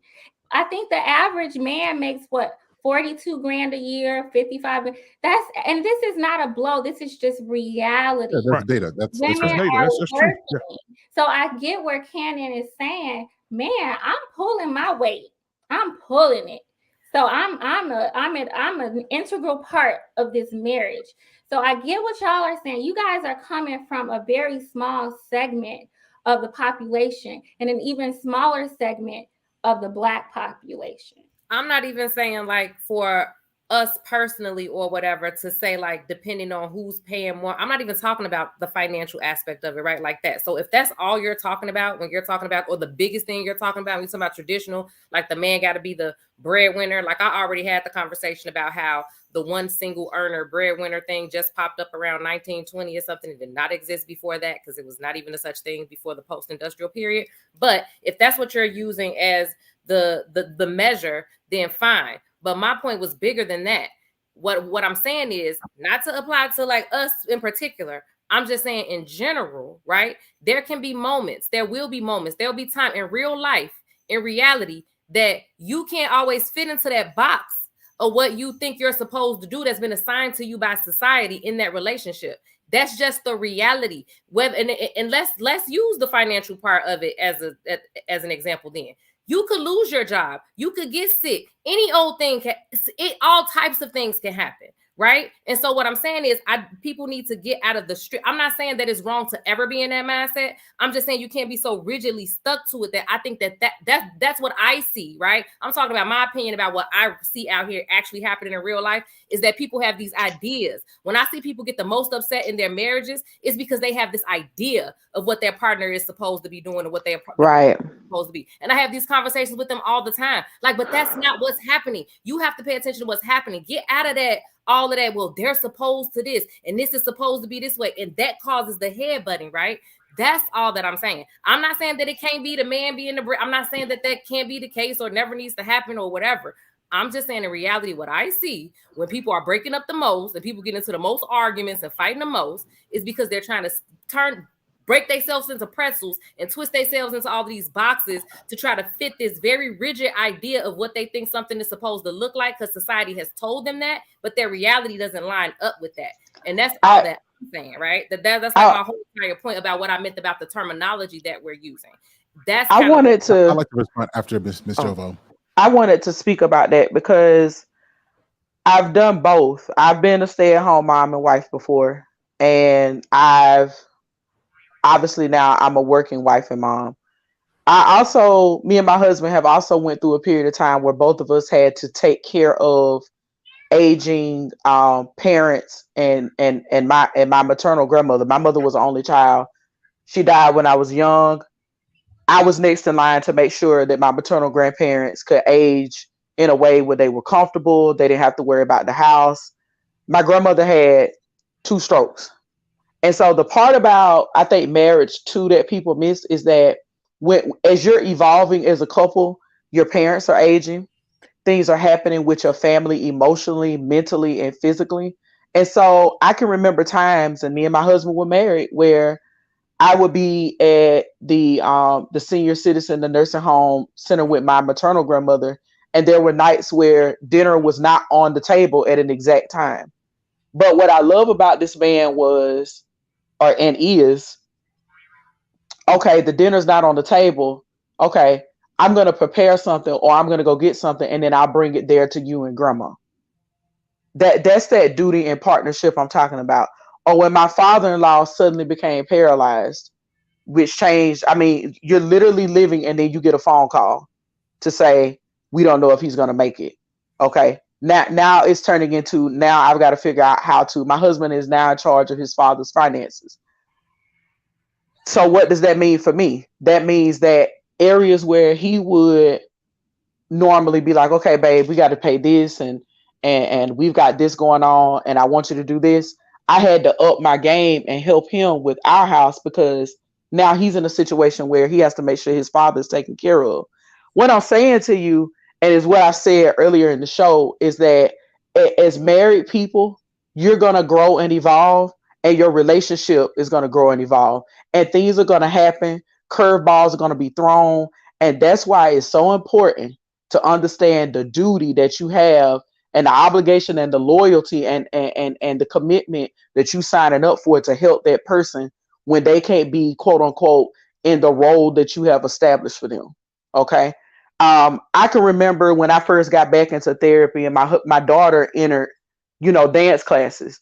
And Kenny, you spoke about this before, where a lot of times the wife will take on these extra duties or the emotional stuff, going to the recitals and the spelling bees and the awards.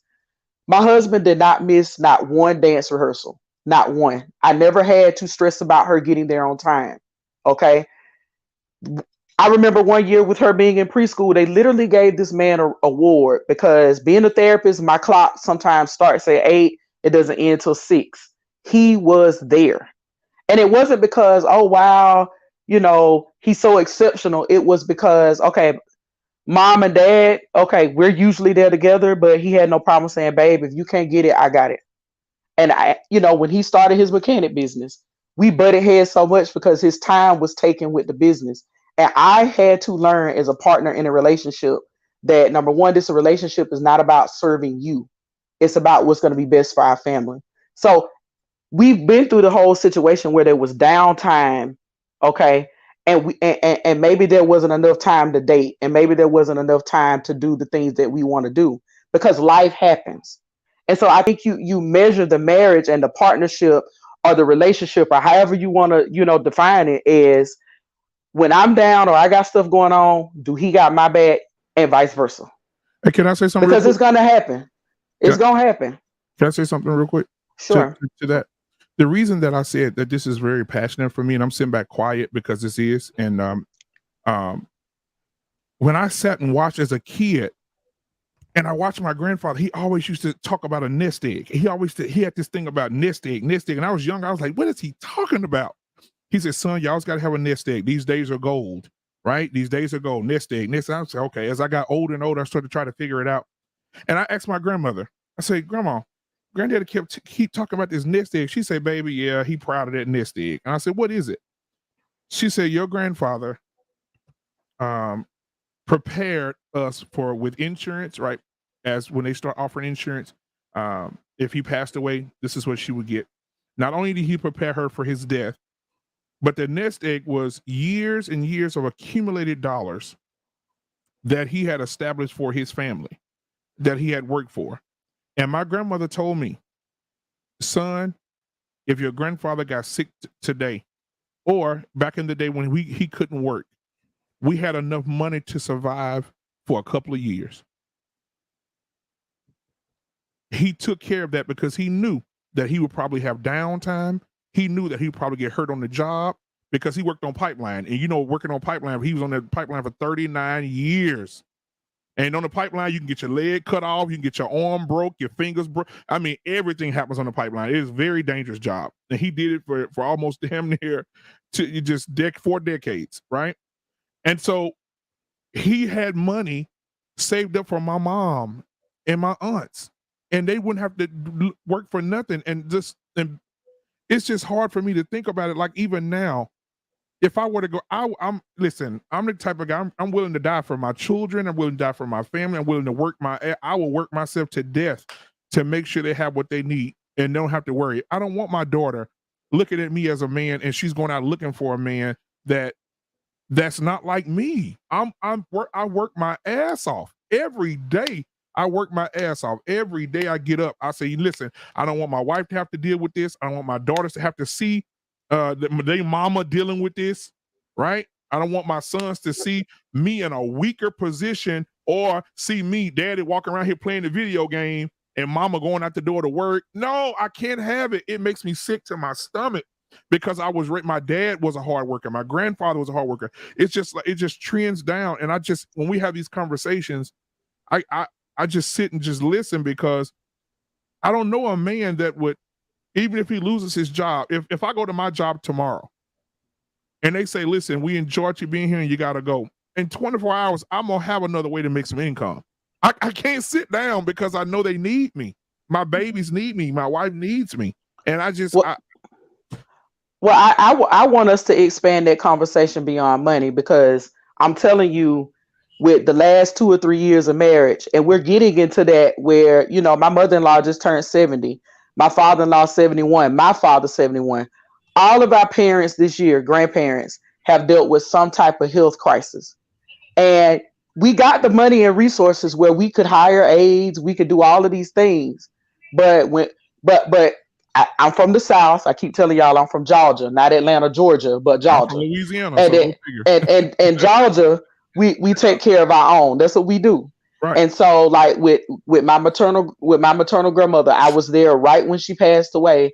My husband was with me every step of the way, not just financially, not just saying, babe, I can pay this, but the other emotional, I can't even put it into words, but the other support that you need when you're dealing with an aging parent. So that's the point I want to make, is that when we talk about support and these duties, we can't just talk about the money aspect or who pays what or the semantics behind that, but the importance of understanding that if marriage is your goal, find someone that's going to have your back through all of these incidentals and accidentals that people don't really talk about when you talk about marriage and how it evolves over the years. You know, my grandmother moved her mother into the house. And not only was my grandmother taking care of my grandfather, you know, in terms of making sure the household was put together, my granddad worked, but now she's taking care of her mom. And now we're helping to take care of her mom at the same time. That's the house that I grew up in the majority of my life. So there's a sense of duty when we talk about these household roles that we definitely can't leave out, and it expands more. You know, it expands past the money aspect. Money is important, but money isn't all of it. Like, and I want to just touch on Sir Hill asked if we was out. Is it my duty to protect and make sure everything is okay? And yes, it is. But my wife will tell you, when we sit at the table, I'm sitting watching the exits. I know all the exits in the place. I get up when we go in the place. I go and walk around, make sure there's nobody in there that I ever got into it with. Stuff like, because I'm from Chicago, so I used to go to lounges, and I see some enemies that I had got into it with, and I'm immediately leaving because I don't want no trouble or anything. So I still do that to today. I go in there, I look around, make sure everything is cool, ain't nothing funny going on. Make sure the exits where the exits at. We sitting at the table. Something that happened, I asked my wife, you just saw that? She was like, nah. I'm like, you need to start paying attention. You know what I'm saying? Because this is what I want to set up. And being a good leader is making sure everything runs smooth when you're not around. So I want to like kind of make it's like an interchangeable responsibility. If I'm not around, my wife can still protect the family as much as she can, as much as I have tried to teach her. I'm not saying she can go and fight a big 300-pound guy if he breaks into the house, but I still want her to know a little something about how to protect the family, you know. And I'm not saying we're going to do everything the same way, but I want to make it as interchangeable as possible, so that way, she can do some of the things that when I'm not around, and if she's not around, I can do some of the things. And a lot of the times, a lot of the men cannot step up and do certain things that the women do when they're not around, and not because they can't.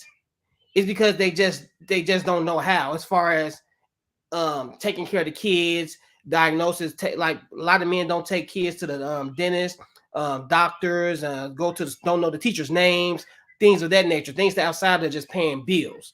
And that's a lot of the stresses that these women are talking about that's put onto them that we don't think of. And that's why I say I'd rather have like this interchangeable partnership with my wife, because even if I'm gone, things are still going to run the same exact way for the most part.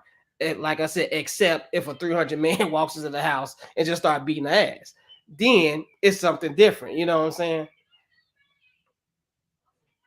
Yeah, I don't think you guys are ever gonna agree on this one. Okay. Can I ask a question? Go ahead. And I think so. It's Ashley and I, we kind of see things very similar. Like we see things very similar. So I just have one question. Do we think that men are leaders, should be leaders in our community? Yes. Yeah, I think anybody qualified. I grew up in a Black community where a lot of men were leaders in their community and in their home.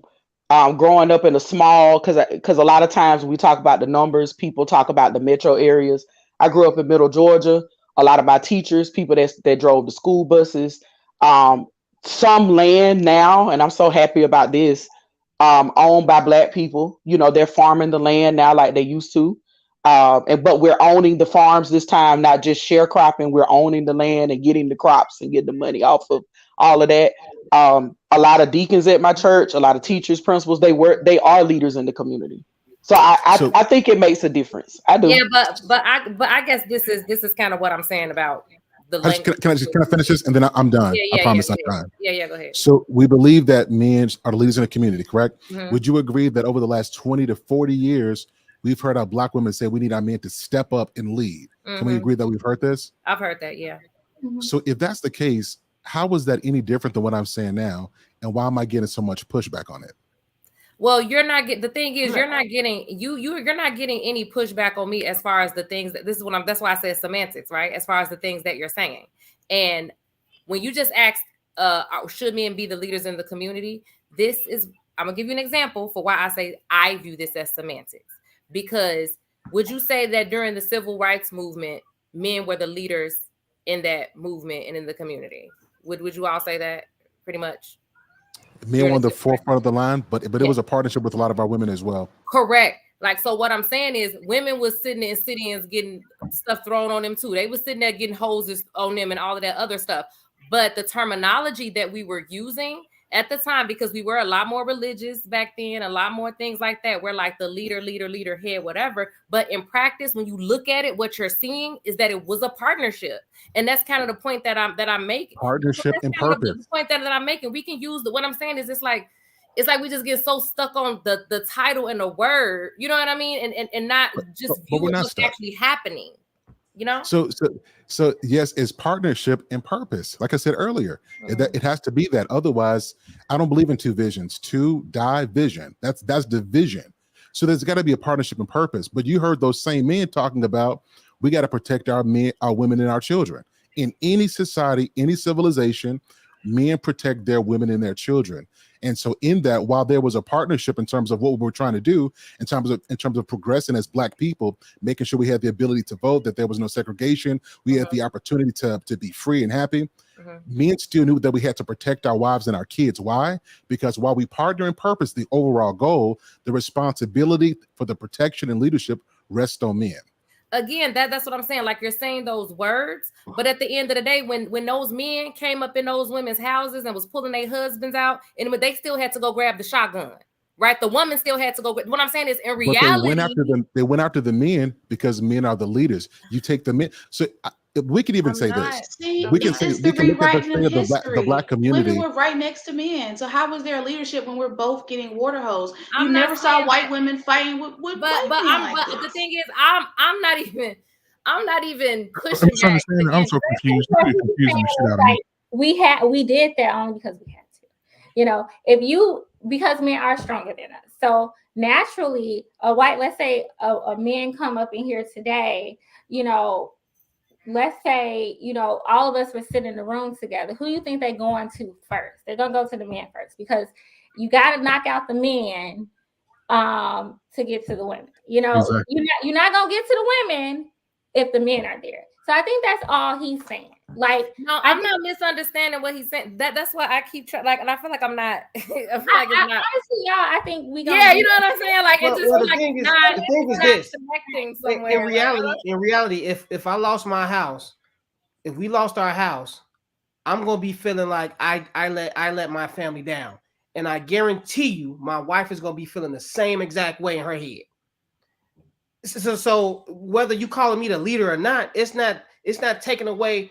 It's not taking away what she's going through or what I'm going through or what this family's going through. Because I guarantee you, if we lost this house or whatever, I'm gonna be feeling guilty about it. I'm gonna say it was my responsibility to make sure we didn't lose the house. And I guarantee you, my wife gonna be sitting doing the same thing, like, because this is her family as well as mine. So she's gonna feel like she had a responsibility to do something too. So all of this leadership and partnership, whatever word you want to use, we all gonna do the same thing. And we all. Thanks your question. But next couple questions real quick, and then I promise. So when we go to work, you have your CEO, your CTO, your HR leader. Are you guys partners?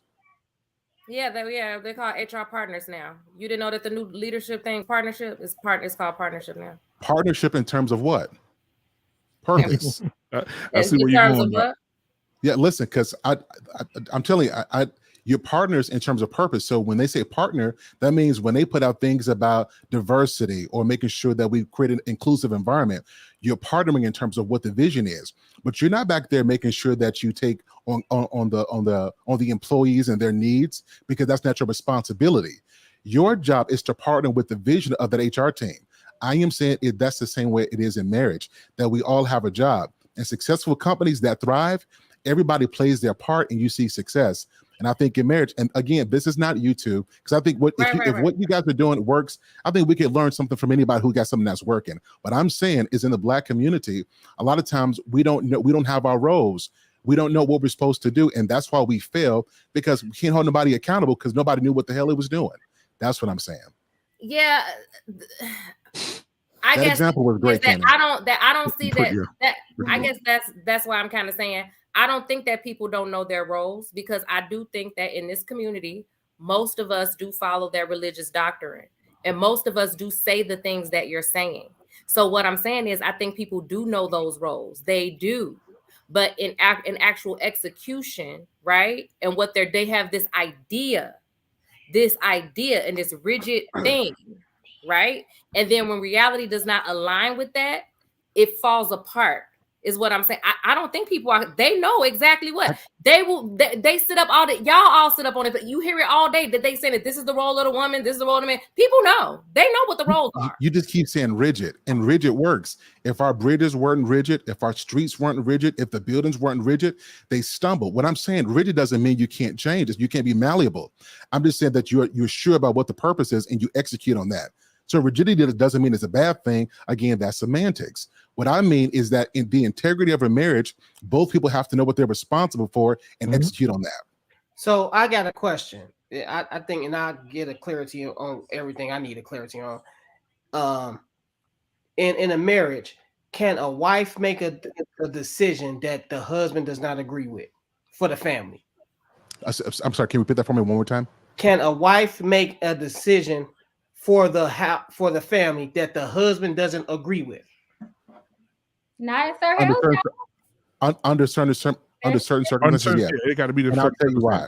Yeah, I'll tell you why. Yeah, if that man, which I've seen before, is not taking care of his responsibility, come on, you got to do what you got to do. Out my mouth, boy. But if he's taking care of his responsibility, a wife is not going to want to shoulder that. She's going to want her man to take that lead. Exactly. Oh yeah, I got you, Darwin. I saw what you was trying to do. No. Okay. No, I wasn't trying to do nothing. I just trying to see where you was at with it. So I can't disagree or agree with that. But you can agree. There's no so like I said, if a man is taking care of his responsibilities, and this is not to say that the wife can't say, hey, there's a better way to do this. I'll give you guys an example. I'm from Illinois as well. Shout out to Hostage Street, Chicago Heights, Illinois. Y'all know what I'm talking about. I'm from there. When I moved to Texas, my wife knows the city much better than I did. It'd be crazy. I'm the leader. Let me figure it out. So I know the destination, but she might know the route. So you said I know where I'm taking her, but she has some experience that can get us there quicker. So I rely on her for her skill, her insight. Right. But she's expecting me to drive. I think this is how we work. We get there together. We get the destination. We have a good time on the way there. We get to kiss and hold hands. But I know what I'm supposed to be doing. I'm behind that wheel because she don't want to drive. But when I need something, I know I got a helpmate. I got a helpmeet that can make sure that what I need to do, she enhances that so that we can get there in fashion. Yeah, Doc. That was a good answer. Man, that's good. So, I had to say something. Even if the wife is better or something, she can't be the leader. She just like what if she didn't just be like, okay, no, I'm gonna sit back. What if she just wanted to take the lead and just lead? Would you have pushback for that? She I would gonna tell her to respect go them and sit them her not to pretty do that. stuff down somewhere. It's not about disrespect. It's just No. I mean, no. I'm saying she's gonna know. My wife will know. She know it's not a bully thing or whatever. It's just she's not. She knows that hey, Kate, he's a leader. But like Sir Hale said, that's why I'm over here cheering him on because it's the same thing. She'll say, "Hey, baby, okay, what do you plan on doing with this? Oh, this is what I'm gonna do with this. Okay, that's not a good idea. Boom, let's go." But if she knows knowledge on things that I don't know, then yeah, baby, come in for a second. Hey, listen, remember you did this about a year ago? You still know how to do that? Hey, listen, So y'all just need the title of leaders, even though you're actually that's exactly what I was going to say. You're actually implementing what your my wife partner. knows this. I don't know it, but hey, I'm still going to teach me this right fast so I can do it so you won't have to. It's scary how much they minimize in the wife's position. Like she doesn't work, but she runs businesses. She doesn't input, but she's giving you background information that you don't have. I don't know. You want you it's a lot of misunderstanding. Misunderstanding. I don't understand. I just want to ask the genuine question after Black Man. Did it sound like, and y'all give me feedback, to Miss Ashley, to Miss Jovo, Miss Kenan, and to Miss Understanding, do I sound like, in what I've said about my wife, like I've minimized her in any way? No. I don't think you sound like I don't think so. Not at all. So I don't know what misunderstanding talking about. Okay, I just wanted to when be sure. I heard she doesn't work and we live a traditional life, and then you said she runs 3 businesses, it sounds like you don't think that's work. But that's an anecdotal experience, though. Well, no. Anecdotal. We talked about that last week. We can't do anecdotal. So I said that she doesn't. Work. She doesn't have to be responsible for. She shouldn't have to be responsible for it. She can choose what she wants to do. Right? She can pick it up, put it down. It's inconsequential to what we have going on, and she's free and at peace to do that. Right? I never said that what she did isn't work. I think a wife is going to work whether in the home or outside of the home, and sometimes both. Because the marriage itself is work. And just because a person is not bringing in cash doesn't mean that they're not working and that they're not providing value. Right. And it's an amazing thing that your wife, she wants to work, or she puts in the work, but she don't have to. Like my wife can come in right now and say, I don't want to do this no more. She knows she's good. Okay. But that's what you want to do. I'm not going to stop you from doing what you want to do. Doesn't that mean she's a provider? But she has options, right? She has options. If I don't want to do this, I don't have to be a provider. Excuse me? Wouldn't she be choosing that option to be a provider? No, I'm not. She's not working to be a provider. I am. I'm gonna go back to what I said. I'm gonna go back to Raven. I'm gonna go back to it. It's crazy. I'm Raven. I'm gonna go back to what I said earlier. I'm the heart and he's the head. The heart pumps blood into the body. The brain regulates the movements of the body. It's not fun living without a heart. You can't do it. And you can't live without a brain. That's my take on it. So I think when I went to marriage counseling and we did a whole so there was a male and a female, and when the female counselor told me to stop taking score, I saw drastic improvement in my marriage. I'm not married to take score and to announce what I do as a wife. This is a duty I signed up for. I knew what it was going to be when I got into it. I studied it. I had other women. I had a whole bridal shower dedicated to women who had been married longer, like 10 years or longer, to tell me exactly what I'm getting into. Awesome. That's my experience. I'm not saying you got to go out and do it, but I do encourage it. I knew what I was getting into. I don't keep score no more. We see something that need to be done for the family. It don't matter who do it. It's got to get done. Okay. That's just it. That's all of it. I have learned in the 18 years I've been married that if I just do my part, okay, because that's the part I have control over. Me doing my part and being a wife is what influenced him to be a great husband and vice versa. It works that way. I think a lot of times people, and I'm not saying that that's what we're doing in this conversation, but I think a lot of times in other marriages where some of the breakdown happens is we get so busy caught up in keeping score. I think people just initially fear that they won't get what they need out of that relationship. But I'm telling you to trust what was put in you in terms of the duty. If you do the duty, if you do your job, you're going to evoke some change. If you don't evoke some change, you've set boundaries, you've given it all you got, then, so be it.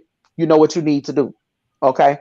But I'm in a situation where I had to learn how to not keep score and focus on what my part was going to be. Okay. and that part was not going to be a definitive, like it's not written in stone. Because what I do now as a wife, when my daughter was young and I had just had her, and my husband was out working, and I was at home, it's not the same anymore. It's different. Okay, there was a time where he didn't do no dishes, and now we in a time where he does dishes. Now he might cook too. You know, it's all about the functionality of the family. Yeah, because you're right, Miss Joe. Miss Joe, listen, girl, you need to, man, listen, I'm gonna buy your book. Write that thing. Listen, and like you just said about the whole dishes, I have a. It's coming. Ashley said that something a few minutes ago. She said she can't say too much because she's too close to these people and they know that they'll be tough. She had to change the story up a little bit. But Ashley, I'm a little different, right? I'll be waiting on them. Come on over and get mad. I don't give a damn, because I take these people and I say, and I don't say their names, but they know who they are. They're watching probably. But at their house, they have sons, right? And the male in the house, the husband, is allowing his wife to completely lead the household, right? He makes good money too. He makes real good money. But he allows her to lead. And one day I went over there, I was so damn disgusted. I walked in and they have a 15-year-old son. And I walked in and I said, "What you doing?" "Oh, I'm sorting the clothes, my sister's clothes." And I said, "You in here sorting panties and boxes?" I said, "Get up out of here." I said, "Come on, let's go." I said, "Let's go, nephew. Let's go, bro." I mean, when he over there sorting clothes, he over there washing dishes, he over there he doing all of the dusting around the house. But then the daddy got a motor yard. I'm confused. Listen. I told him, I said, "Bro, let him stay with me for a couple of months. I'm gonna change the whole dynamic of this household. This is ridiculous. This is ridiculous." And I told him, this is what's going to happen when you are not manning up. He said, "Man, I'm manning up. I'm paying the bill. I take my wife out. We good. Me and my wife, we are marriage on a whole nother level. I'm a good daddy to my." I said, "It doesn't matter, bro." I said, "Your son in the house, damn near with an apron on. You need to take control of this situation." And your daughter, what your daughter doing? Your daughter sitting in there playing on her cell phone, watching TV. Dude, are you not seeing what's happening in your house? Black Man Unite. Listen. A Black Man Unfiltered. Listen. My husband knows zero about gardening. I grew up gardening. That's what I do. I have a garden on the side of my house. Okay. Shout out to all my girls that play in the dirt because I love it. It's therapeutic for me. I know how to grow. I know how to grow food and freeze it because that's what I lived out in the middle of nowhere. I know how to grow food and freeze it in case the apocalypse comes. We'll have something to eat. Okay. Right. My husband doesn't know how to do that. Okay. He knows how to cut the grass and use the weed eater. That's it. That's all he knows how to do. He's a mechanic, but that doesn't mean that when I need a picture to be hung in the house, I don't know how to get a nail and a hammer and hang it myself. What I'm trying to say is, and I think Kenny has spoken about this in different phrases, different words, is that for us as a family, it don't matter how the corn gets shook, then it don't matter who do it, just as long as it gets done so it can get frozen for the apocalypse. Okay. I have an aunt and uncle that's been married for over 40 years. I know for a fact that my uncle leads their household, but I've never heard him say it. I've never heard him have to reinforce it verbally, because in what they do in terms of their duty and their action, it shows in terms of their relationship. It shows in their actions. What amazes me in these YouTube spaces, I have never, I mean, I grew up as a country girl. I'm talking about, you see those memes online about the factory worker, the man that come home and bring the check to the wife and she do it. I grew up in that environment. Okay. But what I never saw growing up was men having to verbally reinforce, I'm the leader of this household, or I'm the king, or I am this and that. I've never heard that. But it wasn't even that. It was the action steps that people took. It was the behavior. That's what I'm saying. It's the action steps. People knew their duty. Okay. Even when my uncle would work at the factory, my aunt would work at the factory, but they would take turns cooking dinner. Okay. They would do that. Some things my aunt could cook great. She's great at baking cakes, but my uncle can fry some chicken. Don't make him any less than a man, and it don't make her less than a woman. So that's what I'm saying. Like I want the focus to be on people need to understand how they're gonna make marriage work and not just the MRS and the MR in front of your name. That's the point that I'm trying to make. And I think Candace spoke a little bit to that with her statement. So he can sort the laundry. It don't make him no less than a man. Yeah, I think he's maybe I'm wrong, Black man. I think and I hope you're talking about extremes, right? I think boys and girls need to know how to wash dishes. Shit. So you don't think your son should know how to like wash dishes, do laundry? I mean, he is, but listen here, man. Listen. I didn't want to even put my personal business out there. I don't like to do it, but I'll do it tonight for you guys. Listen, I have 3 boys and 3 girls. Right, my oldest is 18, my youngest is 10. Right, I have an 18-year-old daughter. Just went to college. Hand up both sides. Thank you, Jesus. She still asks for all my damn money. But I got an 18-year-old daughter, and then I have my son turned 15 yesterday. I have a 14-year-old daughter, and I have a set of twins that are 11. And then I have my baby boy Jay is 10. They have roles here. All of them do. My sons know how to work in the yard right now. I can say, hey, let's get the yard. My leg broke. This house needs to be ran. All my kids are self-sufficient, right? I started them when they were 6 or 7 years old. My 7-year-old, 8-year-old iron their own clothes, right? Because I believed in that because I grew up in that. When I was 6 or 7, my grandfather say, hey, boy, get this rake. Get this shovel. Come over here. Get that post hole digger and come over here and dig this hole. Mm-hmm. And my hands got marks and cuts all in them and bruises on them because I didn't know what I was doing, right? So, yeah, me and my grandfather and my father taught me that there were roles in the household. And I used to watch my grandmother cook, gather food, wash the dishes, dry the clothes, wash the clothes. The men were outside building, digging, planting, like Miss Jovo just said. We was out there planting tomatoes and corn, and hell, we was out there in the garden all day. But what I'm saying is like, because I grew up like that too. Like I shared with you all on one of these shows. I think the show that you did a couple of weeks ago, where I grew up in a household too, where there were gender roles, right? And if a man was in the house, me and my sister were not taking out the trash, right? And if women were in the house, we were expected to do the dishes, right? Mm-hmm. Exactly. That didn't mean that we didn't learn how to take out trash. And that doesn't mean that my uncles don't know how to wash some dishes after they cook and eat food. You know what I mean? So I think extremes are not the answer, right? Because these boys that you're raising, and not just you, but just in general, parents are raising boys who are not going to go from their house to marriage. Most of them are going to have some period where they are single men, right? And they have to. And like I said, I'm going to keep going back to this, like, because this is reality. Sir Hell, me, you, Black man, Jovo, we come from very traditional type of absolutely right. Mm-hmm. Even though I grew up like that, I can't turn my eyesight off or turn my head to the fact that most women are working outside of the home and they're coming back home to work again. So it's like, it sounds good and I respect it and I love it and I wish that we could all live this life. But even my grandmother, who raised me, she was a rarity. That household was a rarity. Not too many women could say in our Black community that they was a stay-at-home wife and mom. That's a rarity. That's true. So I respect y'all so much. And I wish that our society was set up as to where that could be possible. I think a lot of Black men aspire to that, right? But we can't act like this is everybody's reality. There are women who come home and they tired too, Yep. And absolutely. They gotta wash, cook, clean, prepare lunches. They gotta do homework. They gotta put the kids in bed after the shower, reading a bedtime story. They gotta dust the top of the refrigerator, go under the couch, pick up all the toys under the couch. They gotta do, the list goes on and on and on.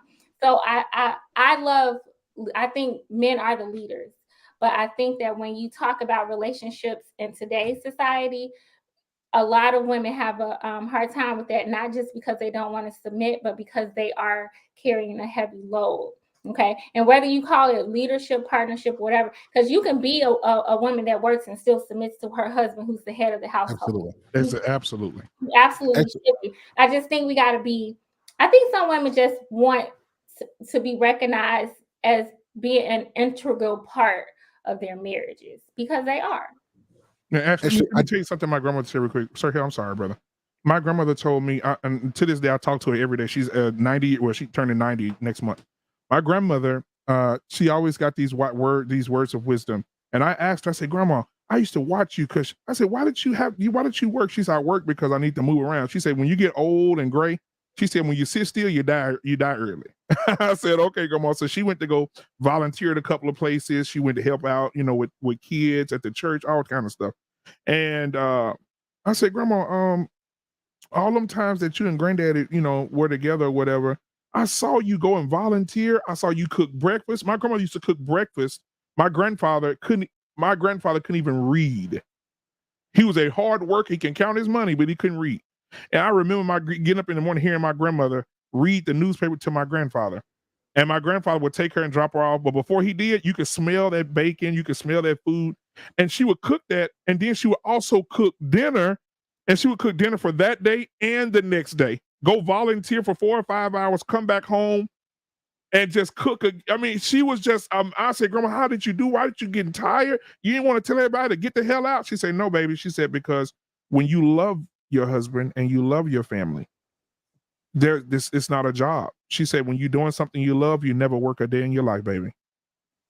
And that's why it's so hard for me to catch on to this new modern stuff, because I've seen it happen. I seen my grandmother. My grandmother is the oldest of 22 children. And I seen her sisters and my uncles act the same way. I say, damn. I said, when I get older, when I get grown, I want to be in marriages like this here. I'm looking at this at 10 years old, 11. I want to be like this. Uncle Tom, I want to be just like you. I want to be just like you, Auntie. Because that's what they did every day. It was just, the men would just work their asses off. It was just amazing to see. It was just amazing to see, guys. So that's why I'm so passionate about it, man. It's I don't know. I don't know. All right. I want to say I want to ask one. Oh, Sir Hill, go ahead. Mm-hmm. I just wanted to say thank you. Number one, for just the way you speak about men who are trying to lead. Yeah. I really appreciate that, because you grow up and you hear men need to step up and be leaders. And then when men are trying to be that, we get it wrong sometimes. We don't hear enough. We appreciate that. So thank you for what you've said on that tonight. A wife's job is hard work. And I don't want to discount that. That needs to just be said. Yeah. But somebody asked me a question. They said, does Sir Hill's wife get to make decisions? And I'm going to say yes. And I'm going to tell you the decisions she made, the critical things she does. She picked this 6-bedroom house she live in. She picked what car she wants to drive. She picks where she wants to vacation. Come on. She picks where she eats. She picks where our kids go to school. So yeah, she makes decisions. Let me find out you got a camera in my house. And we make them together. So I don't know. Like I said, I don't know. I understand people are going to say stuff, but I think that we got to bring marriage back, the respect of marriage back. And I think that we got to own that we all have a part to do. Ms. Jovo, I hear what you're saying, and I respect you and your husband, but you're a traditional wife. I don't know what else you're talking about. You are a traditional wife. You're a traditional man. You love your man, and there is nothing that's going to happen to your man, and you ain't going to have his back, because you're going to push him forward. You got him covered from the back. You're praying for him. I can see it all up on you. I think what you're doing is you're being agreeable because you don't want to isolate, but you're a traditional woman, and I can see that. Even Same with thing the swag. Miss Ashley Michelle, you are an absolute traditional woman at the heart, at the core. And Kenan Hill, you are a good woman. And this, what our conversation has opened up, that there's a possibility that the world we live in today is not going to look like what it is, what I'm used to. But that doesn't mean that from my position, I can't respect yours. If what you guys are doing is contributing to a good marriage, which contributes to a good community, then absolutely. But I will say this, as a Black man, he is the leader. As a Black man, the responsibility falls on his shoulder, whether he wants to or not. Right. And whether or not he wants to include you in that so that you feel appreciated and that you don't seem invisible, that leadership falls on him. He knows it, even if he's not saying it. And deep down, you do too. Hey, I'm going to say this before I go. I am a leader. You are the leader. Yeah, the leader. Can I say this before I go real quick? I would like to ask, yes, sir. Invite. Did y'all hear what Darwin just said? What did he say? I am the leader. Yeah, no, the leader. That's my boy. That's what I'm talking about. So anyway, listen, man. So that felt good to hear that. Listen, so I'm gonna say this, guys. Next week, I just killed the kid. Now I want to see what Cannon's face was gonna look like because Cannon has some great facial expressions. Well, but anyway, so Tuesday, look at it. Tuesday, I would love to invite the entire panel on my platform on Tuesday. We're having a great conversation on Tuesday. We're talking about your money is your money, my money is mine. Oh Lord, you be framing these topics, man. Yeah, the way you be framing, we be bringing the heat. We be bringing the heat. I'm telling you, are an agent of chaos. Yeah, you are. Hey, look, and Sir Hale, you should have seen his show last week when he did the acronym for drop. Man, what's the acronym for drop? Sir Hale, you gotta tell him. Well, I want to respect Ashley's platform, so if she's okay, I'll share it. You can share. Mm-hmm. Go ahead. Well, ladies and gentlemen, so drop stands for often what we see in our community that we don't know how to communicate. So a lot of our women drop men. What does drop mean? The D stands, she'll go for talk about how little your dick is. Hey, little dickie. The R stands for when she talks about your reputation. Yeah. When a man talks about his opinion, it's just your little opinion. And if that doesn't work, she go after his pride. A lot of our women drop men. You needed a good example. Look at what Monique did to D.L. Hughley. She did all of those particular things. It's what we do to rip each other down. I love that. I didn't get to hear all of that on your show. Check out that show. I have definitely witnessed a lot of toxic, demeaning, unfair, and unwarranted responses to men from Black women. I admit that I won't even say admit because I don't feel like I do it, but I see that and I acknowledge that. But I'm balanced. I see a lot of not necessarily the same things, but a lot of dysfunction and toxicity and communication between Black men and women on Black men's part as well. The whole not listening to your words, but hearing them, or a lot of denial, a lot of denying. Are you married? That's a shaming tactic. A lot of shame going on with certain things. And I think we all have to do better. We all have to do better with communication. So I like you. We need to come up with our own acronym because we see a whole lot of stuff. Well, you ain't married, but when you are married, your husband is a simp, or all types of stuff. Like we see it all. Too. So there's just a lot, and it breaks my heart. And this is why I'm so passionate about this stuff, because I could turn, because I don't have these issues. We talked about child support last week. I don't have to worry about that. I don't have baby mama drama and, but I love Black people and I want us to just do better.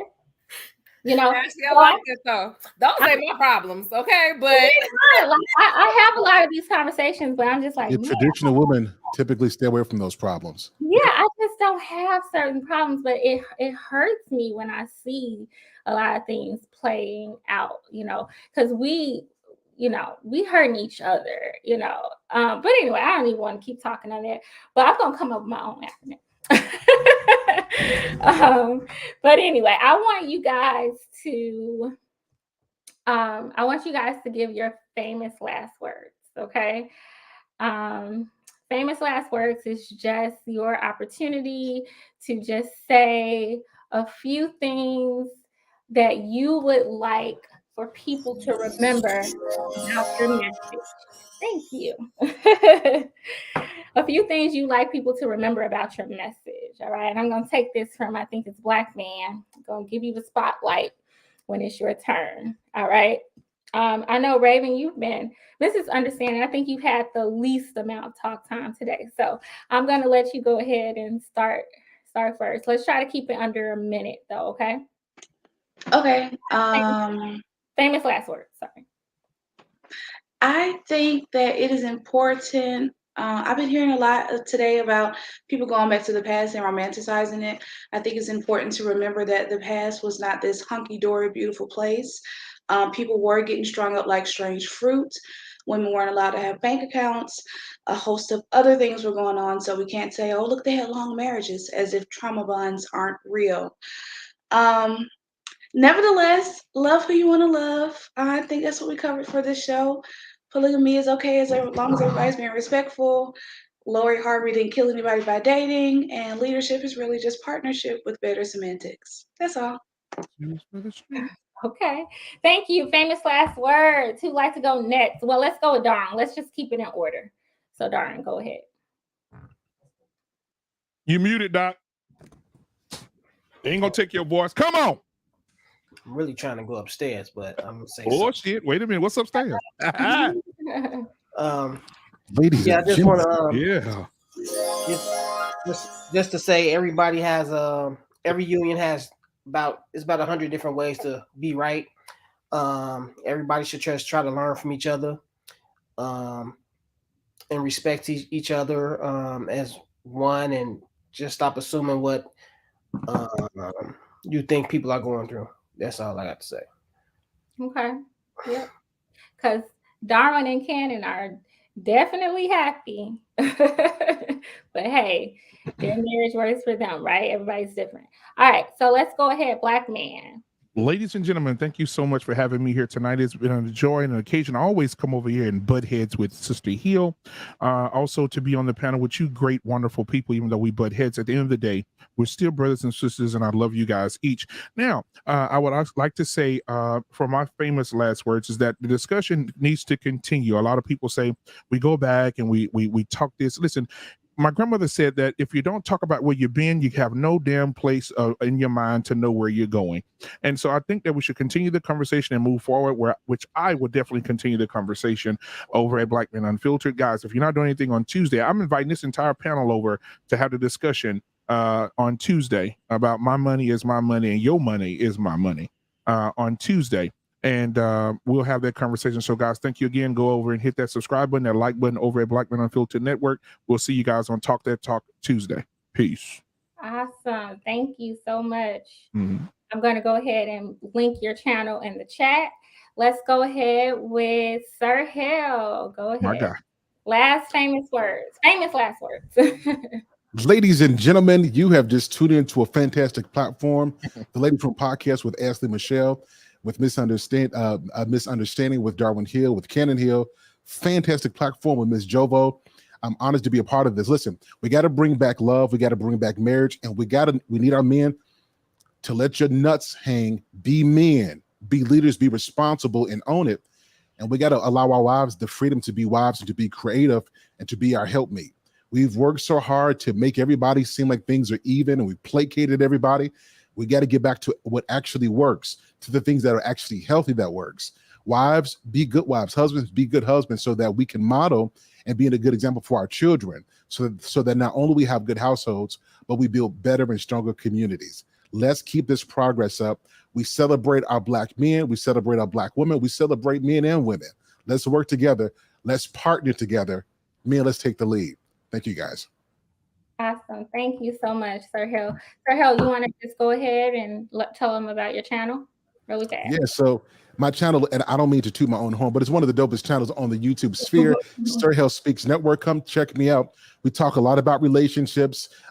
Please come check us out. I've got a lot of shows that I do on these topics, and I would love for you to be a part of that. Thank you guys so much. And before you subscribe to me, make sure you hit that like button for this channel. Subscribe here for all the notifications for all of the great content. Thank you, guys.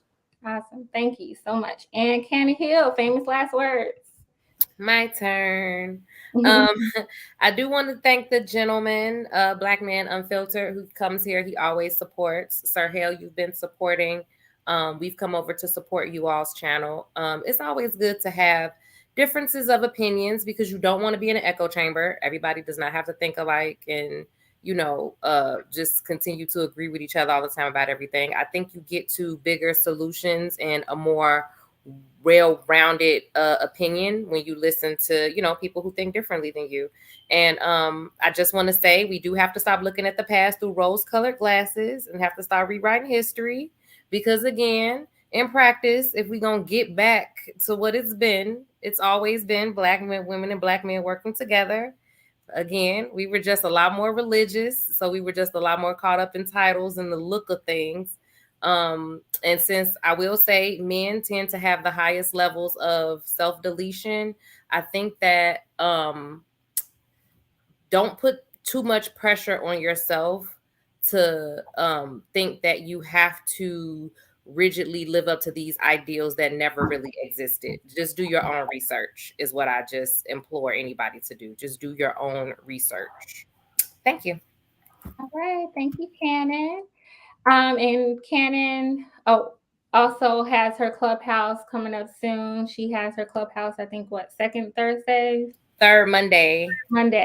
Third Monday. And Jovo and Raven does as well, but I'll let you all know about that in a second. All right. Famous last words.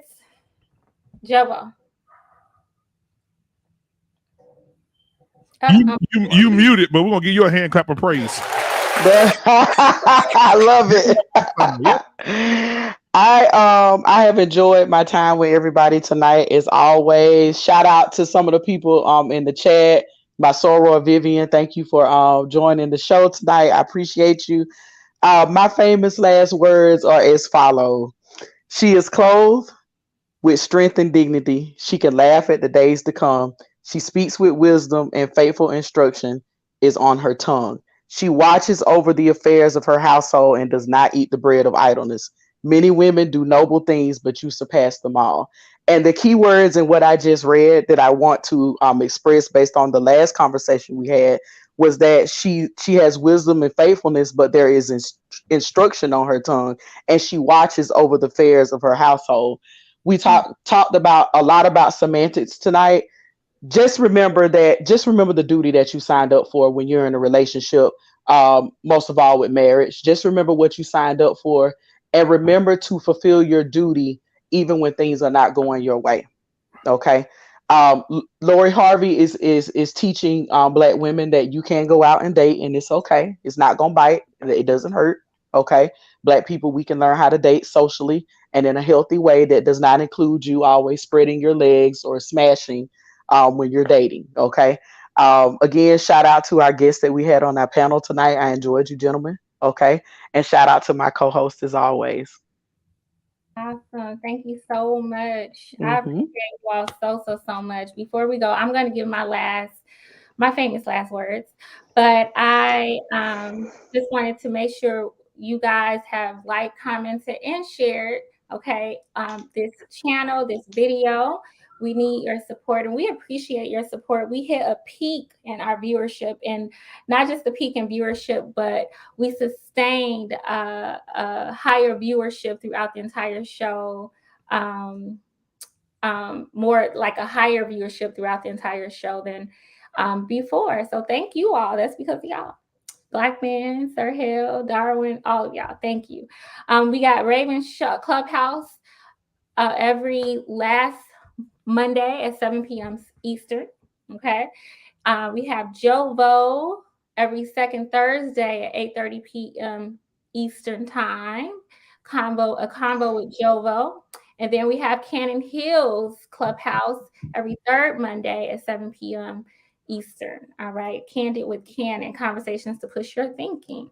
All right. So they all offer something different, and you guys get to a piece of all of them through these clubhouses. All right. I wanted to just share my famous last words. I'm going to try to keep it short. I would just say to ladies, dating does not have to mean sex. Okay. You can preserve yourself.